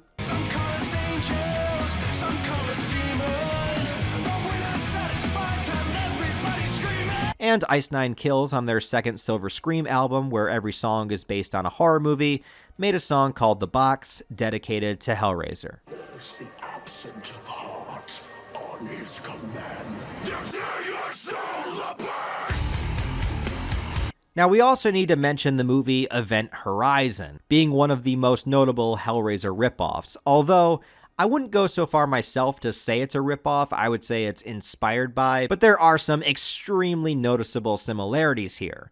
Event Horizon is mostly a science fiction movie, ironically taking place in space just 1 year after the Hellraiser in Space movie BLOODLINE came out. But this one deals with a crew encountering another dimension by result of a device, and it's a dimension that's filled with pain and torment that could be considered a type of hell. It corrupts the crew, has them see hallucinations, and Sam Neill basically turns into this movie's version of a Cenobite. A lot of people consider this to be the best Hellraiser movie that's not Hellraiser. I also think the movie The Void from 2016 is eerily similar to Hellraiser at times. It has a good 80s throwback style with practical effects. There's another gateway to an alternate dimension. Characters are trapped in a hospital. It has a character that I think is pretty similar to Dr. Channard from Hellbound. And just some really amazing creature and makeup effects here that remind me of Hellraiser. The movie Cabin in the Woods, which references and acknowledges all types of horror movie tropes within its lore. There is a character at the facility where all the monsters are kept with saws in its face holding an item that is not unlike a puzzle box, meant to be a clear alternate version of Pinhead, but for the universe this movie takes place in. There's even a brief shot of him torturing somebody wrapped in chains later on. In the manga and anime series Berserk, written by Kentaro Miura, which if you're a fan of my channel, you know that I cover this series extensively, and I have mentioned many times that the main antagonistic force of that series, known as the God Hand, are inspired partially from Hellraiser and the Cenobites. The God Hand exists in an alternate dimension that are summoned by a device. Here it's called a Bailet. Unlike the puzzle box, Bailets are specifically destined for certain people, and once those people reach the peak of despair and desire, it will activate the Bailet, open a rift, and send them to an area of the astral realm where the God Hand reside. Then you have the opportunity to sacrifice your ties to humanity for some greater power. Two members of the God Hand, Ubik and Conrad, bear a striking resemblance to the Cenobite Butterball. There's also one female in the group, just like the original 4 Cenobites. And Void, bearing some physical resemblance to the Chatterer, speaks very authoritatively and gives expositions in a way that is very similar to the way that Pinhead speaks. A few years back, I made an entire video going over every single similarity between the God Hand and the Cenobites, so if you want me to go in more detail, check out that video. Hellraiser and Pinhead has also been parodied dozens and dozens of times, a lot in animation with references that show up in The Simpsons,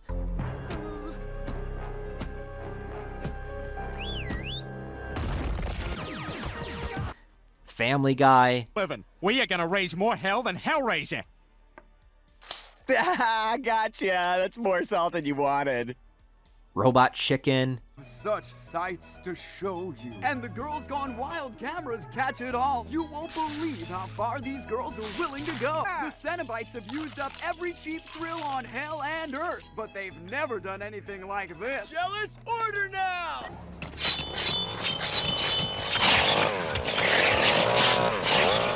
Competitions. Of course. I would have called my mom. Today's her birthday. I love you, Mom. And there's an entire episode of Rick and Morty focusing solely on Hellraiser references. Thank you. Oh, such pleasure. I didn't mean to cause you any pleasure, which causes me pain, which gives me pleasure. There's also Pinface from Billy and Mandy with bowling pins in his face, and a character from the horror parody Stan Helsing that has a bunch of syringe needles in his head. And since I have nowhere else to put this in the video, here's Pinhead arguing with David Spade at the 1992 MTV Music Video Awards. I came all the way from hell to be here tonight. I just need to get in there and steal a few more souls. Okay, let me take a look-see at the list. No Pinhead. Could it be under Nailhead? If I were you, I'd just sit and be patient. If someone calls with your name, I'll let you right in. Do you have the new Cosmo? That is the new one. The one with Cindy Crawford? And of course, I try to be as thorough in my research as I can for these videos, so I had to look up if there was a Hellraiser porn parody, and there is. It's called Cockraiser. You may be surprised to know that the beginning of Cockraiser actually follows the Hellraiser story to a degree. You got Larry and Julia, who are way younger than they're supposed to be, but they move into the house where Frank went missing, and instead of bleeding onto the floor to bring Frank back, Larry jizzes on it, and instead of being brought back as a decaying corpse, Frank is brought back as a dildo. It's me.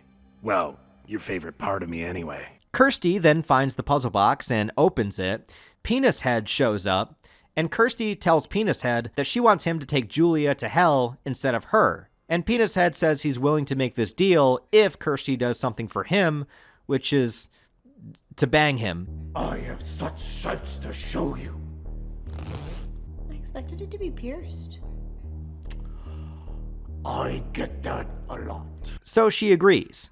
And pretty much the entire rest of the movie is just that happening. They bang for like 40 minutes. The only thing I'll say is that you would think for a Hellraiser-inspired porno that it would be more kinky or have some BDSM shit in it, but it's all pretty tame and vanilla. I was a bit disappointed. I mean, it's still better than like 3 or 4 of the Hellraiser sequels, but also in traditional Hellraiser sequel fashion, I was let down. So it stays true to the series. Also, Penis Head never actually takes Julia back with him because he's a sneaky dog and he doesn't live up to his promises. Are you leaving? You were supposed to help me get rid of Julia. So, maybe some other time and catch you on the flippity flop? Oh, Penis Head. Anyway, with all of that other media out of the way in the places where Hellraiser has shown up outside of the films, now it's time to descend even further. And if you've made it this far in the video, you are truly about to be tortured because we are moving past the Doug Bradley Hellraiser films. We're going to a place that nightmares and torment are made of. We are going beyond the bounds of human consciousness and reason and understanding. The line between pain and pleasure now blurred so well that I cannot tell the difference. We are entering into the next wave of direct-to-video Hellraiser movies, the post-Doug Bradley era, and the most low-budget of all. This is the point of no return. If you've made it this far in the video, God save your soul, because he's not saving mine. I just stuck my dick in a doorknob hole.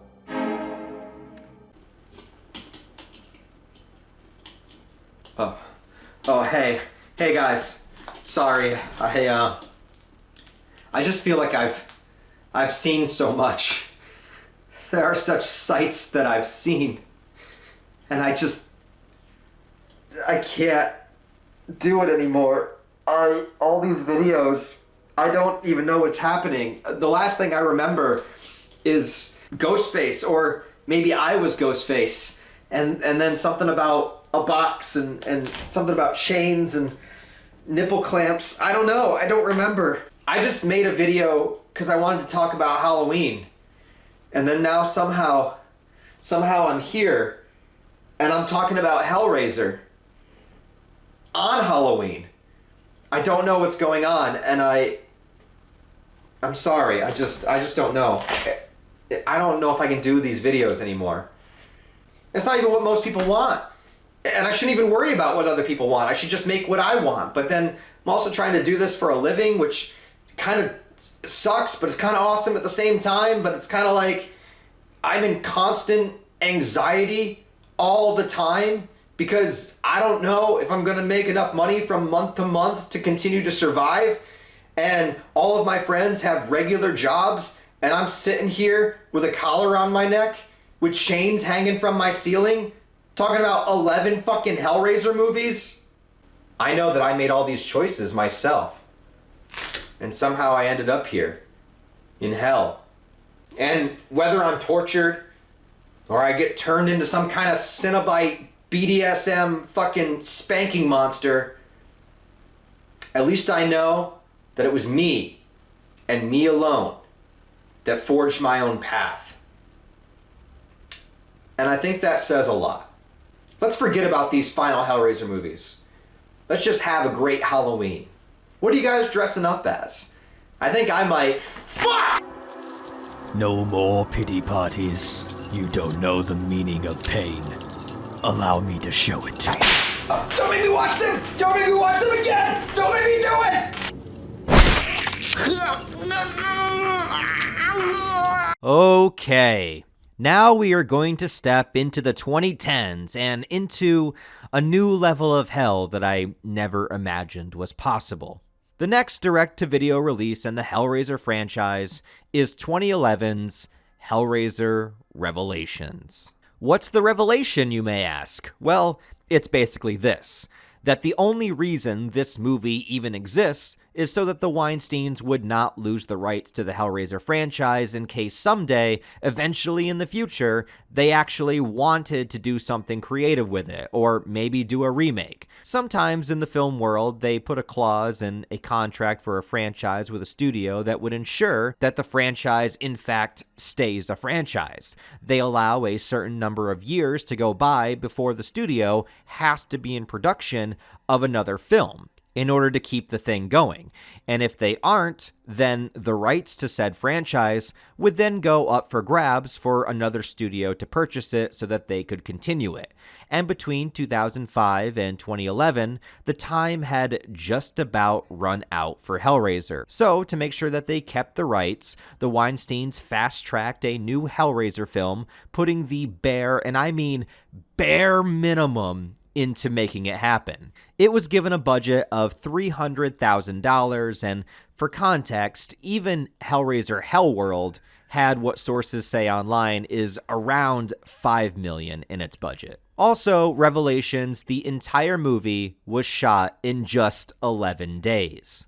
So it's no revelation that the studio did not give a single shit about this movie. They just wanted it shot and done and released purely for legal purposes to hold on to the rights. They got Victor Garcia to direct it, who had previously made the sequel to the remake of House on Haunted Hill, which I've never seen, but if this movie is any indication of what it would be like, I'll probably pass on it. On top of that, this is the first Hellraiser movie to not feature Doug Bradley as Pinhead, and it was Doug himself that chose not to return. The man that was willing to be in HELLSEEKER, Deader, and HELLWORLD drew the line at this movie. What does that tell you? He felt insulted by the studio's decision to just fast-track a film and also thought the script was terrible, so he declined. The script to this movie was too terrible for him to do, after he did these movies. And although I do respect his decisions and his reasons why, I really think that if he had been in this movie, it would have at least made it kind of salvageable. His replacement is Stephen Smith Collins, and look, I truly, honest to God, I wanted to be able to say that he did a decent job. I mean, filling in the shoes of Doug Bradley in this role is an impossible task that you could never expect anybody to reasonably capture the magic of the character in the same way. And so with that, even though I knew it would never be as good, I did have an open mind to see what somebody else could bring to the performance. Maybe he could bring a unique and solid alternative interpretation of Pinhead. I wanted it to be good. But unfortunately, this Pinhead really sucks. This trinket of sensation you feel now will be a delight. Debt is outstanding, and we seek payment. The design just does not fit the body type and also stands out as being incredibly awkward to look at. I think the actor himself is in good physical shape, but the way the suit they make him wear looks kind of makes it seem like Pinhead has a bit of a potbelly. And worst of all is the voice. The agony, got the indulgence of your own foolish vanity.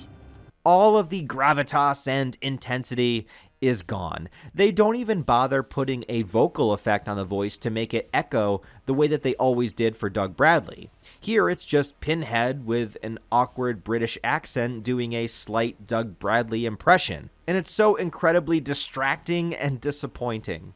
When the movie began, I was terrified. Not because anything even remotely scary happens in the beginning, but because it starts off with the POV of two young guys filming themselves with a video camera.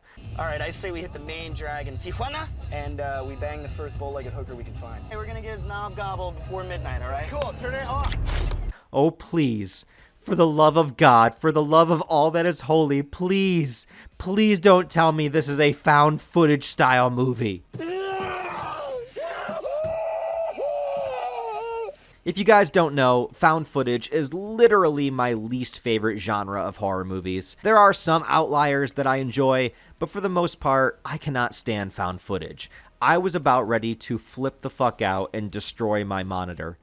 But I am happy to say that it's only the first 5 minutes and just a few clips here and there, because then it cuts to the mother of one of the two boys watching the footage from the camera. And since this was 2011, technically smartphones did exist and were getting very popular, but I guess it's not too out of the norm that they would still be recording their trip with a camera like this. I'd say it's probably not likely, but definitely possible. They're going on a trip to Mexico so that they can bang Asian prostitutes.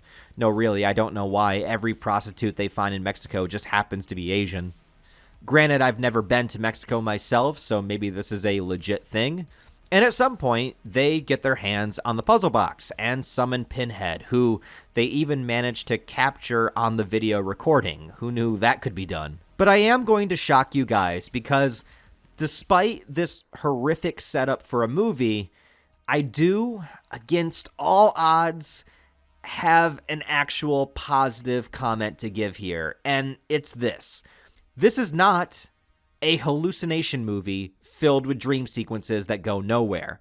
Things actually happen, and it actually feels like they wrote a Hellraiser movie. This is not a reworked script for another horror film with just tiny pieces of Hellraiser. This was written as a Hellraiser movie, and it has elements that have not been seen since Hellraiser 2, including a character reviving back from hell and needing to regrow their flesh by consuming victims. Wow! After all of this time, the initial basic premise of Hellraiser finally returns. This was written by Gary J. Tunnicliffe, who also worked on special effects for a few previous Hellraiser movies. And if there's any credit I can actually give this movie, is that he wrote a legitimate Hellraiser movie, at least in concept. Where everything falls apart is the execution of said concept.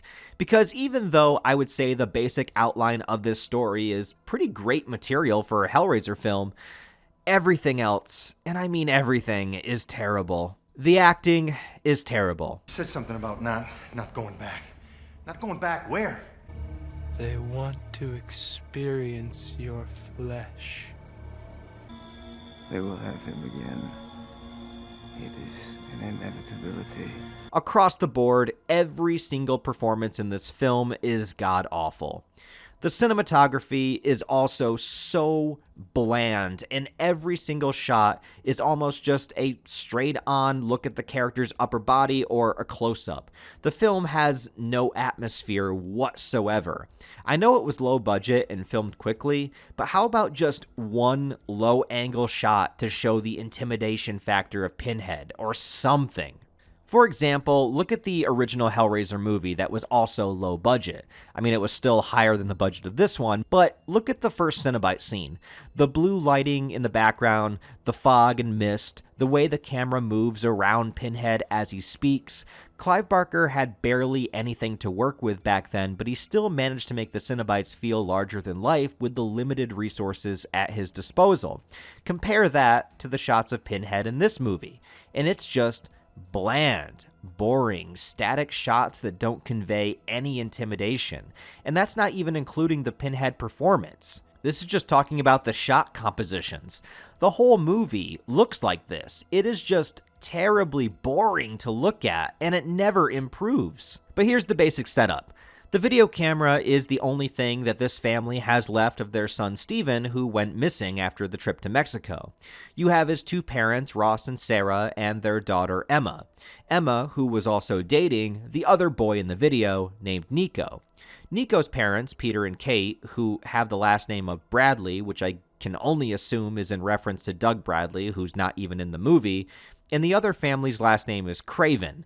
And I don't know if that's supposed to be a reference to Wes Craven. I don't know why, since Wes Craven had nothing to do with Hellraiser. It'd make more sense if their last name was Barker. Oh, speaking of which, when asked about this movie, Clive Barker had this to say. I want to put on record, the flick out there using the word Hellraiser is no fucking child of mine. I have nothing to do with that fucking thing. If they claim it's from the mind of Clive Barker, it's a lie. It's not even from my butthole. Damn. The two grieving families get together for the 1-year anniversary of their son's disappearance, and it's as awkward as something like that sounds. But hey, you have a small cast in one location, which is again good for a horror setup. There's an outline here that could work in more capable hands. But apparently there's more on the videotape than Emma's mom has told anyone, and she's been keeping the information to herself. So Emma decides that now is the perfect time to have a look. And yeah, the movie works in a way where periodically we're going to see more and more footage of the boys' trip to Mexico. But in one instance, Nico, who was dating Emma, ends up banging a chick in a bathroom stall, so he's cheating on her, and then he also ends up killing the girl. Her death is off camera, and it's never revealed exactly what happened. He says it was an accident, but like, what exactly was the accident? What the fuck did you do? I didn't do anything. It was a total accident, okay? Accident? They were in a bathroom stall. How does this even happen? Even if he did murder her in some way, what did he use? We assume that Nico killed her, and it's slowly revealed how unhinged he actually is. He forces Steven to keep it on tape in case he gets in trouble that they go down together. It honestly doesn't make a ton of sense why Steven is even friends with this guy, because he's objectively a terrible person and literally the last guy that you'd want to be stuck in a foreign country with, but Steven goes along with it anyway. Back in the present time, the family gets an unexpected visitor at the house, and it's Steven, just by himself, exhausted, and talking about how they are coming after him. After several scenes of some family melodrama, we see the next part of their Mexican adventure, where Steven and Nico are in a bar, and they're approached by an eremite that offers them the box. But watching this scene and the actor's portrayal, I just couldn't help but think that he reminded me of something that I've seen before. It seems to me you could use a friend right now. Tells me you need a way out.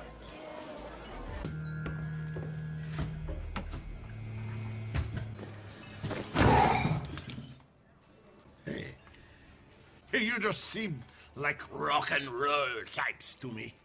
Yeah, well, we're not. It's a form of ultimate arousal. Yeah, he acts just like the Tim Robbins hobo character from the Tenacious D movie. I kind of preferred when this type of character would just walk around menacingly and eat grasshoppers from a distance. Also, why does every eremite have to be a homeless person? It made sense for the first movie as just somebody that would be watching from a distance, is only there to take the box back when the experience was over. But in Hellraiser 3, 6, and 9, they're all depicted in the same exact way. Well, anyway, the boys take the box, but it's Nico himself, specifically, that opens it. We see an extended sequence of the scene from the beginning, and he gets taken to hell. Steven, distraught by this, starts to drown his sorrows and getting drunk and picking up the Asian prostitutes. And the next part is an idea that I like, but the execution once again makes no sense. You know how in the original movie, Larry's blood causes Frank to revive, and you would naturally think that's because they're brothers and the similar blood played a part in that, but then no, in part 2, it shows that just anybody's blood will do in the revival of Julia. So here, Steven uses the prostitute's blood to bring Nico back, but the major issue is, how would Steven know to do this? Well, he literally just hears Nico's voice in his head that tells him to do it. I need blood. Help me! It's the movie's way of just saying, okay, we need to skip some steps here and just have this happen. What might have been more interesting is seeing Steven kill her out of his own depression and frustration, showing that he wasn't much better than Nico after all, and that bringing Nico back was an accident. But whatever, a ghost voice in his head works too, I guess. But here's what could have been cool. Nico comes back as this fleshy version of himself, throwing it back to the first two movies, and he even fits himself with bandages and a hoodie, kind of making him look like some sort of Invisible Man archetype. And it's actually a pretty gnarly design, which of course is only in the movie for like a minute. But if you had him push and manipulate Steven to kill for him, to regenerate himself, all of the classic elements of Hellraiser are here to play with, but these sequences just go by in such a flash that we don't get to really spend any time with it, and the majority of the movie with the family is just scenes of them inside the house constantly going, what's happening? I don't know. Do you know what's happening? I don't know what's happening. Maybe he knows what's happening. Oh, I don't know what's happening either. And it just goes on and on like that, wasting as much time as possible. When the real interesting part of the story is back here with the two boys that we barely get to see. The most notable thing that happens with the family is that Emma first is heavily sexually suggestive to Nico's dad, weird, but then it gets even weirder. She goes into her brother's room to give him his dinner, and, what? First of all, I'm actually kind of shocked that it took Hellraiser 9 movies before any incest happened in them. Just seems like it would happen sooner. But also, what the fuck is going on? Believe it or not, there is an explanation for this, although I don't think it completely works. But before we get to any clarification for this, we have another scene. The eremite shows up to the house too, and yeah, he's being a creeper, but then Peter just fucking shoots him. Now, obviously, knowing the quality of this movie, I did not expect to see the eremite turn into some cool dragon form, although I think that's what should have happened here. Instead, he just gets up and then rips Peter's face off and then pieces out. Come over here. I'm going to fucking stab you. And then I am going to stick your eyes in your ball sacks. And then I will take your balls. And I will put them in your eye hole! I mean, what is the Eremite's goal? Is he trying to get the box back? Is he trying to get Steven back? Why is he even here at all? I don't know. This is the last we ever see of him. I'm assuming this was just a method to get the men that could fight back out of the way, because immediately after he's taken out, Steven gets the gun and then shoots his own father. Yeah, the dude makes out with his sister and then attempts to kill his own dad in just a matter of minutes. Except, there's a twist. A twist that, once again, in theory, is not a bad idea. This isn't actually Steven. This is Nico, who, after Steven refused to keep killing for him, Nico killed him, tore off his skin, and put it on, just like Frank wearing Larry's skin in the original, except this one fits perfectly like when Kirsty wore Julia's in the second movie. Like, damn, is everybody's skin just so malleable that it can be worn by anyone at any time and look perfect? And why does the voice also transfer over? I don't know, but the idea is interesting. 2 kids go missing, 1 returns, not realizing that it's actually the other kid wearing his skin and impersonating him, which explains him making out with Emma, since Emma was actually Nico's girlfriend. But it doesn't explain why Emma also made out with him in return. So who's the real weirdo here? The next part of the movie is very contrived and stupid too. Nico's whole plan is to have Emma open the box so he can make a deal with Pinhead to take the family back to hell instead of him. But like, he already got out. Even if the Cenobites are theoretically coming to look for him, he has a chance to evade them because he's in the physical world. If he deliberately opens a portal to their domain, then he's right there to be taken away. Just run somewhere else, dude. Get away from the box. This is literally the dumbest idea he could possibly have, but the movie has no other way to bring the Cenobites in. So they end up doing it. Not to mention, this entire time, the dad has just been bleeding out on the couch, completely awake, conscious, and talking. Dude, you got blasted in the gut from a shotgun. Why are you even alive? But they open the box, and Pinhead shows up. Along with 2 other Cenobites, we get a female chatterer, which is kind of fun to see. Wood smash. But then we also get this. What the fuck is this? Pinhead Jr., Diet Pinhead, Nailhead? No, the actual name of the character is Pseudo Pinhead. And this is supposed to be the real Steven. But wait, Steven didn't open the box, and he also didn't go to hell with Nico. I guess the same rules apply as Hellraiser 2 because Julia was killed by Frank and she still ended up in hell, so maybe if you're killed by somebody that comes back from the box, you end up there. I don't know. But why did they have to make the Cenobite look so lame? We have 2 Pinheads in this movie, and they both look like garbage. So there's a couple of kills here that happen that are okay for the budget, and obviously because he's a dumbass, the deal doesn't work.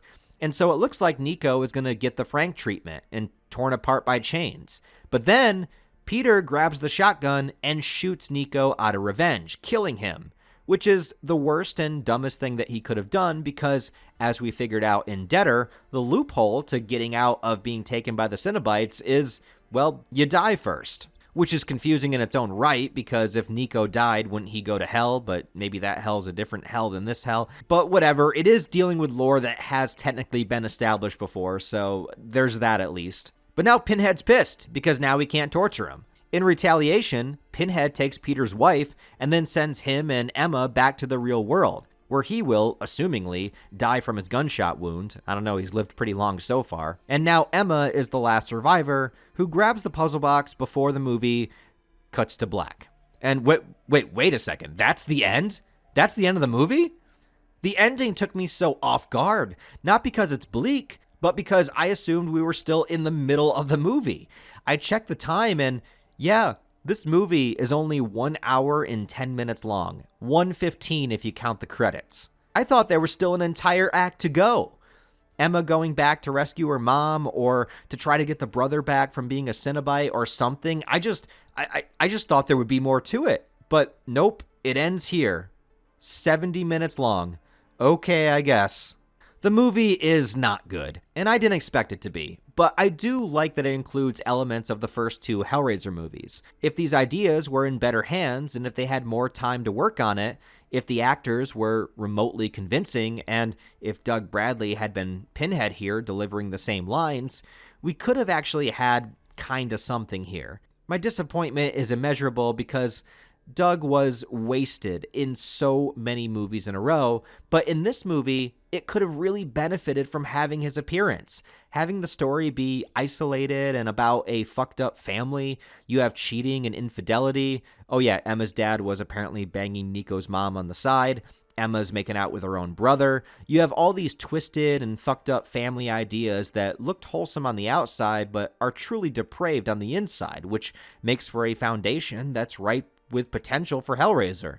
We should have had more with Nico in the bandages, being a manipulator. Have him take on more of a Frank-like role. And the Cenobite scene at the end should have lasted longer and been more intense. $300,000 is criminally low for a movie, but I've seen YouTube fan films make something a lot more with a lot less.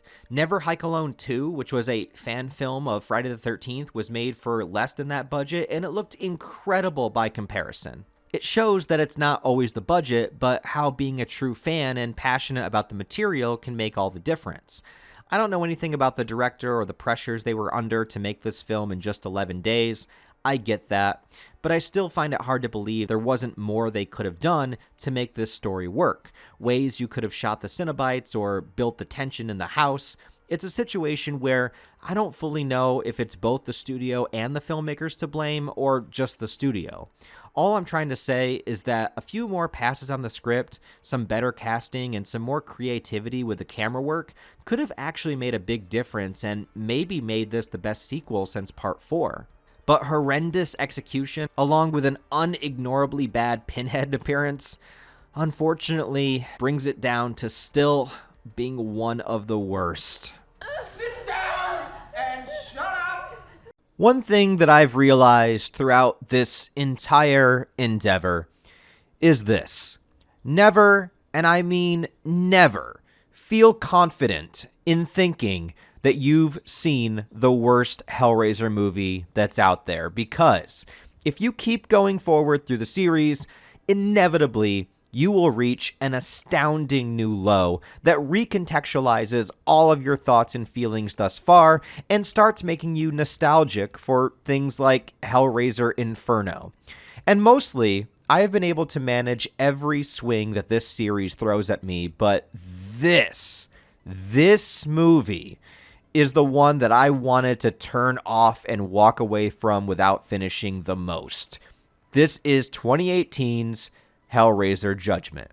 This was released straight to video about 7 years after Revelations, which is just about the same amount of time in between HELLWORLD and Revelations. So, you know what that means? Yes, this was yet another Hellraiser movie that was made for the sole purpose of maintaining the rights to the franchise in case someday they actually wanted to try to make a good movie. But they did up their budget for this one, from $300,000 to $350,000. Damn, and wait till you see that quality increase. The interesting behind-the-scenes fact about this one comes with writer-director Gary J. Tunnicliffe, who was also the same guy that wrote Hellraiser Revelations. But for that film, it felt like it was at least written to be a Hellraiser movie. This time, it feels like we're back to it being a completely unrelated horror movie with just some Hellraiser elements thrown in. Shockingly enough, though, this was written to be a Hellraiser movie. But after it was rejected several times, he reworked the script, taking out the Hellraiser elements, tried to get it made as its own movie. That also didn't work. But when the Weinsteins needed a new Hellraiser movie, they just fell back on this one since it was already there, I assume. Probably it's the only one that they had. And not only did they accept it to be made, but they also allowed Gary Tunnicliffe to be the one to direct, which he does, but he also plays one of the main Cenobite characters, the Auditor. So, in other words, this film was clearly a passion project for him and something that he felt strongly about. To write it, direct it, and act in a prominent role in the 10th film in the franchise and deliver his take on the material, it's a respectable endeavor, and I'm happy that he got to do it. I believe in artists being able to create whatever they feel passionate about, unapologetically. That being said, in the realm of being a viewer of this film, I hated everything about it. There is yet another actor in the Pinhead role, this time played by Paul T. Taylor, and I think he does a way better job than the last one. Sin and suffering are mine. Perhaps it's time you learned a little of the matters you seek to manage. And the makeup and prosthetics at least look a lot more natural on his face. The suit is a different story, though. It's kind of like they spent half the budget on his face and then bought a $10 costume for the rest. But hey, the face is the most important part, I guess.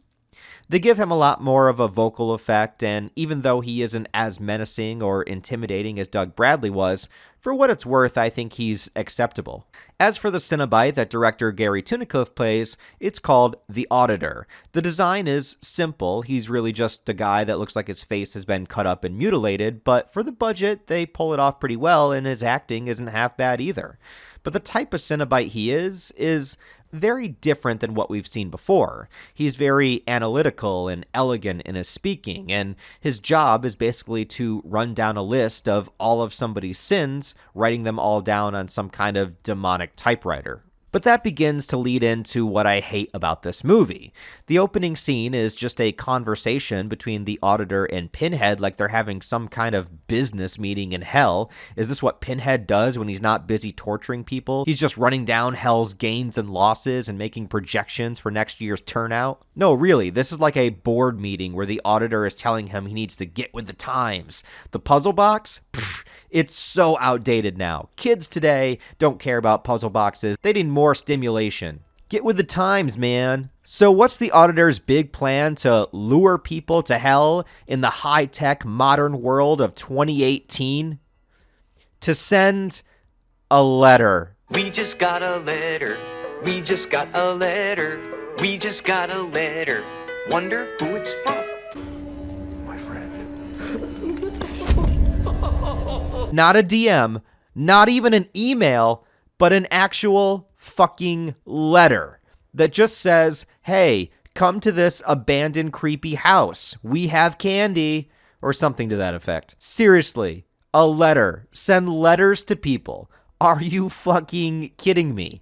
What about the Eremites? Isn't that their entire purpose, to help deliver the boxes to people seeking out this lust and desire? Did they all get laid off or something so that hell could save some money in the last fiscal quarter? What is going on here? The first 10 minutes of the movie proceed to show us what this new innovation is like. A creepy pedophile dude receives one of the letters and then just goes to the house. Oh yeah, nothing weird and suspicious here. He's then strapped to a chair while the Auditor then forces him to confess his sins. And the next part is so fucking disgusting that I literally can't even show it on YouTube. I also made the terrible mistake of trying to eat my dinner while starting up this movie. Big mistake. I had no idea any of this was going to happen. I'm just sitting there with my cheeseburger just thinking, okay, nice movie night. And then I almost threw up all over the place. This is how it works. To start, the Auditor writes down your sins on the typewriter as you confess. Then he leaves the room. After that, a big fat guy comes in who I don't think is a Cenobite because he looks human, but he's clearly something demonic. I don't know.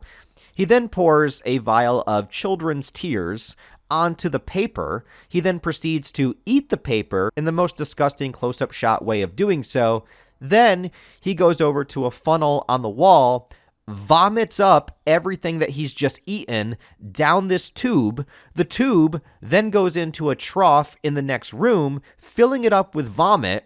Then 3 naked chicks with their faces torn off walk to the vomit, play around in it until they decide that the person is guilty. Then another big fat dude in a baby mask comes into the room while the guilty man in question is strapped to the table. Out of his gut appears this man or woman in all latex with blades that just cuts the person open and kills them. What the ever-loving fuck? It's like they sat around and just thought, yo, bro, what would be the most disgusting shit ever? Yo, what if you barfs in a trough and then like naked chicks play with the barf, bro? That's so nasty. We gotta do it. One of my main problems with this movie is that it is trying way too hard to be as edgy and gross as possible. This is in the wake of Human Centipede and other gross out movies, and instead of going for gore, they just try to do the nastiest things they can with everything else. There's another scene later where a character is forced to drink an entire cup of other people's spit as the spit builds up in his throat and bubbles and overflows out of his mouth. Like, why? What are we doing with this? I can handle most gore in movies okay, but stuff like barf and other gross shock value things that have no fucking point to it just annoy me because the only reason it's here is to try to gross you out. And to me, being grossed out isn't scary. It's not horror. It's just gross. On top of that, it's like it forgets the concept of Hellraiser entirely. Since when is it about judging people for their sins or about punishing them in any way? The idea has always been about this blend of pain and pleasure and a dark avenue for those who chase the ultimate desire. Up until this point, the hell in Hellraiser has never been explicitly identified as a biblical hell. It's just a dimension that is so horrific it could accurately be described as hell. It takes people that are drawn to the box, that are drawn to desire. But this movie changes that, and instead, it specifically adds in biblical elements and is about punishing people, including acknowledging and making heaven canon in this movie, which is the main reason I don't think the movie can fit into the regular timeline, but I'll get into my thoughts on that at the end of the review. For now, let's just talk about the plot, because we haven't even got there yet. This one goes back to the detective story. Oh my god. Yeah, somehow an even more uninteresting one than Inferno. Our lead characters are two brothers, Sean and David, who both happen to be detectives and are working on the same case together. They're following a slew of murders from a mysterious serial killer calling himself the Perceptor, who is basing all of his kills on the 10 Commandments. And if that sounds familiar, yeah, it's kind of like they just watched the movie Seven a few days before writing this and decided to do an abridged, worse version of it here. Even the way the movie is structured and shot seems to be trying to emulate that movie. David Fincher's films tend to have a very specific lighting choice to them, and when it's copied, it's pretty easy to notice. And maybe I wouldn't have noticed if the entire movie of the mysterious killer wasn't exactly the same as the movie Seven, except switching the 7 deadly sins for the 10 commandments. Speaking of Seven, do you remember how effective that kill was when you saw the contraption that the man had to wear while the killer forced him to have sex with a victim, and his traumatic response of doing so? You don't see the kill happen, but between the images that you do see and the man's reaction, it forms this horrific vision in your mind of something that is truly terrifying. Well, here, there's no such subtlety or tension. They just go for the pure gross-out factors, and for the commandment of worshiping an idol, which in this case was a woman loving her dog, which doesn't really make sense to me. I don't know how loving your dog means that you worship it, but the killer decided to sew the dog inside of the woman's body like a baby. It feels like the kind of shit you would write if you were 15 and trying to think of the most edgy, fucked up shit that you can. And I should know, because that's the kind of stuff I wrote when I was 15, watching Seven for the first time. But thankfully, most of my old stories never saw the light of day, unlike this movie. A third detective is added to the group named Christine, that is not only here to help with the investigation, but also here to keep an eye on Sean, who's been acting suspicious and comes from a history of traumatic violence from being a veteran of war. Gee, I wonder if he's going to turn out to be the killer. Honestly, I thought maybe he would just be a red herring and it was going to be the other brother, because how do you make it this obvious that this guy is crazy? Not just because of his background, but also because he's constantly quoting novels like A Tale of Two Cities and speaking cryptically in the same way that the message the killer leaves behind are cryptic. But also, what does any of this have to do with Hellraiser? Well, nothing really. Also, before I forget, there is a brief cameo of Heather Langenkamp, who speaks with the detectives for a total of like 45 seconds. Cocksucker owes me 2 months' rent. He hasn't been here for a couple of days. It's cool to see her, and she, of course, played Nancy in the original Nightmare on Elm Street. How she wound up in this movie, of all things, I have no idea, but it's worth noting she's here for a few seconds. Since Doug Bradley isn't even in the movie, she's really the only classic horror alumni to be found. Sean sees the last location of the killer from the beginning, and he decides, just like the incredibly intelligent mastermind killer/detective that he is, to just go to the creepy abandoned house all alone and check it out.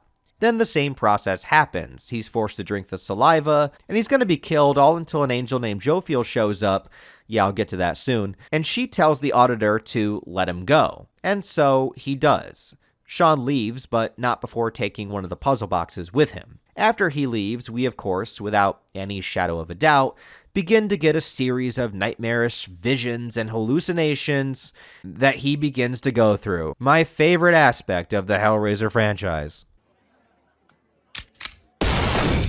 Then, just like the earlier detective-esque Hellraiser films, pretty much nothing interesting happens until the final scene, so I may as well just jump there. You don't care about anything that happens in this movie. It's just the typical beat-around-the-bush detective banter and investigating. Trust me, you're not missing anything. So Sean and Christine eventually get a clue about where the Preceptor's hideout is.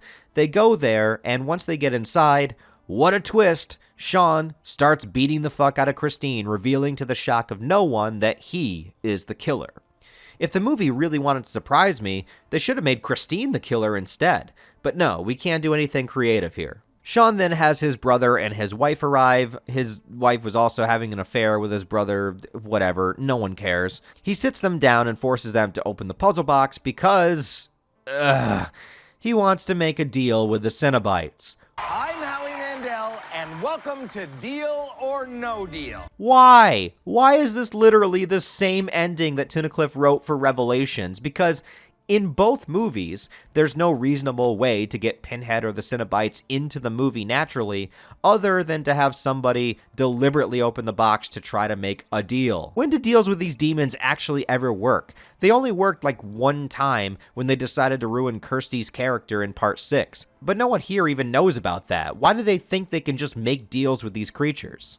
So Pinhead finally shows up, and Sean wants to trade his brother and wife so that he will be set free from Hell's judgment. It, of course, doesn't work, and Pinhead gladly takes the two of them anyway. We get to see them stabbed and dragged away by chains, but no real good kill scenes. Before Pinhead can take Sean, we see Jophiel once again as she intervenes. Jophiel, who looks like a regular blonde chick in white with nothing creative done to give her any kind of angelic appearance beyond just the fact that she's wearing white, is meant to be an angel, sent by God from heaven. Apparently, it's the same angel that once banished Adam and Eve from paradise. So after 10 movies, we are finally getting some kind of confirmation of a biblical heaven, which is stupid. Because now, just like the Cenobites having business meetings and doing things in a way that seem procedural, now we have them working in cohesion with those of heaven, each having their own role to play. What's this make of the Leviathan and all that? Well, it's never mentioned or brought up, so who knows? But God apparently wants Sean alive for now because he needs evil people in the world in order to frighten the masses to turn them towards good, or something like that. Sean will get his punishment once he dies, but he doesn't want him to be taken before then. So at least they go with the idea that God is pretty corrupt himself and not just pure good, which I guess is fine, but I still don't like the inclusion at all.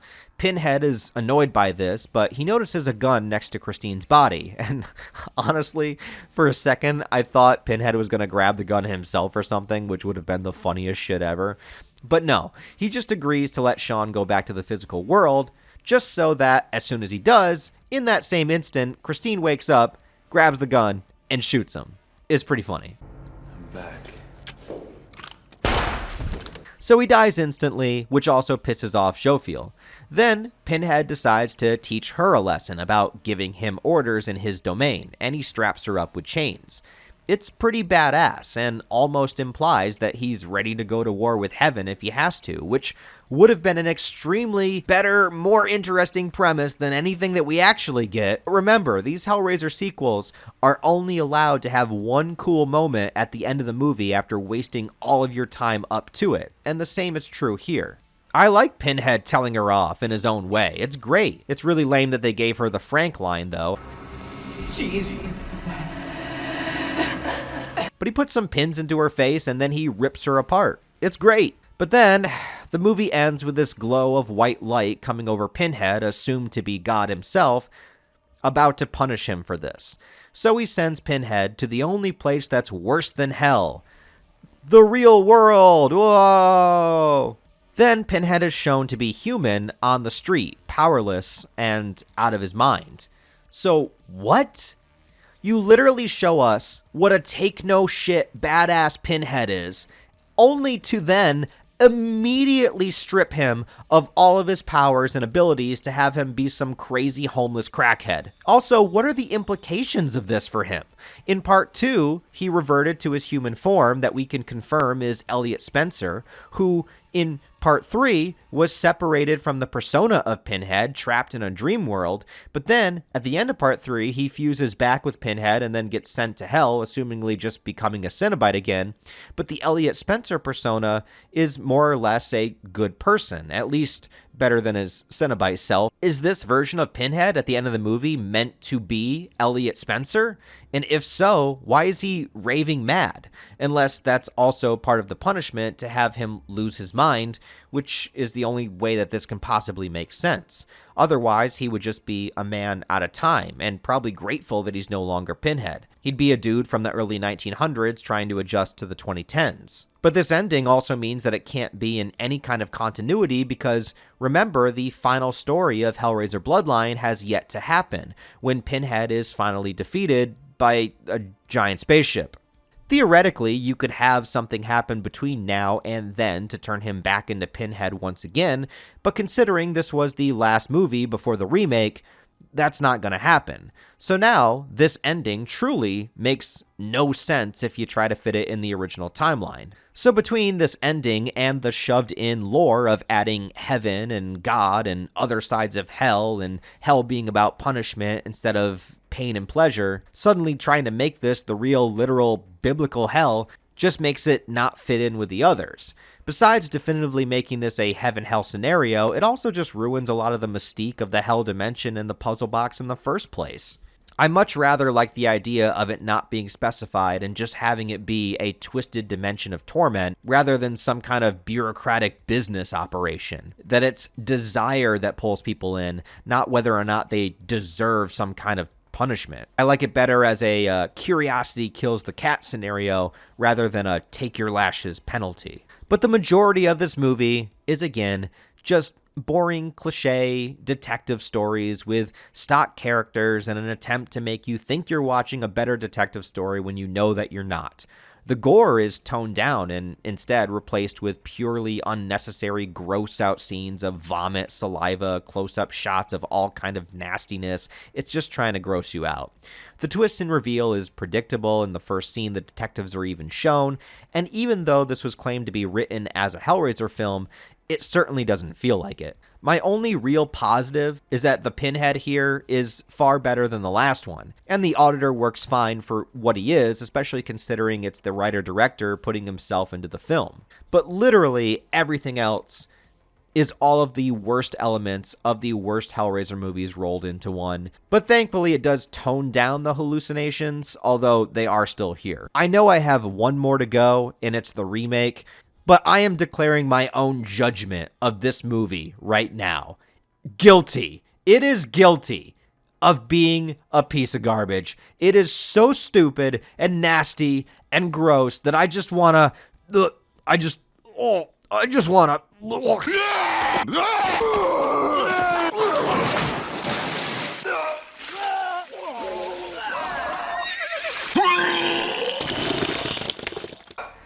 Oh, God. Oh, God, that movie was disgusting. Fucking disgusting.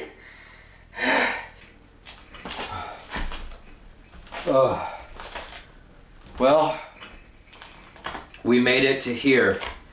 We have one more Hellraiser movie to talk about. This one is the remake from 2022. It started Hellraiser over. It was, intentionalized to be a remake, although it does tell its own story and doesn't recreate the Hellbound heart or anything from the novel, and could theoretically just be another sequel if they changed the Cenobites around and had them look like they usually do. Although it does introduce different lore with the puzzle box and everything, so yeah, it's a remake. But it is our last one, and this one is on Hulu exclusively. It was not released in theaters, at least not in a wide release. I think there was a few showings here or there. And this, of course, is also another Hellraiser movie that I had never seen before. I actually had all intentions of watching this when it came out. I just kind of missed it. So here is my first exposure and my first ever review of the Hellraiser remake. At long last, we have come to the, as of now, final Hellraiser movie, the 2022 remake.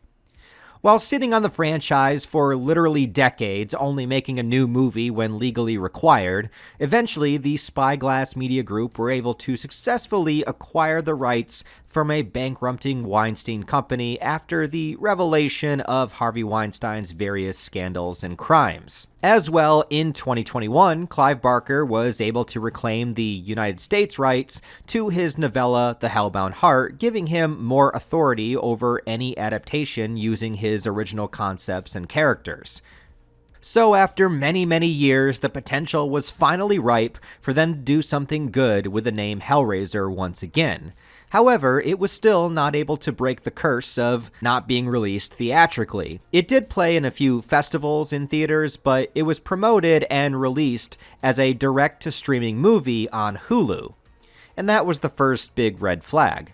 When it was finally time to bring Hellraiser back to the mainstream, and then it turned out to be a Hulu original movie. Now, this is not a testament to its quality. Notably, the movie Prey was also a Hulu original movie, and it turned out to be one of the best in the entire Predator series. Evil Dead Rise was also originally planned to be a streaming movie, and it was only changed to be theatrical much later on. So the movie could still be good, it's just unfortunate. It's the bummer that Hulu is the only place that you can watch it. As of right now, in the United States, there still has never been a physical media release of this movie, and since it's a Hulu original, that means that no other streaming service will ever be allowed to have it. You literally only have one option to watch this movie: have Hulu.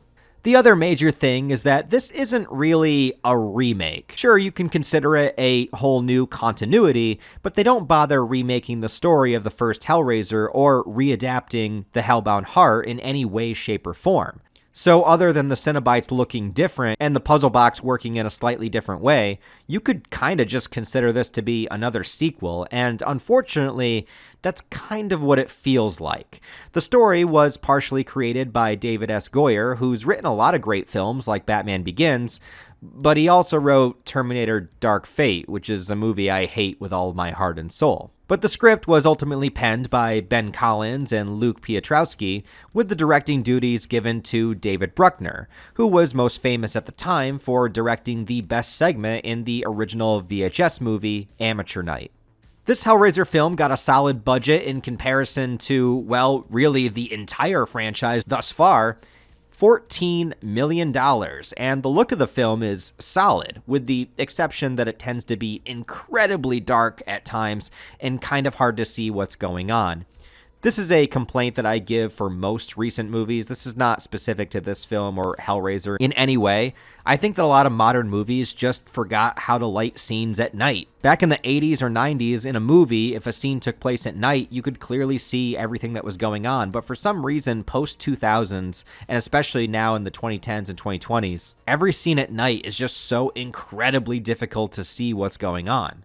Besides that, though, the special effects in this film are really well done, and they use a lot of practical prosthetics and gore, which is great to see. There is CGI in the movie, but it's done at appropriate times, and it doesn't go too overboard. One of my favorite effects are when the dimensions begin to overlap and they pull back walls of the set in the background to reveal long tunnels and corridors, similar to the hospital scene from the original. But where I think this movie falls flat for me is its storyline and its characters. This isn't a train wreck like many of the other sequels by any means, but it goes with a typical cast of damaged youth characters, addiction metaphors, and killing people off one by one like a slasher movie. Like I said, it's not a remake of the first movie at all. There's no story here that involves any kind of lust or desire or forbidden romance or pleasures, no drama of infidelity or manipulation. Most all of the encounters with the puzzle box are characters being tricked into using it or doing it accidentally. There's no allure or compulsion to seek out the highest pleasures, at least not from the main cast. So it ends up feeling a little bit more standard than I think its intentions were. I never really felt creeped out or nervous for anyone, and instead I was waiting for a lot of them to die. Which the kill scenes are great, and were I going into this movie expecting or wanting a slasher movie, that would be fine. But there's an aspect of Hellraiser that I feel has been missing really since the beginning. As odd as it is to say, it's the sexiness of it, the forbidden love, lust, romance story angle. It's been nowhere to be found, and this movie is very far from anything like that. Also with the new reboot, of course, comes a new Pinhead. And now at least it makes more sense to recast Pinhead and have somebody other than Doug Bradley play him rather than the last two movies. Here we have Jamie Clayton in the role with a very different take. Jamie is a trans woman in real life, which of course brought criticism to the casting, but as most Hellraiser fans pointed out, Pinhead, as described at least in the original novella, The Hellbound Heart, is never specified to be male or female and is, in fact, said to be androgynous, and Frank was uncertain of the character's gender. Of course, this is not a specific adaptation of The Hellbound Heart, but bringing an aspect to the character to the screen from the novel that hasn't been seen before, I think was an interesting choice. And for a different version of Pinhead, I think she does a good enough job. There's times where I wish she had a little bit more emotion in the performance, and she doesn't quite have that commanding presence that I always loved from Doug Bradley. But for this version, I think it still works fine. What is it you pray for? What is it you pray for? She has a calm, confident demeanor to her, and they put Pinhead in a lot of the films, so she gets more screen time. My main problem with the Cenobites as a whole is a bit more specific. I just don't really like the design for them. They seem too clean and shiny, and a lot of them don't really look like humans that were tortured, they just look like movie monsters. They're not, dirty enough, for lack of a better word.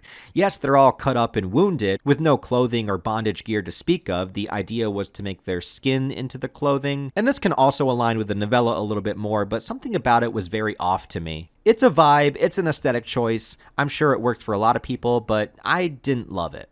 The movie begins with a rich businessman named Roland Voight, who has a collection of different puzzle boxes. He's kind of similar to Dr. Chenard from Part 2, wanting to see the hell dimension for himself, but not wanting to solve the box firsthand. He's getting other people to open it for him so he can ask for an audience in the world of hell. But the real main character is Riley, a recovering addict living with her brother Matt, his boyfriend Colin, and another friend named Nora. That's way too many people in one apartment. They're all attempting to keep her accountable and keep her clean. The setup kind of reminds me of the Evil Dead remake from 2013, where a character is trying to get clean. That's the character that will experience the horror stuff and is of course the most likely to seem crazy to everything happening around her, which gives the others incentive not to believe her. Her boyfriend Trevor is more of an enabler, and he convinces her to help him steal from the rich businessman, but all they end up finding is one of the boxes.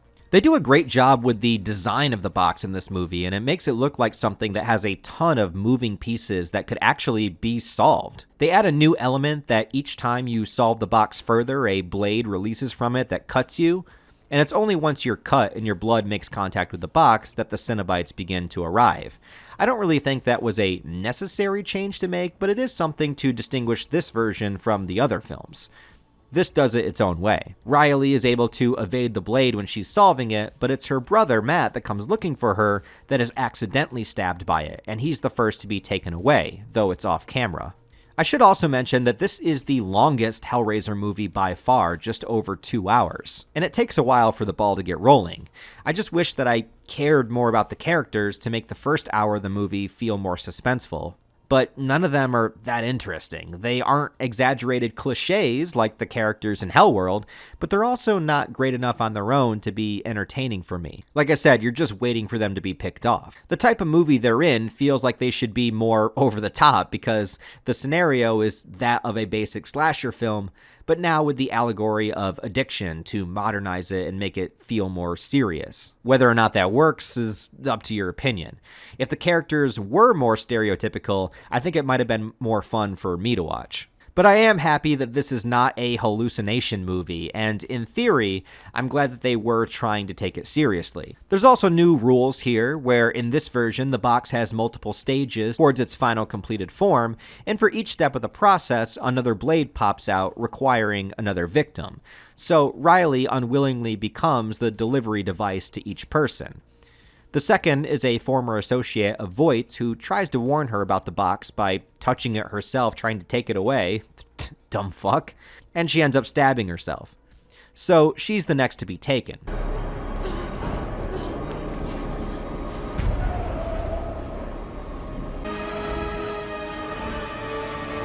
Sorry for what I have done. Finally, the friend group decide to help Riley, and they explore the Voight mansion together, and it's filled with trapdoors and strange markings, and the whole place was built to be a fortress. Nora is the next to be stabbed and taken, and this was my favorite part of the movie. They do a really cool effect with Nora in the back of the van as the back of it begins to be pulled away, and we see her drifting farther and farther from the physical world and into the hell dimension. This is our first real look at Pinhead in the movie. The chains here were used in a creative way, bending the victim backwards, and there's a really fantastic shot from the inside of her throat when Pinhead stabs one of her pins through her. For me, this was the highlight moment of the movie and felt the most horrific. After this point, things seem to happen that I don't think make a lot of sense. Now, Riley can see the Cenobites, and Pinhead informs her exactly what's going on, and her seeing them I get because she's been distributing the box, but then her other friends begin to see them as well, and they even get chased by them. So I guess the Cenobites are just hanging out in the physical world waiting for the last two sacrifices to be made. The one part that I think is really dumb is after this version of the Chatterer is chasing them, Riley stabs the Chatterer with the box, and that counts as a sacrifice, and the Chatterer is ripped apart by chains. Okay, so wait a minute. How does this make any sense? I mean, besides the fact that the sacrifice clearly doesn't have to be anybody that you know or care for, which kind of defeats the point of a sacrifice, this means you can literally just stab anyone or anything. Why does it work on a Cenobite? These are the beings that are coming to get you in response to the box. The box shouldn't work on them in the same way. If anything, they've already served their time, assumingly opening the box themselves once upon a time to become the Cenobites. I just think this idea is really stupid. The Cenobites also aren't able to enter the mansion due to Voight constructing the entrances in some sort of geometry in a similar occult manner as the box itself. So instead, they all just stand outside menacingly and wait for the doors to open. He's just standing there, menacingly! When they do eventually get inside, again, they chase the characters around like standard movie monsters, and not any kind of the awe-inspiring, powerful entities that I want to see Cenobites as. One of them even just feels like a fast-running zombie more than anything else. So while the Cenobites begin to lose steam, so does the human villain Voight. He reveals himself being here in the mansion all along, and all he got for his sacrifices was a lousy device stabbed through his chest that keeps him alive, but also in constant pain. And it looks ridiculous. It looks exactly like something that would be from Hellraiser 3. The twist here is that it was Voight who commissioned Trevor to steal from him in the first place so that the box could be used for another set of sacrifices, in order for him to meet with the Cenobites once again and undo this, I guess. It seems a little overly complicated to me. Back in the day, all you needed was just one puzzle box, some candles on the floor, and you had to be a little bit horny. Now you need 5 victims, you got ever-changing boxes, you got zombie Cenobites running around, ruining your nice mansion. Things used to be so simple, you know? Well, anyway, as a Cenobite called the Gasp, that kind of looks like a combination of the original female Cenobite and Angelique from Part 4, is about to kill Colin, Riley stabs her lying boyfriend Trevor instead, which makes for a pretty good kill scene, with his skin being ripped off. Then Riley and Colin are able to finally escape, being the final 2 survivors. Meanwhile, Voight is confronted with Pinhead, who removes the device and then decides to show him the next level. And for the first time since Hellraiser 2, we very briefly finally get to see the Labyrinth and the Leviathan once again. Holy shit. It only took them 34 fucking years and 10 fucking movies, but we finally got it in another film. We finally see it. It's only on screen for a few seconds, and it's so damn dark you can barely tell anything's there, but I gotta give them some credit for including it. I still cannot believe that no other Hellraiser sequel ever got back to this, and it took a reboot to do it. Voight is sucked up in a beam of light and begins to be turned into a Cenobite himself in some kind of holy, ritualistic process in the final shots of the movie. So was the Hellraiser 2022 remake a success? I didn't love it personally, and it's not particularly what I want from a Hellraiser film, but as a horror movie, it does have some great sequences, as well as a fantastic use of practical effects, and I do sense that it was made with love and care to the source material, while also trying to be its own movie and form its own identity. I didn't care much for the characters, the story, or the Cenobite designs, but when push comes to shove, when the horror is unleashed, it's hard not to be entertained by the number of sequences that are in it. After the onslaught of terrible sequels, we get a very competently made horror film that does ultimately deliver on the horror goods, even if it takes a while to get there. I think it's a worthy companion piece, but nowhere near the league of the original. Beyond my own opinion, reception to it was mixed with fans, but again, these are only people that had Hulu and were also aware of its release. Some people still don't even know that there was a remake. I wonder what the consensus would have been if it actually got a wide theatrical run. As of right now, there is no official confirmation of any kind of sequel. I'm recording this in October of 2025, but the producers and director David Bruckner have both expressed interest and mentioned that there's ideas and discussions in play. There's just nothing officially confirmed. If they did another film similar to Hellbound and explored the Labyrinth more, I would totally be open to another movie in this continuity. Personally speaking, I would love a full-on remake or proper adaptation of the Hellbound heart. I also would be open to new, various interpretations that have no connection with either. I would even like another movie about the Lamonchard bloodline. Is there a Philip Lamonchard in this universe? I would like to find out. What about the old world that was mentioned by Angelique? What if we explored the inner workings of hell and what a more primitive version of it once looked like? Or maybe this new continuity of Hellraiser could introduce its own Kirsty Cotton or its own Frank, do it in their own way in a modern context. The door is wide open.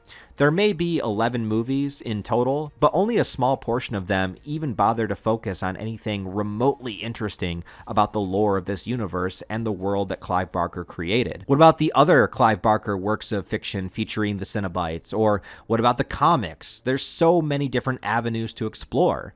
Whatever they do next, I just want it to stop being the same old shit and really dive into these concepts in a meaningful way.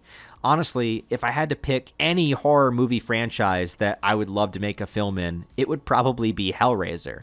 That would be a dream come true, because if there's any series that's been mishandled and shat on for far too long, it's this one. Despite all of my gripes, the jokes I make, the exaggerated review bombing, all here for your entertainment, I really do love Hellraiser as an idea. I went into each and every movie wanting it to be good and trying to find the good in each one. I don't want to give up on Hellraiser. I still think there's many sights to show us, and I want to see them.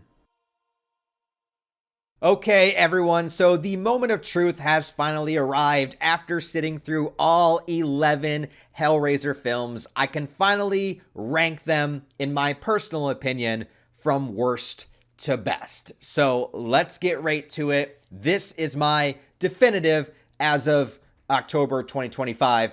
ranking of the Hellraiser films. So in dead last, what I think is the worst Hellraiser film of all time, for me personally, is going to be Hellraiser Judgment. Now, the interesting thing is I saw online some people do have some appreciation for this one. I think a lot of that might be because Revelations comes right before it. So like, because Pinhead is better in this movie, you know, they might have just given this an extra push, but I think this movie is goddamn terrible. It goes right back to the same lame detective story that we've done 1,000 times with hallucinations, although not as many hallucinations in this movie. But pretty much the movie follows the trend of Hellraiser 5, 6, 7, yada yada, where it's an entire bullshit story throughout the entire movie with just a couple of Pinhead scenes at the very end. And just because the Pinhead in this movie is a better actor than the Pinhead in Revelations, that doesn't make the entire movie better.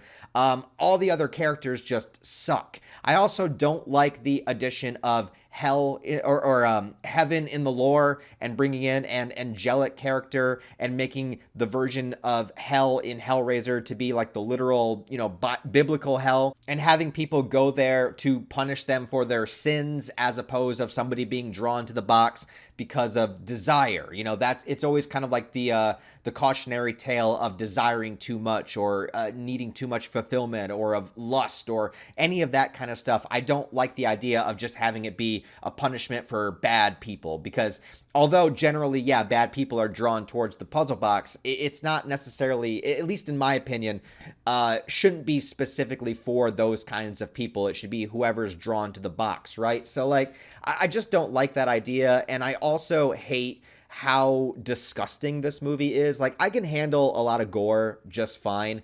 But when it comes to like just vomit and barf and just trying to like gross you out for the sake of being gross, like there's nothing scary about this movie. They're just trying to be gross. They're just trying to be as nasty as possible, but not in like a terrifying, horrific, torturous way. It's just like puke and saliva and just, you know what I mean? Like they're just trying to gross you out, and that doesn't work for me. I don't like that kind of stuff. So yeah, for me, Hellraiser Judgment is bottom of the barrel, not a movie I will ever revisit. Next at my number 10, this might surprise some people that I didn't put Revelations here, but I'm going to explain my reasonings. I'm going to put Hellraiser HELLWORLD. And my reason that this is so low, I think, is number one, I was so burned out by all of these Vision Quest hallucination movies that by the time it got to HELLWORLD, I was really hoping we were going to do something different, even though I don't really like the idea of like Hellraiser being an online video game, World of Warcraft bullshit thing.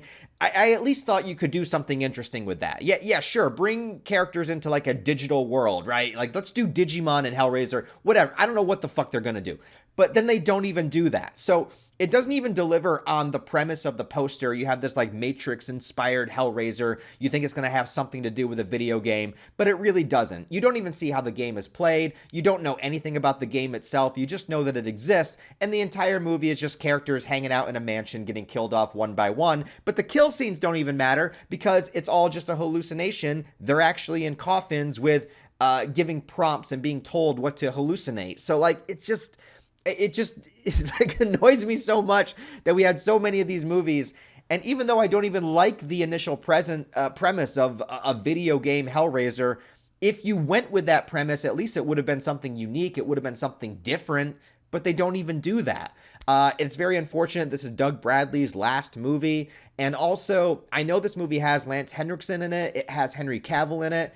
And you'd think that would boost it up for me, but that just makes it more disappointing, because they are wasted talents in such a dog shit movie. And you have what could be a great moment with Lance Henriksen and Doug Bradley having a back and forth, but the scene lasts about 2 minutes and then it's over. So it's just, I think for me, this movie was the burnout of hallucinations as well as just the disappointment of what we could have had. Then at my number 9, yes, I have Hellraiser Revelations. Yes, this movie is bad. It's bad. It's terrible. The acting is horrific. Pinhead looks terrible. Everything about it sucks. But the thing that boosts this movie over the previous two for me is that this movie was actually written as a Hellraiser movie. The storyline, the plot, the premise revolves around the lore of Hellraiser. It doesn't feel like a movie where they just shoved Pinhead in the last 5 minutes just to call it a Hellraiser movie. This is about two kids that go and find the puzzle box and open it on their trip in Mexico, and one kid comes back from the dead, sort of like Frank from the first movie, so we get to see a skinless version of him only for a little bit, but the idea is there, the premise is there, and he kills his friend and takes his friend's skin and comes back to the family. I think that's kind of a cool idea. The execution is terrible, but the idea is kind of cool. And it deals with stuff that we've seen from previous Hellraiser movies. So the fact that this movie is so focused around the lore of Hellraiser and actually has something to do with what the first 2 or 3 movies would have done gives us a little bit of a leg up. The thing that sucks about it is everything else. It's the execution is terrible. Still a movie I would not want to watch again. In my number 8 spot, I'm putting Hellraiser Hellseeker. This movie is goddamn terrible, but the thing that pisses me off about it so much is that it does give you one good scene with Kirsty returning, but that's, I think, why I rank it so low, is because, again, it just fucks with you, making you think that you're gonna watch a good movie because it's like, oh, we're bringing Kirsty back, you know, Ashley Lawrence is back as the character, you get excited, and then 90 minutes of this movie is about her ex-boyfriend, husband, soon to be, whatever, going through his entire hellscape of dreams and getting tortured and then waking up and like, oh, I guess it didn't happen, and then having another vision, and oh, I guess that didn't happen, all to just have the reveal at the end be like, guess what, you were in hell the entire time, which is the exact same thing that Inferno did, except this one does it worse with a more boring character, but it teases you into thinking that it's going to be good because we have Kirsty there, who is actually only seen a couple of seconds in flashbacks, and then there's one scene at the end of the movie where she interacts with Pinhead, and it's the best scene in the movie, but you gotta wait fucking 85, 90 minutes to get there, and the scene only lasts for like 3 minutes. And that's the trend of a lot of these Hellraiser sequels, is that there's always like one awesome moment at the very end, but it's not worth the journey to get there. It's like you have to watch an entire movie about something you don't care about just so you get one cool scene with Pinhead at the end. Okay, so in my number 7 spot, I'm going to put the movie Hellraiser Deader, which, by the way, when I started this rewatch, I actually thought Deader was the movie with Kirsty, so I thought Deader was Hellseeker for whatever reason. So I'd actually never seen Deader. I thought I did, but I had the wrong movie. Probably help if they just put numbers in the title. But Hellraiser Deader deals with the cult that is bringing people back from the dead, and it's another, like, you know, Vision Quest bullshit movie, but there's a couple of things I like about this one. I still don't really like the movie as a whole, but there's a couple of things I do like. I like that it incorporates lore from Hellraiser Bloodline, and that the leader of the cult is a member of the merchant family, although I don't really know where he falls in because the timeline's a little messed up there, but whatever, it was an attempt. And the scene where he's killed at the end by Pinhead is awesome. It's like the movie just totally shifts and becomes fucking amazing for like 2 minutes. But again, that's 2 awesome minutes after you have to sit through 85 minutes of bullshit. And it's like, at least the character, I think the girl, I forget the character's name, but she's way better than the one in Hellseeker. So again, Inferno, Hellseeker, Deader, they're all pretty much the same movie. But I like this character a little bit more than the last one. And I like tying the cult into the merchant family. But everything else in the movie falls flat completely. Then in my number 6 spot, I'm going to put Hellraiser Inferno. So here's the thing. I don't really like this movie, but because it was the first one to do it, where the character's in hell the entire time, I give it a little bit more of a pass. Like, obviously, this movie became the trend of most of the Hellraiser sequels, which is very unfortunate. But doing it once, like, if this was the only movie that did that, where it's a character detective trying to solve a case and he's seeing visions and seeing Cenobites and weird things happen to him, and at the end of the movie you find out he was in hell the entire time. Like, if this was the only movie that did that, I think that would be fine. It's just that this started a trend that all of the other movies followed, and it became so played out and boring. But I don't mind them doing it one time. And I think this one does it the most creatively.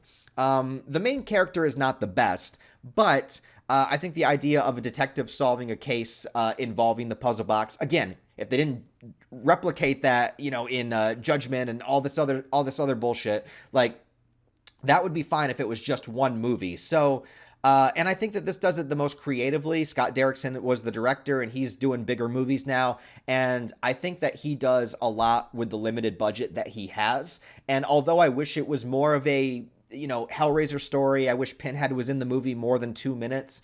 I gotta say that for what it was trying to do at the time, before this became the cliche, I at least give it some credit for being a unique entity in the franchise. I don't really like it that much, but I do give it a little bit of a pass. Then in my number 5 spot, I'm going to put the Hellraiser remake from 2022. It's not really a remake. It pretty much just does its own thing. If they didn't change the lore of the puzzle box, and if the Cenobites looked similar, you could just consider this to be another sequel, really. But this one is all right. I don't really like the characters or the kind of modern cliche of let's make this an allegory for drug use and, you know, getting clean and all of that kind of stuff. I'm not personally a big fan of the look of the Cenobites in this movie. I think they're a little bit too shiny and polished, and I don't know. I prefer the bondage gear and the leather, I guess. I think Pinhead is fine in this movie. You know, she's not the best, not the worst, somewhere in the middle. I think she does a fine job for the movie that it is. Obviously, I prefer Doug Bradley as Pinhead, but I think it works for this movie.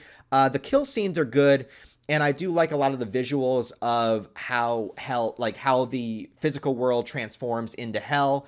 I also like that this is focused on a Hellraiser story. It's about the puzzle box. It's about the Cenobites. So, you know, it's not like the other sequels in the series, but I do wish this was a bit better. I do wish you could see more scenes that were happening at night. And as a remake, as a reboot of the franchise, I would have preferred it to remake the Hellbound Heart, or to do a version of that, to have Kirsty and Frank and all those characters if you're doing a remake.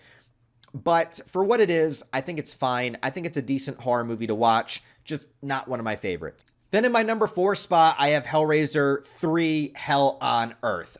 This one it's a mixed bag, because, like, I don't think the movie is good. I legitimately don't. I don't think it's a good movie at all. I don't like the other Cenobites that they make. It's just so corny and cheesy and goofy, and it's just a little too much, right? This was like their attempt to try to make Pinhead into the next Freddy Krueger, right? This very much feels like a Nightmare on Elm Street movie more than it feels like a Hellraiser movie. But having said that, Doug Bradley is so great as Pinhead, and this is the movie where you get the most of him. I don't particularly like what they're doing in the movie. I don't really like the storyline, but if you want to see Doug Bradley just go wild as Pinhead, give him a ton of screen time, a ton of dialogue, a ton of kill scenes, then this is your movie. And for the novelty of that, because you really don't get that in any of the other movies, like, at all. So if you just want a straight up Pinhead movie, this is the one to go with.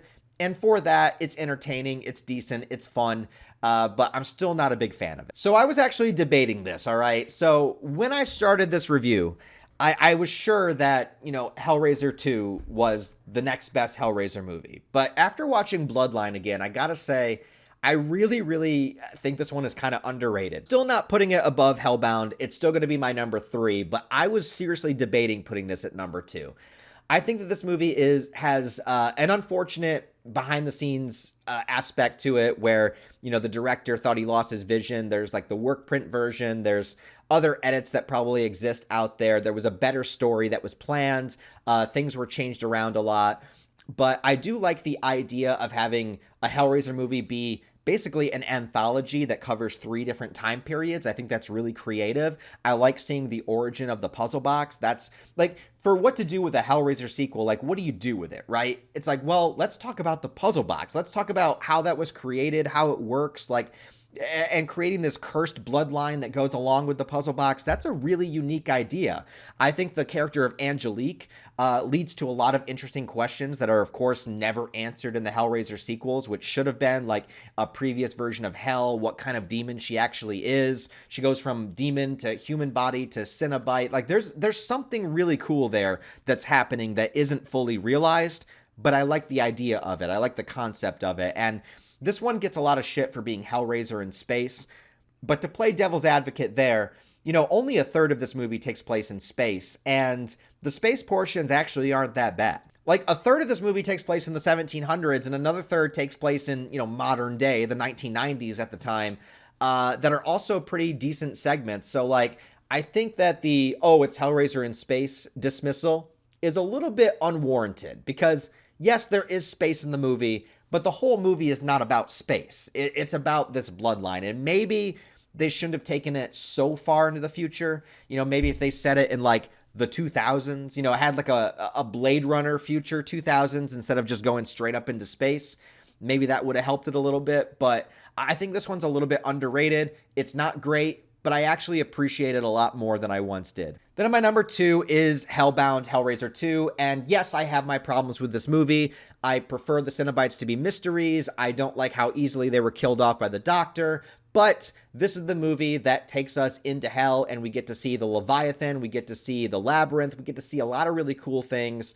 I don't think the story 100% works, but it's great seeing Kirsty back, and there are some really good elements of this movie, and I like that it continues characters from the first movie, because I love the first movie and its characters so much. I like seeing more of the world building and expanding the aspects of Hellraiser, and the thing that also disappoints me so much is, like, Hellraiser 2 sets up so many great ideas that, again, none of the future movies ever expanded upon. Like, you have all of these elements, just like BLOODLINE sets up a lot of great ideas. Hellraiser 2 sets up a lot of great ideas, a lot of potential that just is never done again. You don't even see the Leviathan again until the remake, which is crazy to me. It's just like, how do you have this thing that exists in your universe and we never go back to it, we never talk about it again? It's nuts. I know Hellraiser 2 has a lot of big fans to it. A lot of people like it the best. A lot of people like it more than the first movie, which I definitely don't. But if I'm going to watch any Hellraiser sequel, you know, it's probably going to be 2, and then BLOODLINE. And then, yeah, my number 1, no surprise, it's the original Hellraiser. I don't think I need to go into it. I think it's one of the greatest horror movies ever made. For me personally, it's my second favorite horror movie, just under Evil Dead. And I do think it's underrated. Like, obviously, the image of Pinhead is very well known, but I think when it comes to the pantheon of classic horror characters, everyone talks about Jason and Michael and Freddy and everything, and Pinhead's not a slasher villain, but I think the movie, like talking about the films themselves, I think Hellraiser is a near perfect horror movie. I really do. Like, yeah, it has dated effects and some of the acting isn't the best, but I love the story. I love the feeling of this movie. I love the score. The score is so good. Not enough people talk about the score. I think the Pinhead and the Cenobites are used to perfection. Maybe they could have been in a little bit more of the movie, but I think for the most part, they're used perfectly well. And I think Frank is still, after watching all these movies, I still think Frank is the best villain of the franchise, like best human villain, you know? You could argue Dr. Chenard, you know, there's a couple of other characters, but like Frank to me is still the pinnacle of Hellraiser villains, and I love that asshole so much. So yeah, original Hellraiser, my favorite, no surprise there. That is my ranking. So go ahead and let me know your ranking of the Hellraiser films down below. I'm sure everyone's list is going to look a little bit different, but as of right now, that is mine, and thank God I'm done watching these movies. All right, now time for my top 10 kills of the Hellraiser franchise. In my number 10, I'm going to put Detective Joseph from Hellraiser Inferno. This is a pretty basic one, but this was the first movie to do the whole you're in hell the entire time concept, and seeing him broken down to a sniveling, crying little baby at the end, face to face with Pinhead, just knowing that his fate is going to be stuck here in hell forever. This may be overdone in the following sequels, but the first time it was done, I think it works pretty well. At my number 9, I'm going to go Sandy from Hellraiser 3. She gets a little bit too close to the Hellraiser pillar here. Pinhead isn't quite as dead as he looks, and he manages to wrap her up with chains, rip off her skin, and then feed her skinless body to the pillar itself to help resurrect himself.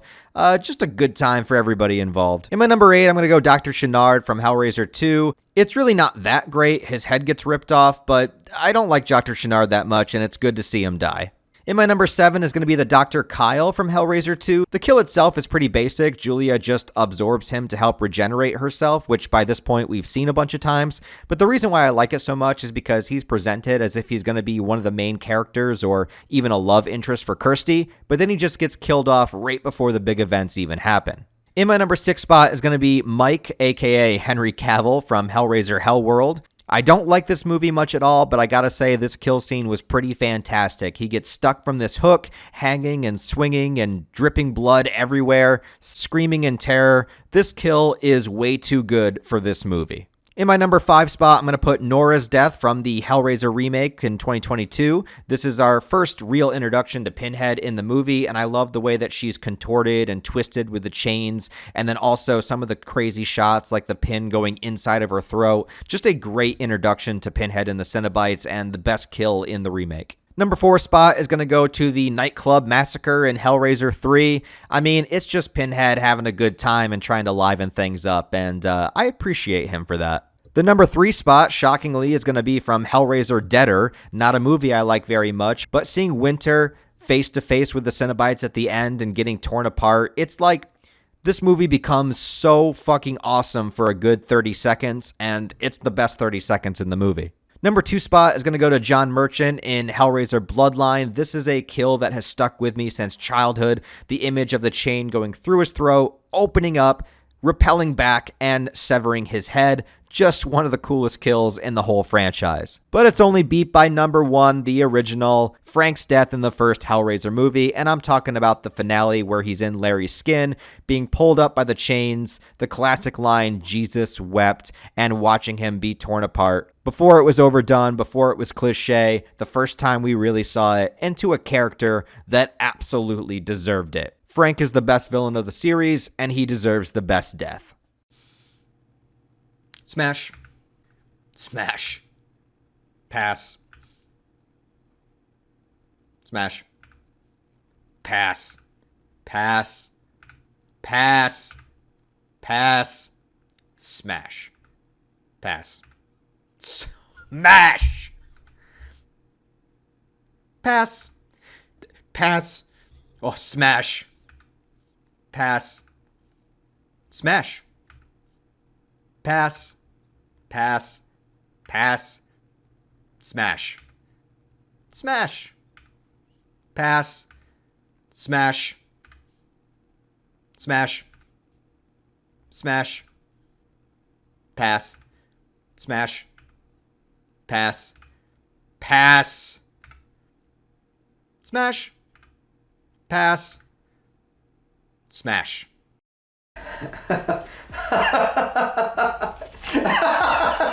That's it! That's it! We finished it! We finished all of the Hellraiser movies! You know, I was really terrified going into this video. I did not know what to expect. I hadn't seen most of the Hellraiser sequels past the 6th one. And now that we finally finished them all, we've gotten through the remake even, I'm looking back on this series and, you know, I really do love Hellraiser. I think it's a brilliant concept. I think the world that Clive Barker has constructed really lends itself to a lot of imagination, and perhaps it's the accessibility of Hellraiser that allowed the other films that were written as other horror movies to be so easily adapted into the Hellraiser universe.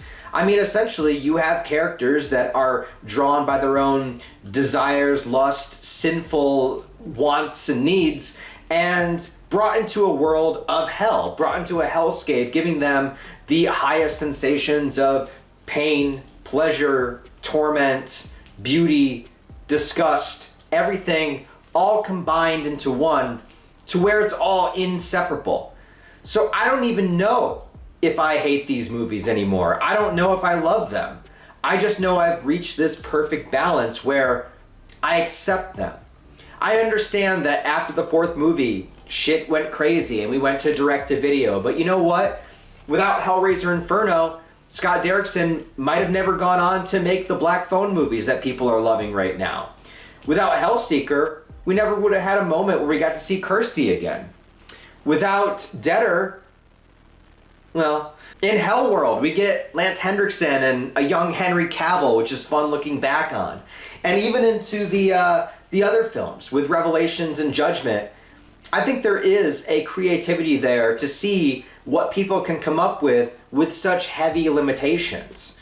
Revelations didn't turn out good, but I respect the ambition of trying to make it seem like a legitimate Hellraiser movie after so many movies of just simple dreamscapes and hallucinations. And with Judgment, I mean, I don't prefer the idea of the Hellraiser hell being literally torture for sins rather than bringing in people that are desiring something more. But it's an interesting concept, and seeing another side of it, seeing another Elseworld style Hellraiser movie, it is an idea that you can do that kind of stuff with.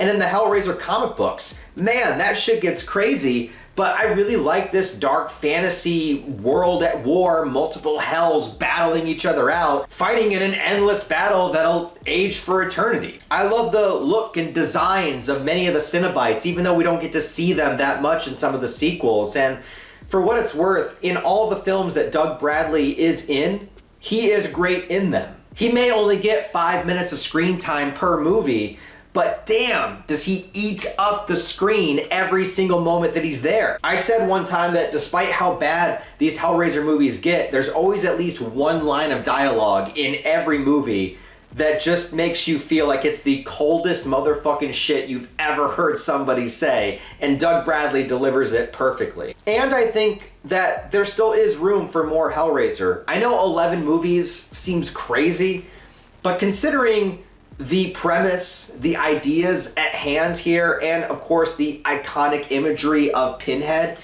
I think that there is still plenty more you could do with the Hellraiser franchise. Whether you continue the 2022 movie, or if you reboot it in a different way, or please make the Scarlet Gospel into a movie. It's sitting right there.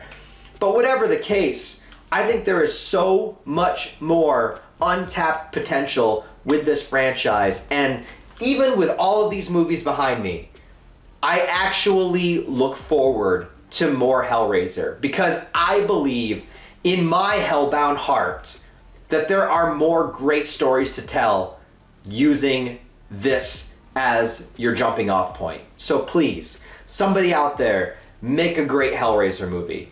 Or give me a budget. I'll try to make a great Hellraiser movie. And with that, I guess there's nothing more to say.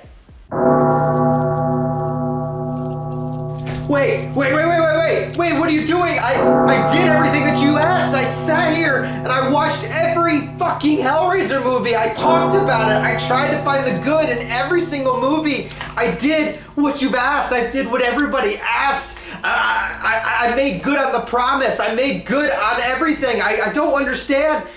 What more is there? You seem to be under the impression this video was real. It is real. What do you mean it's not real? How could it not be real? I just did it. There's physical evidence of it. Oh, you poor, sad soul, trapped within the dark recesses of your mind without even realizing.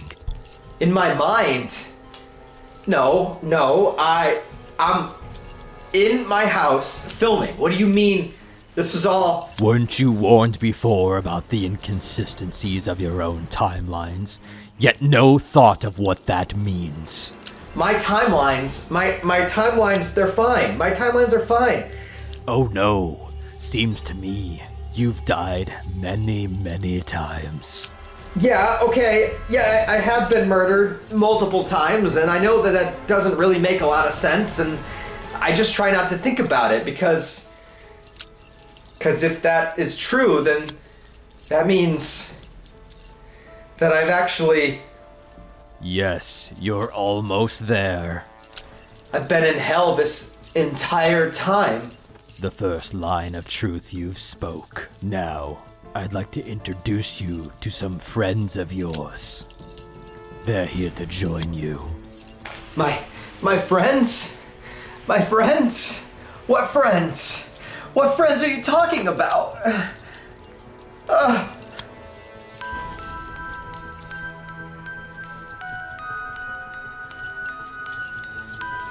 No!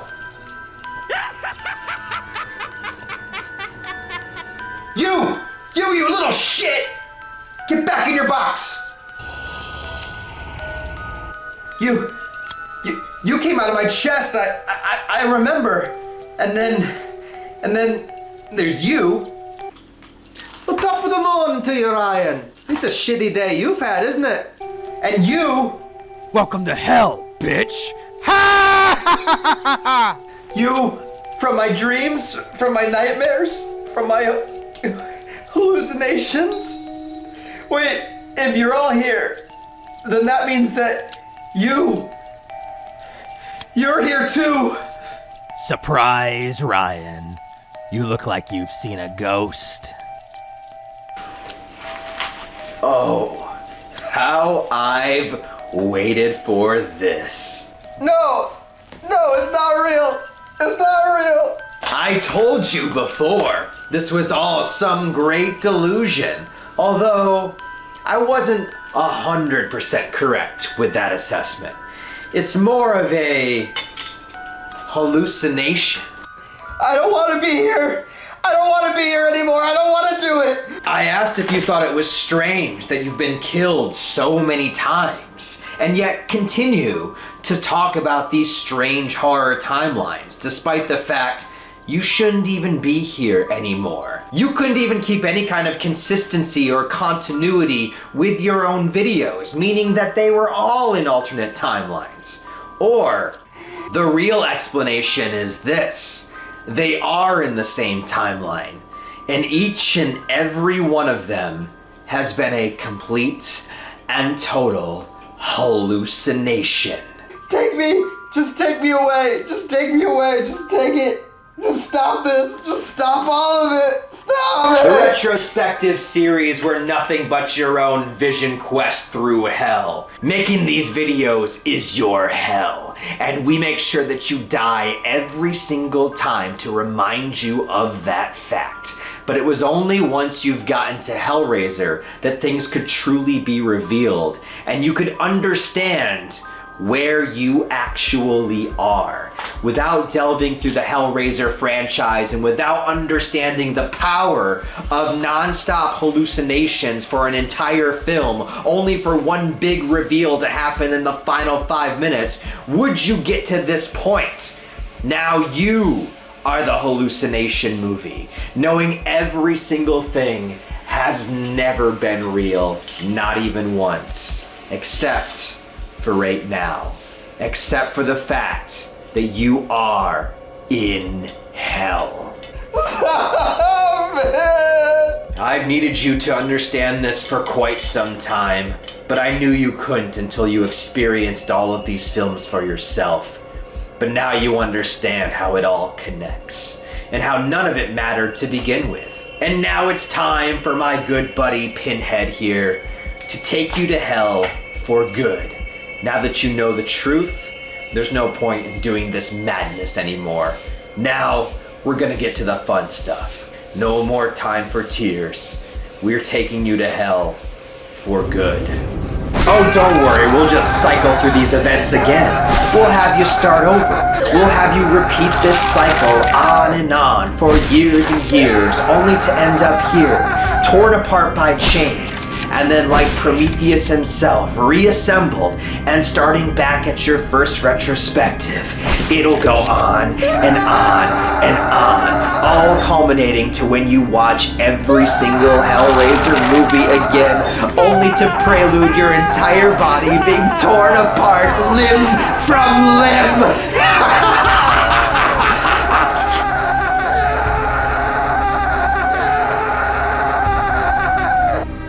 Jesus wept.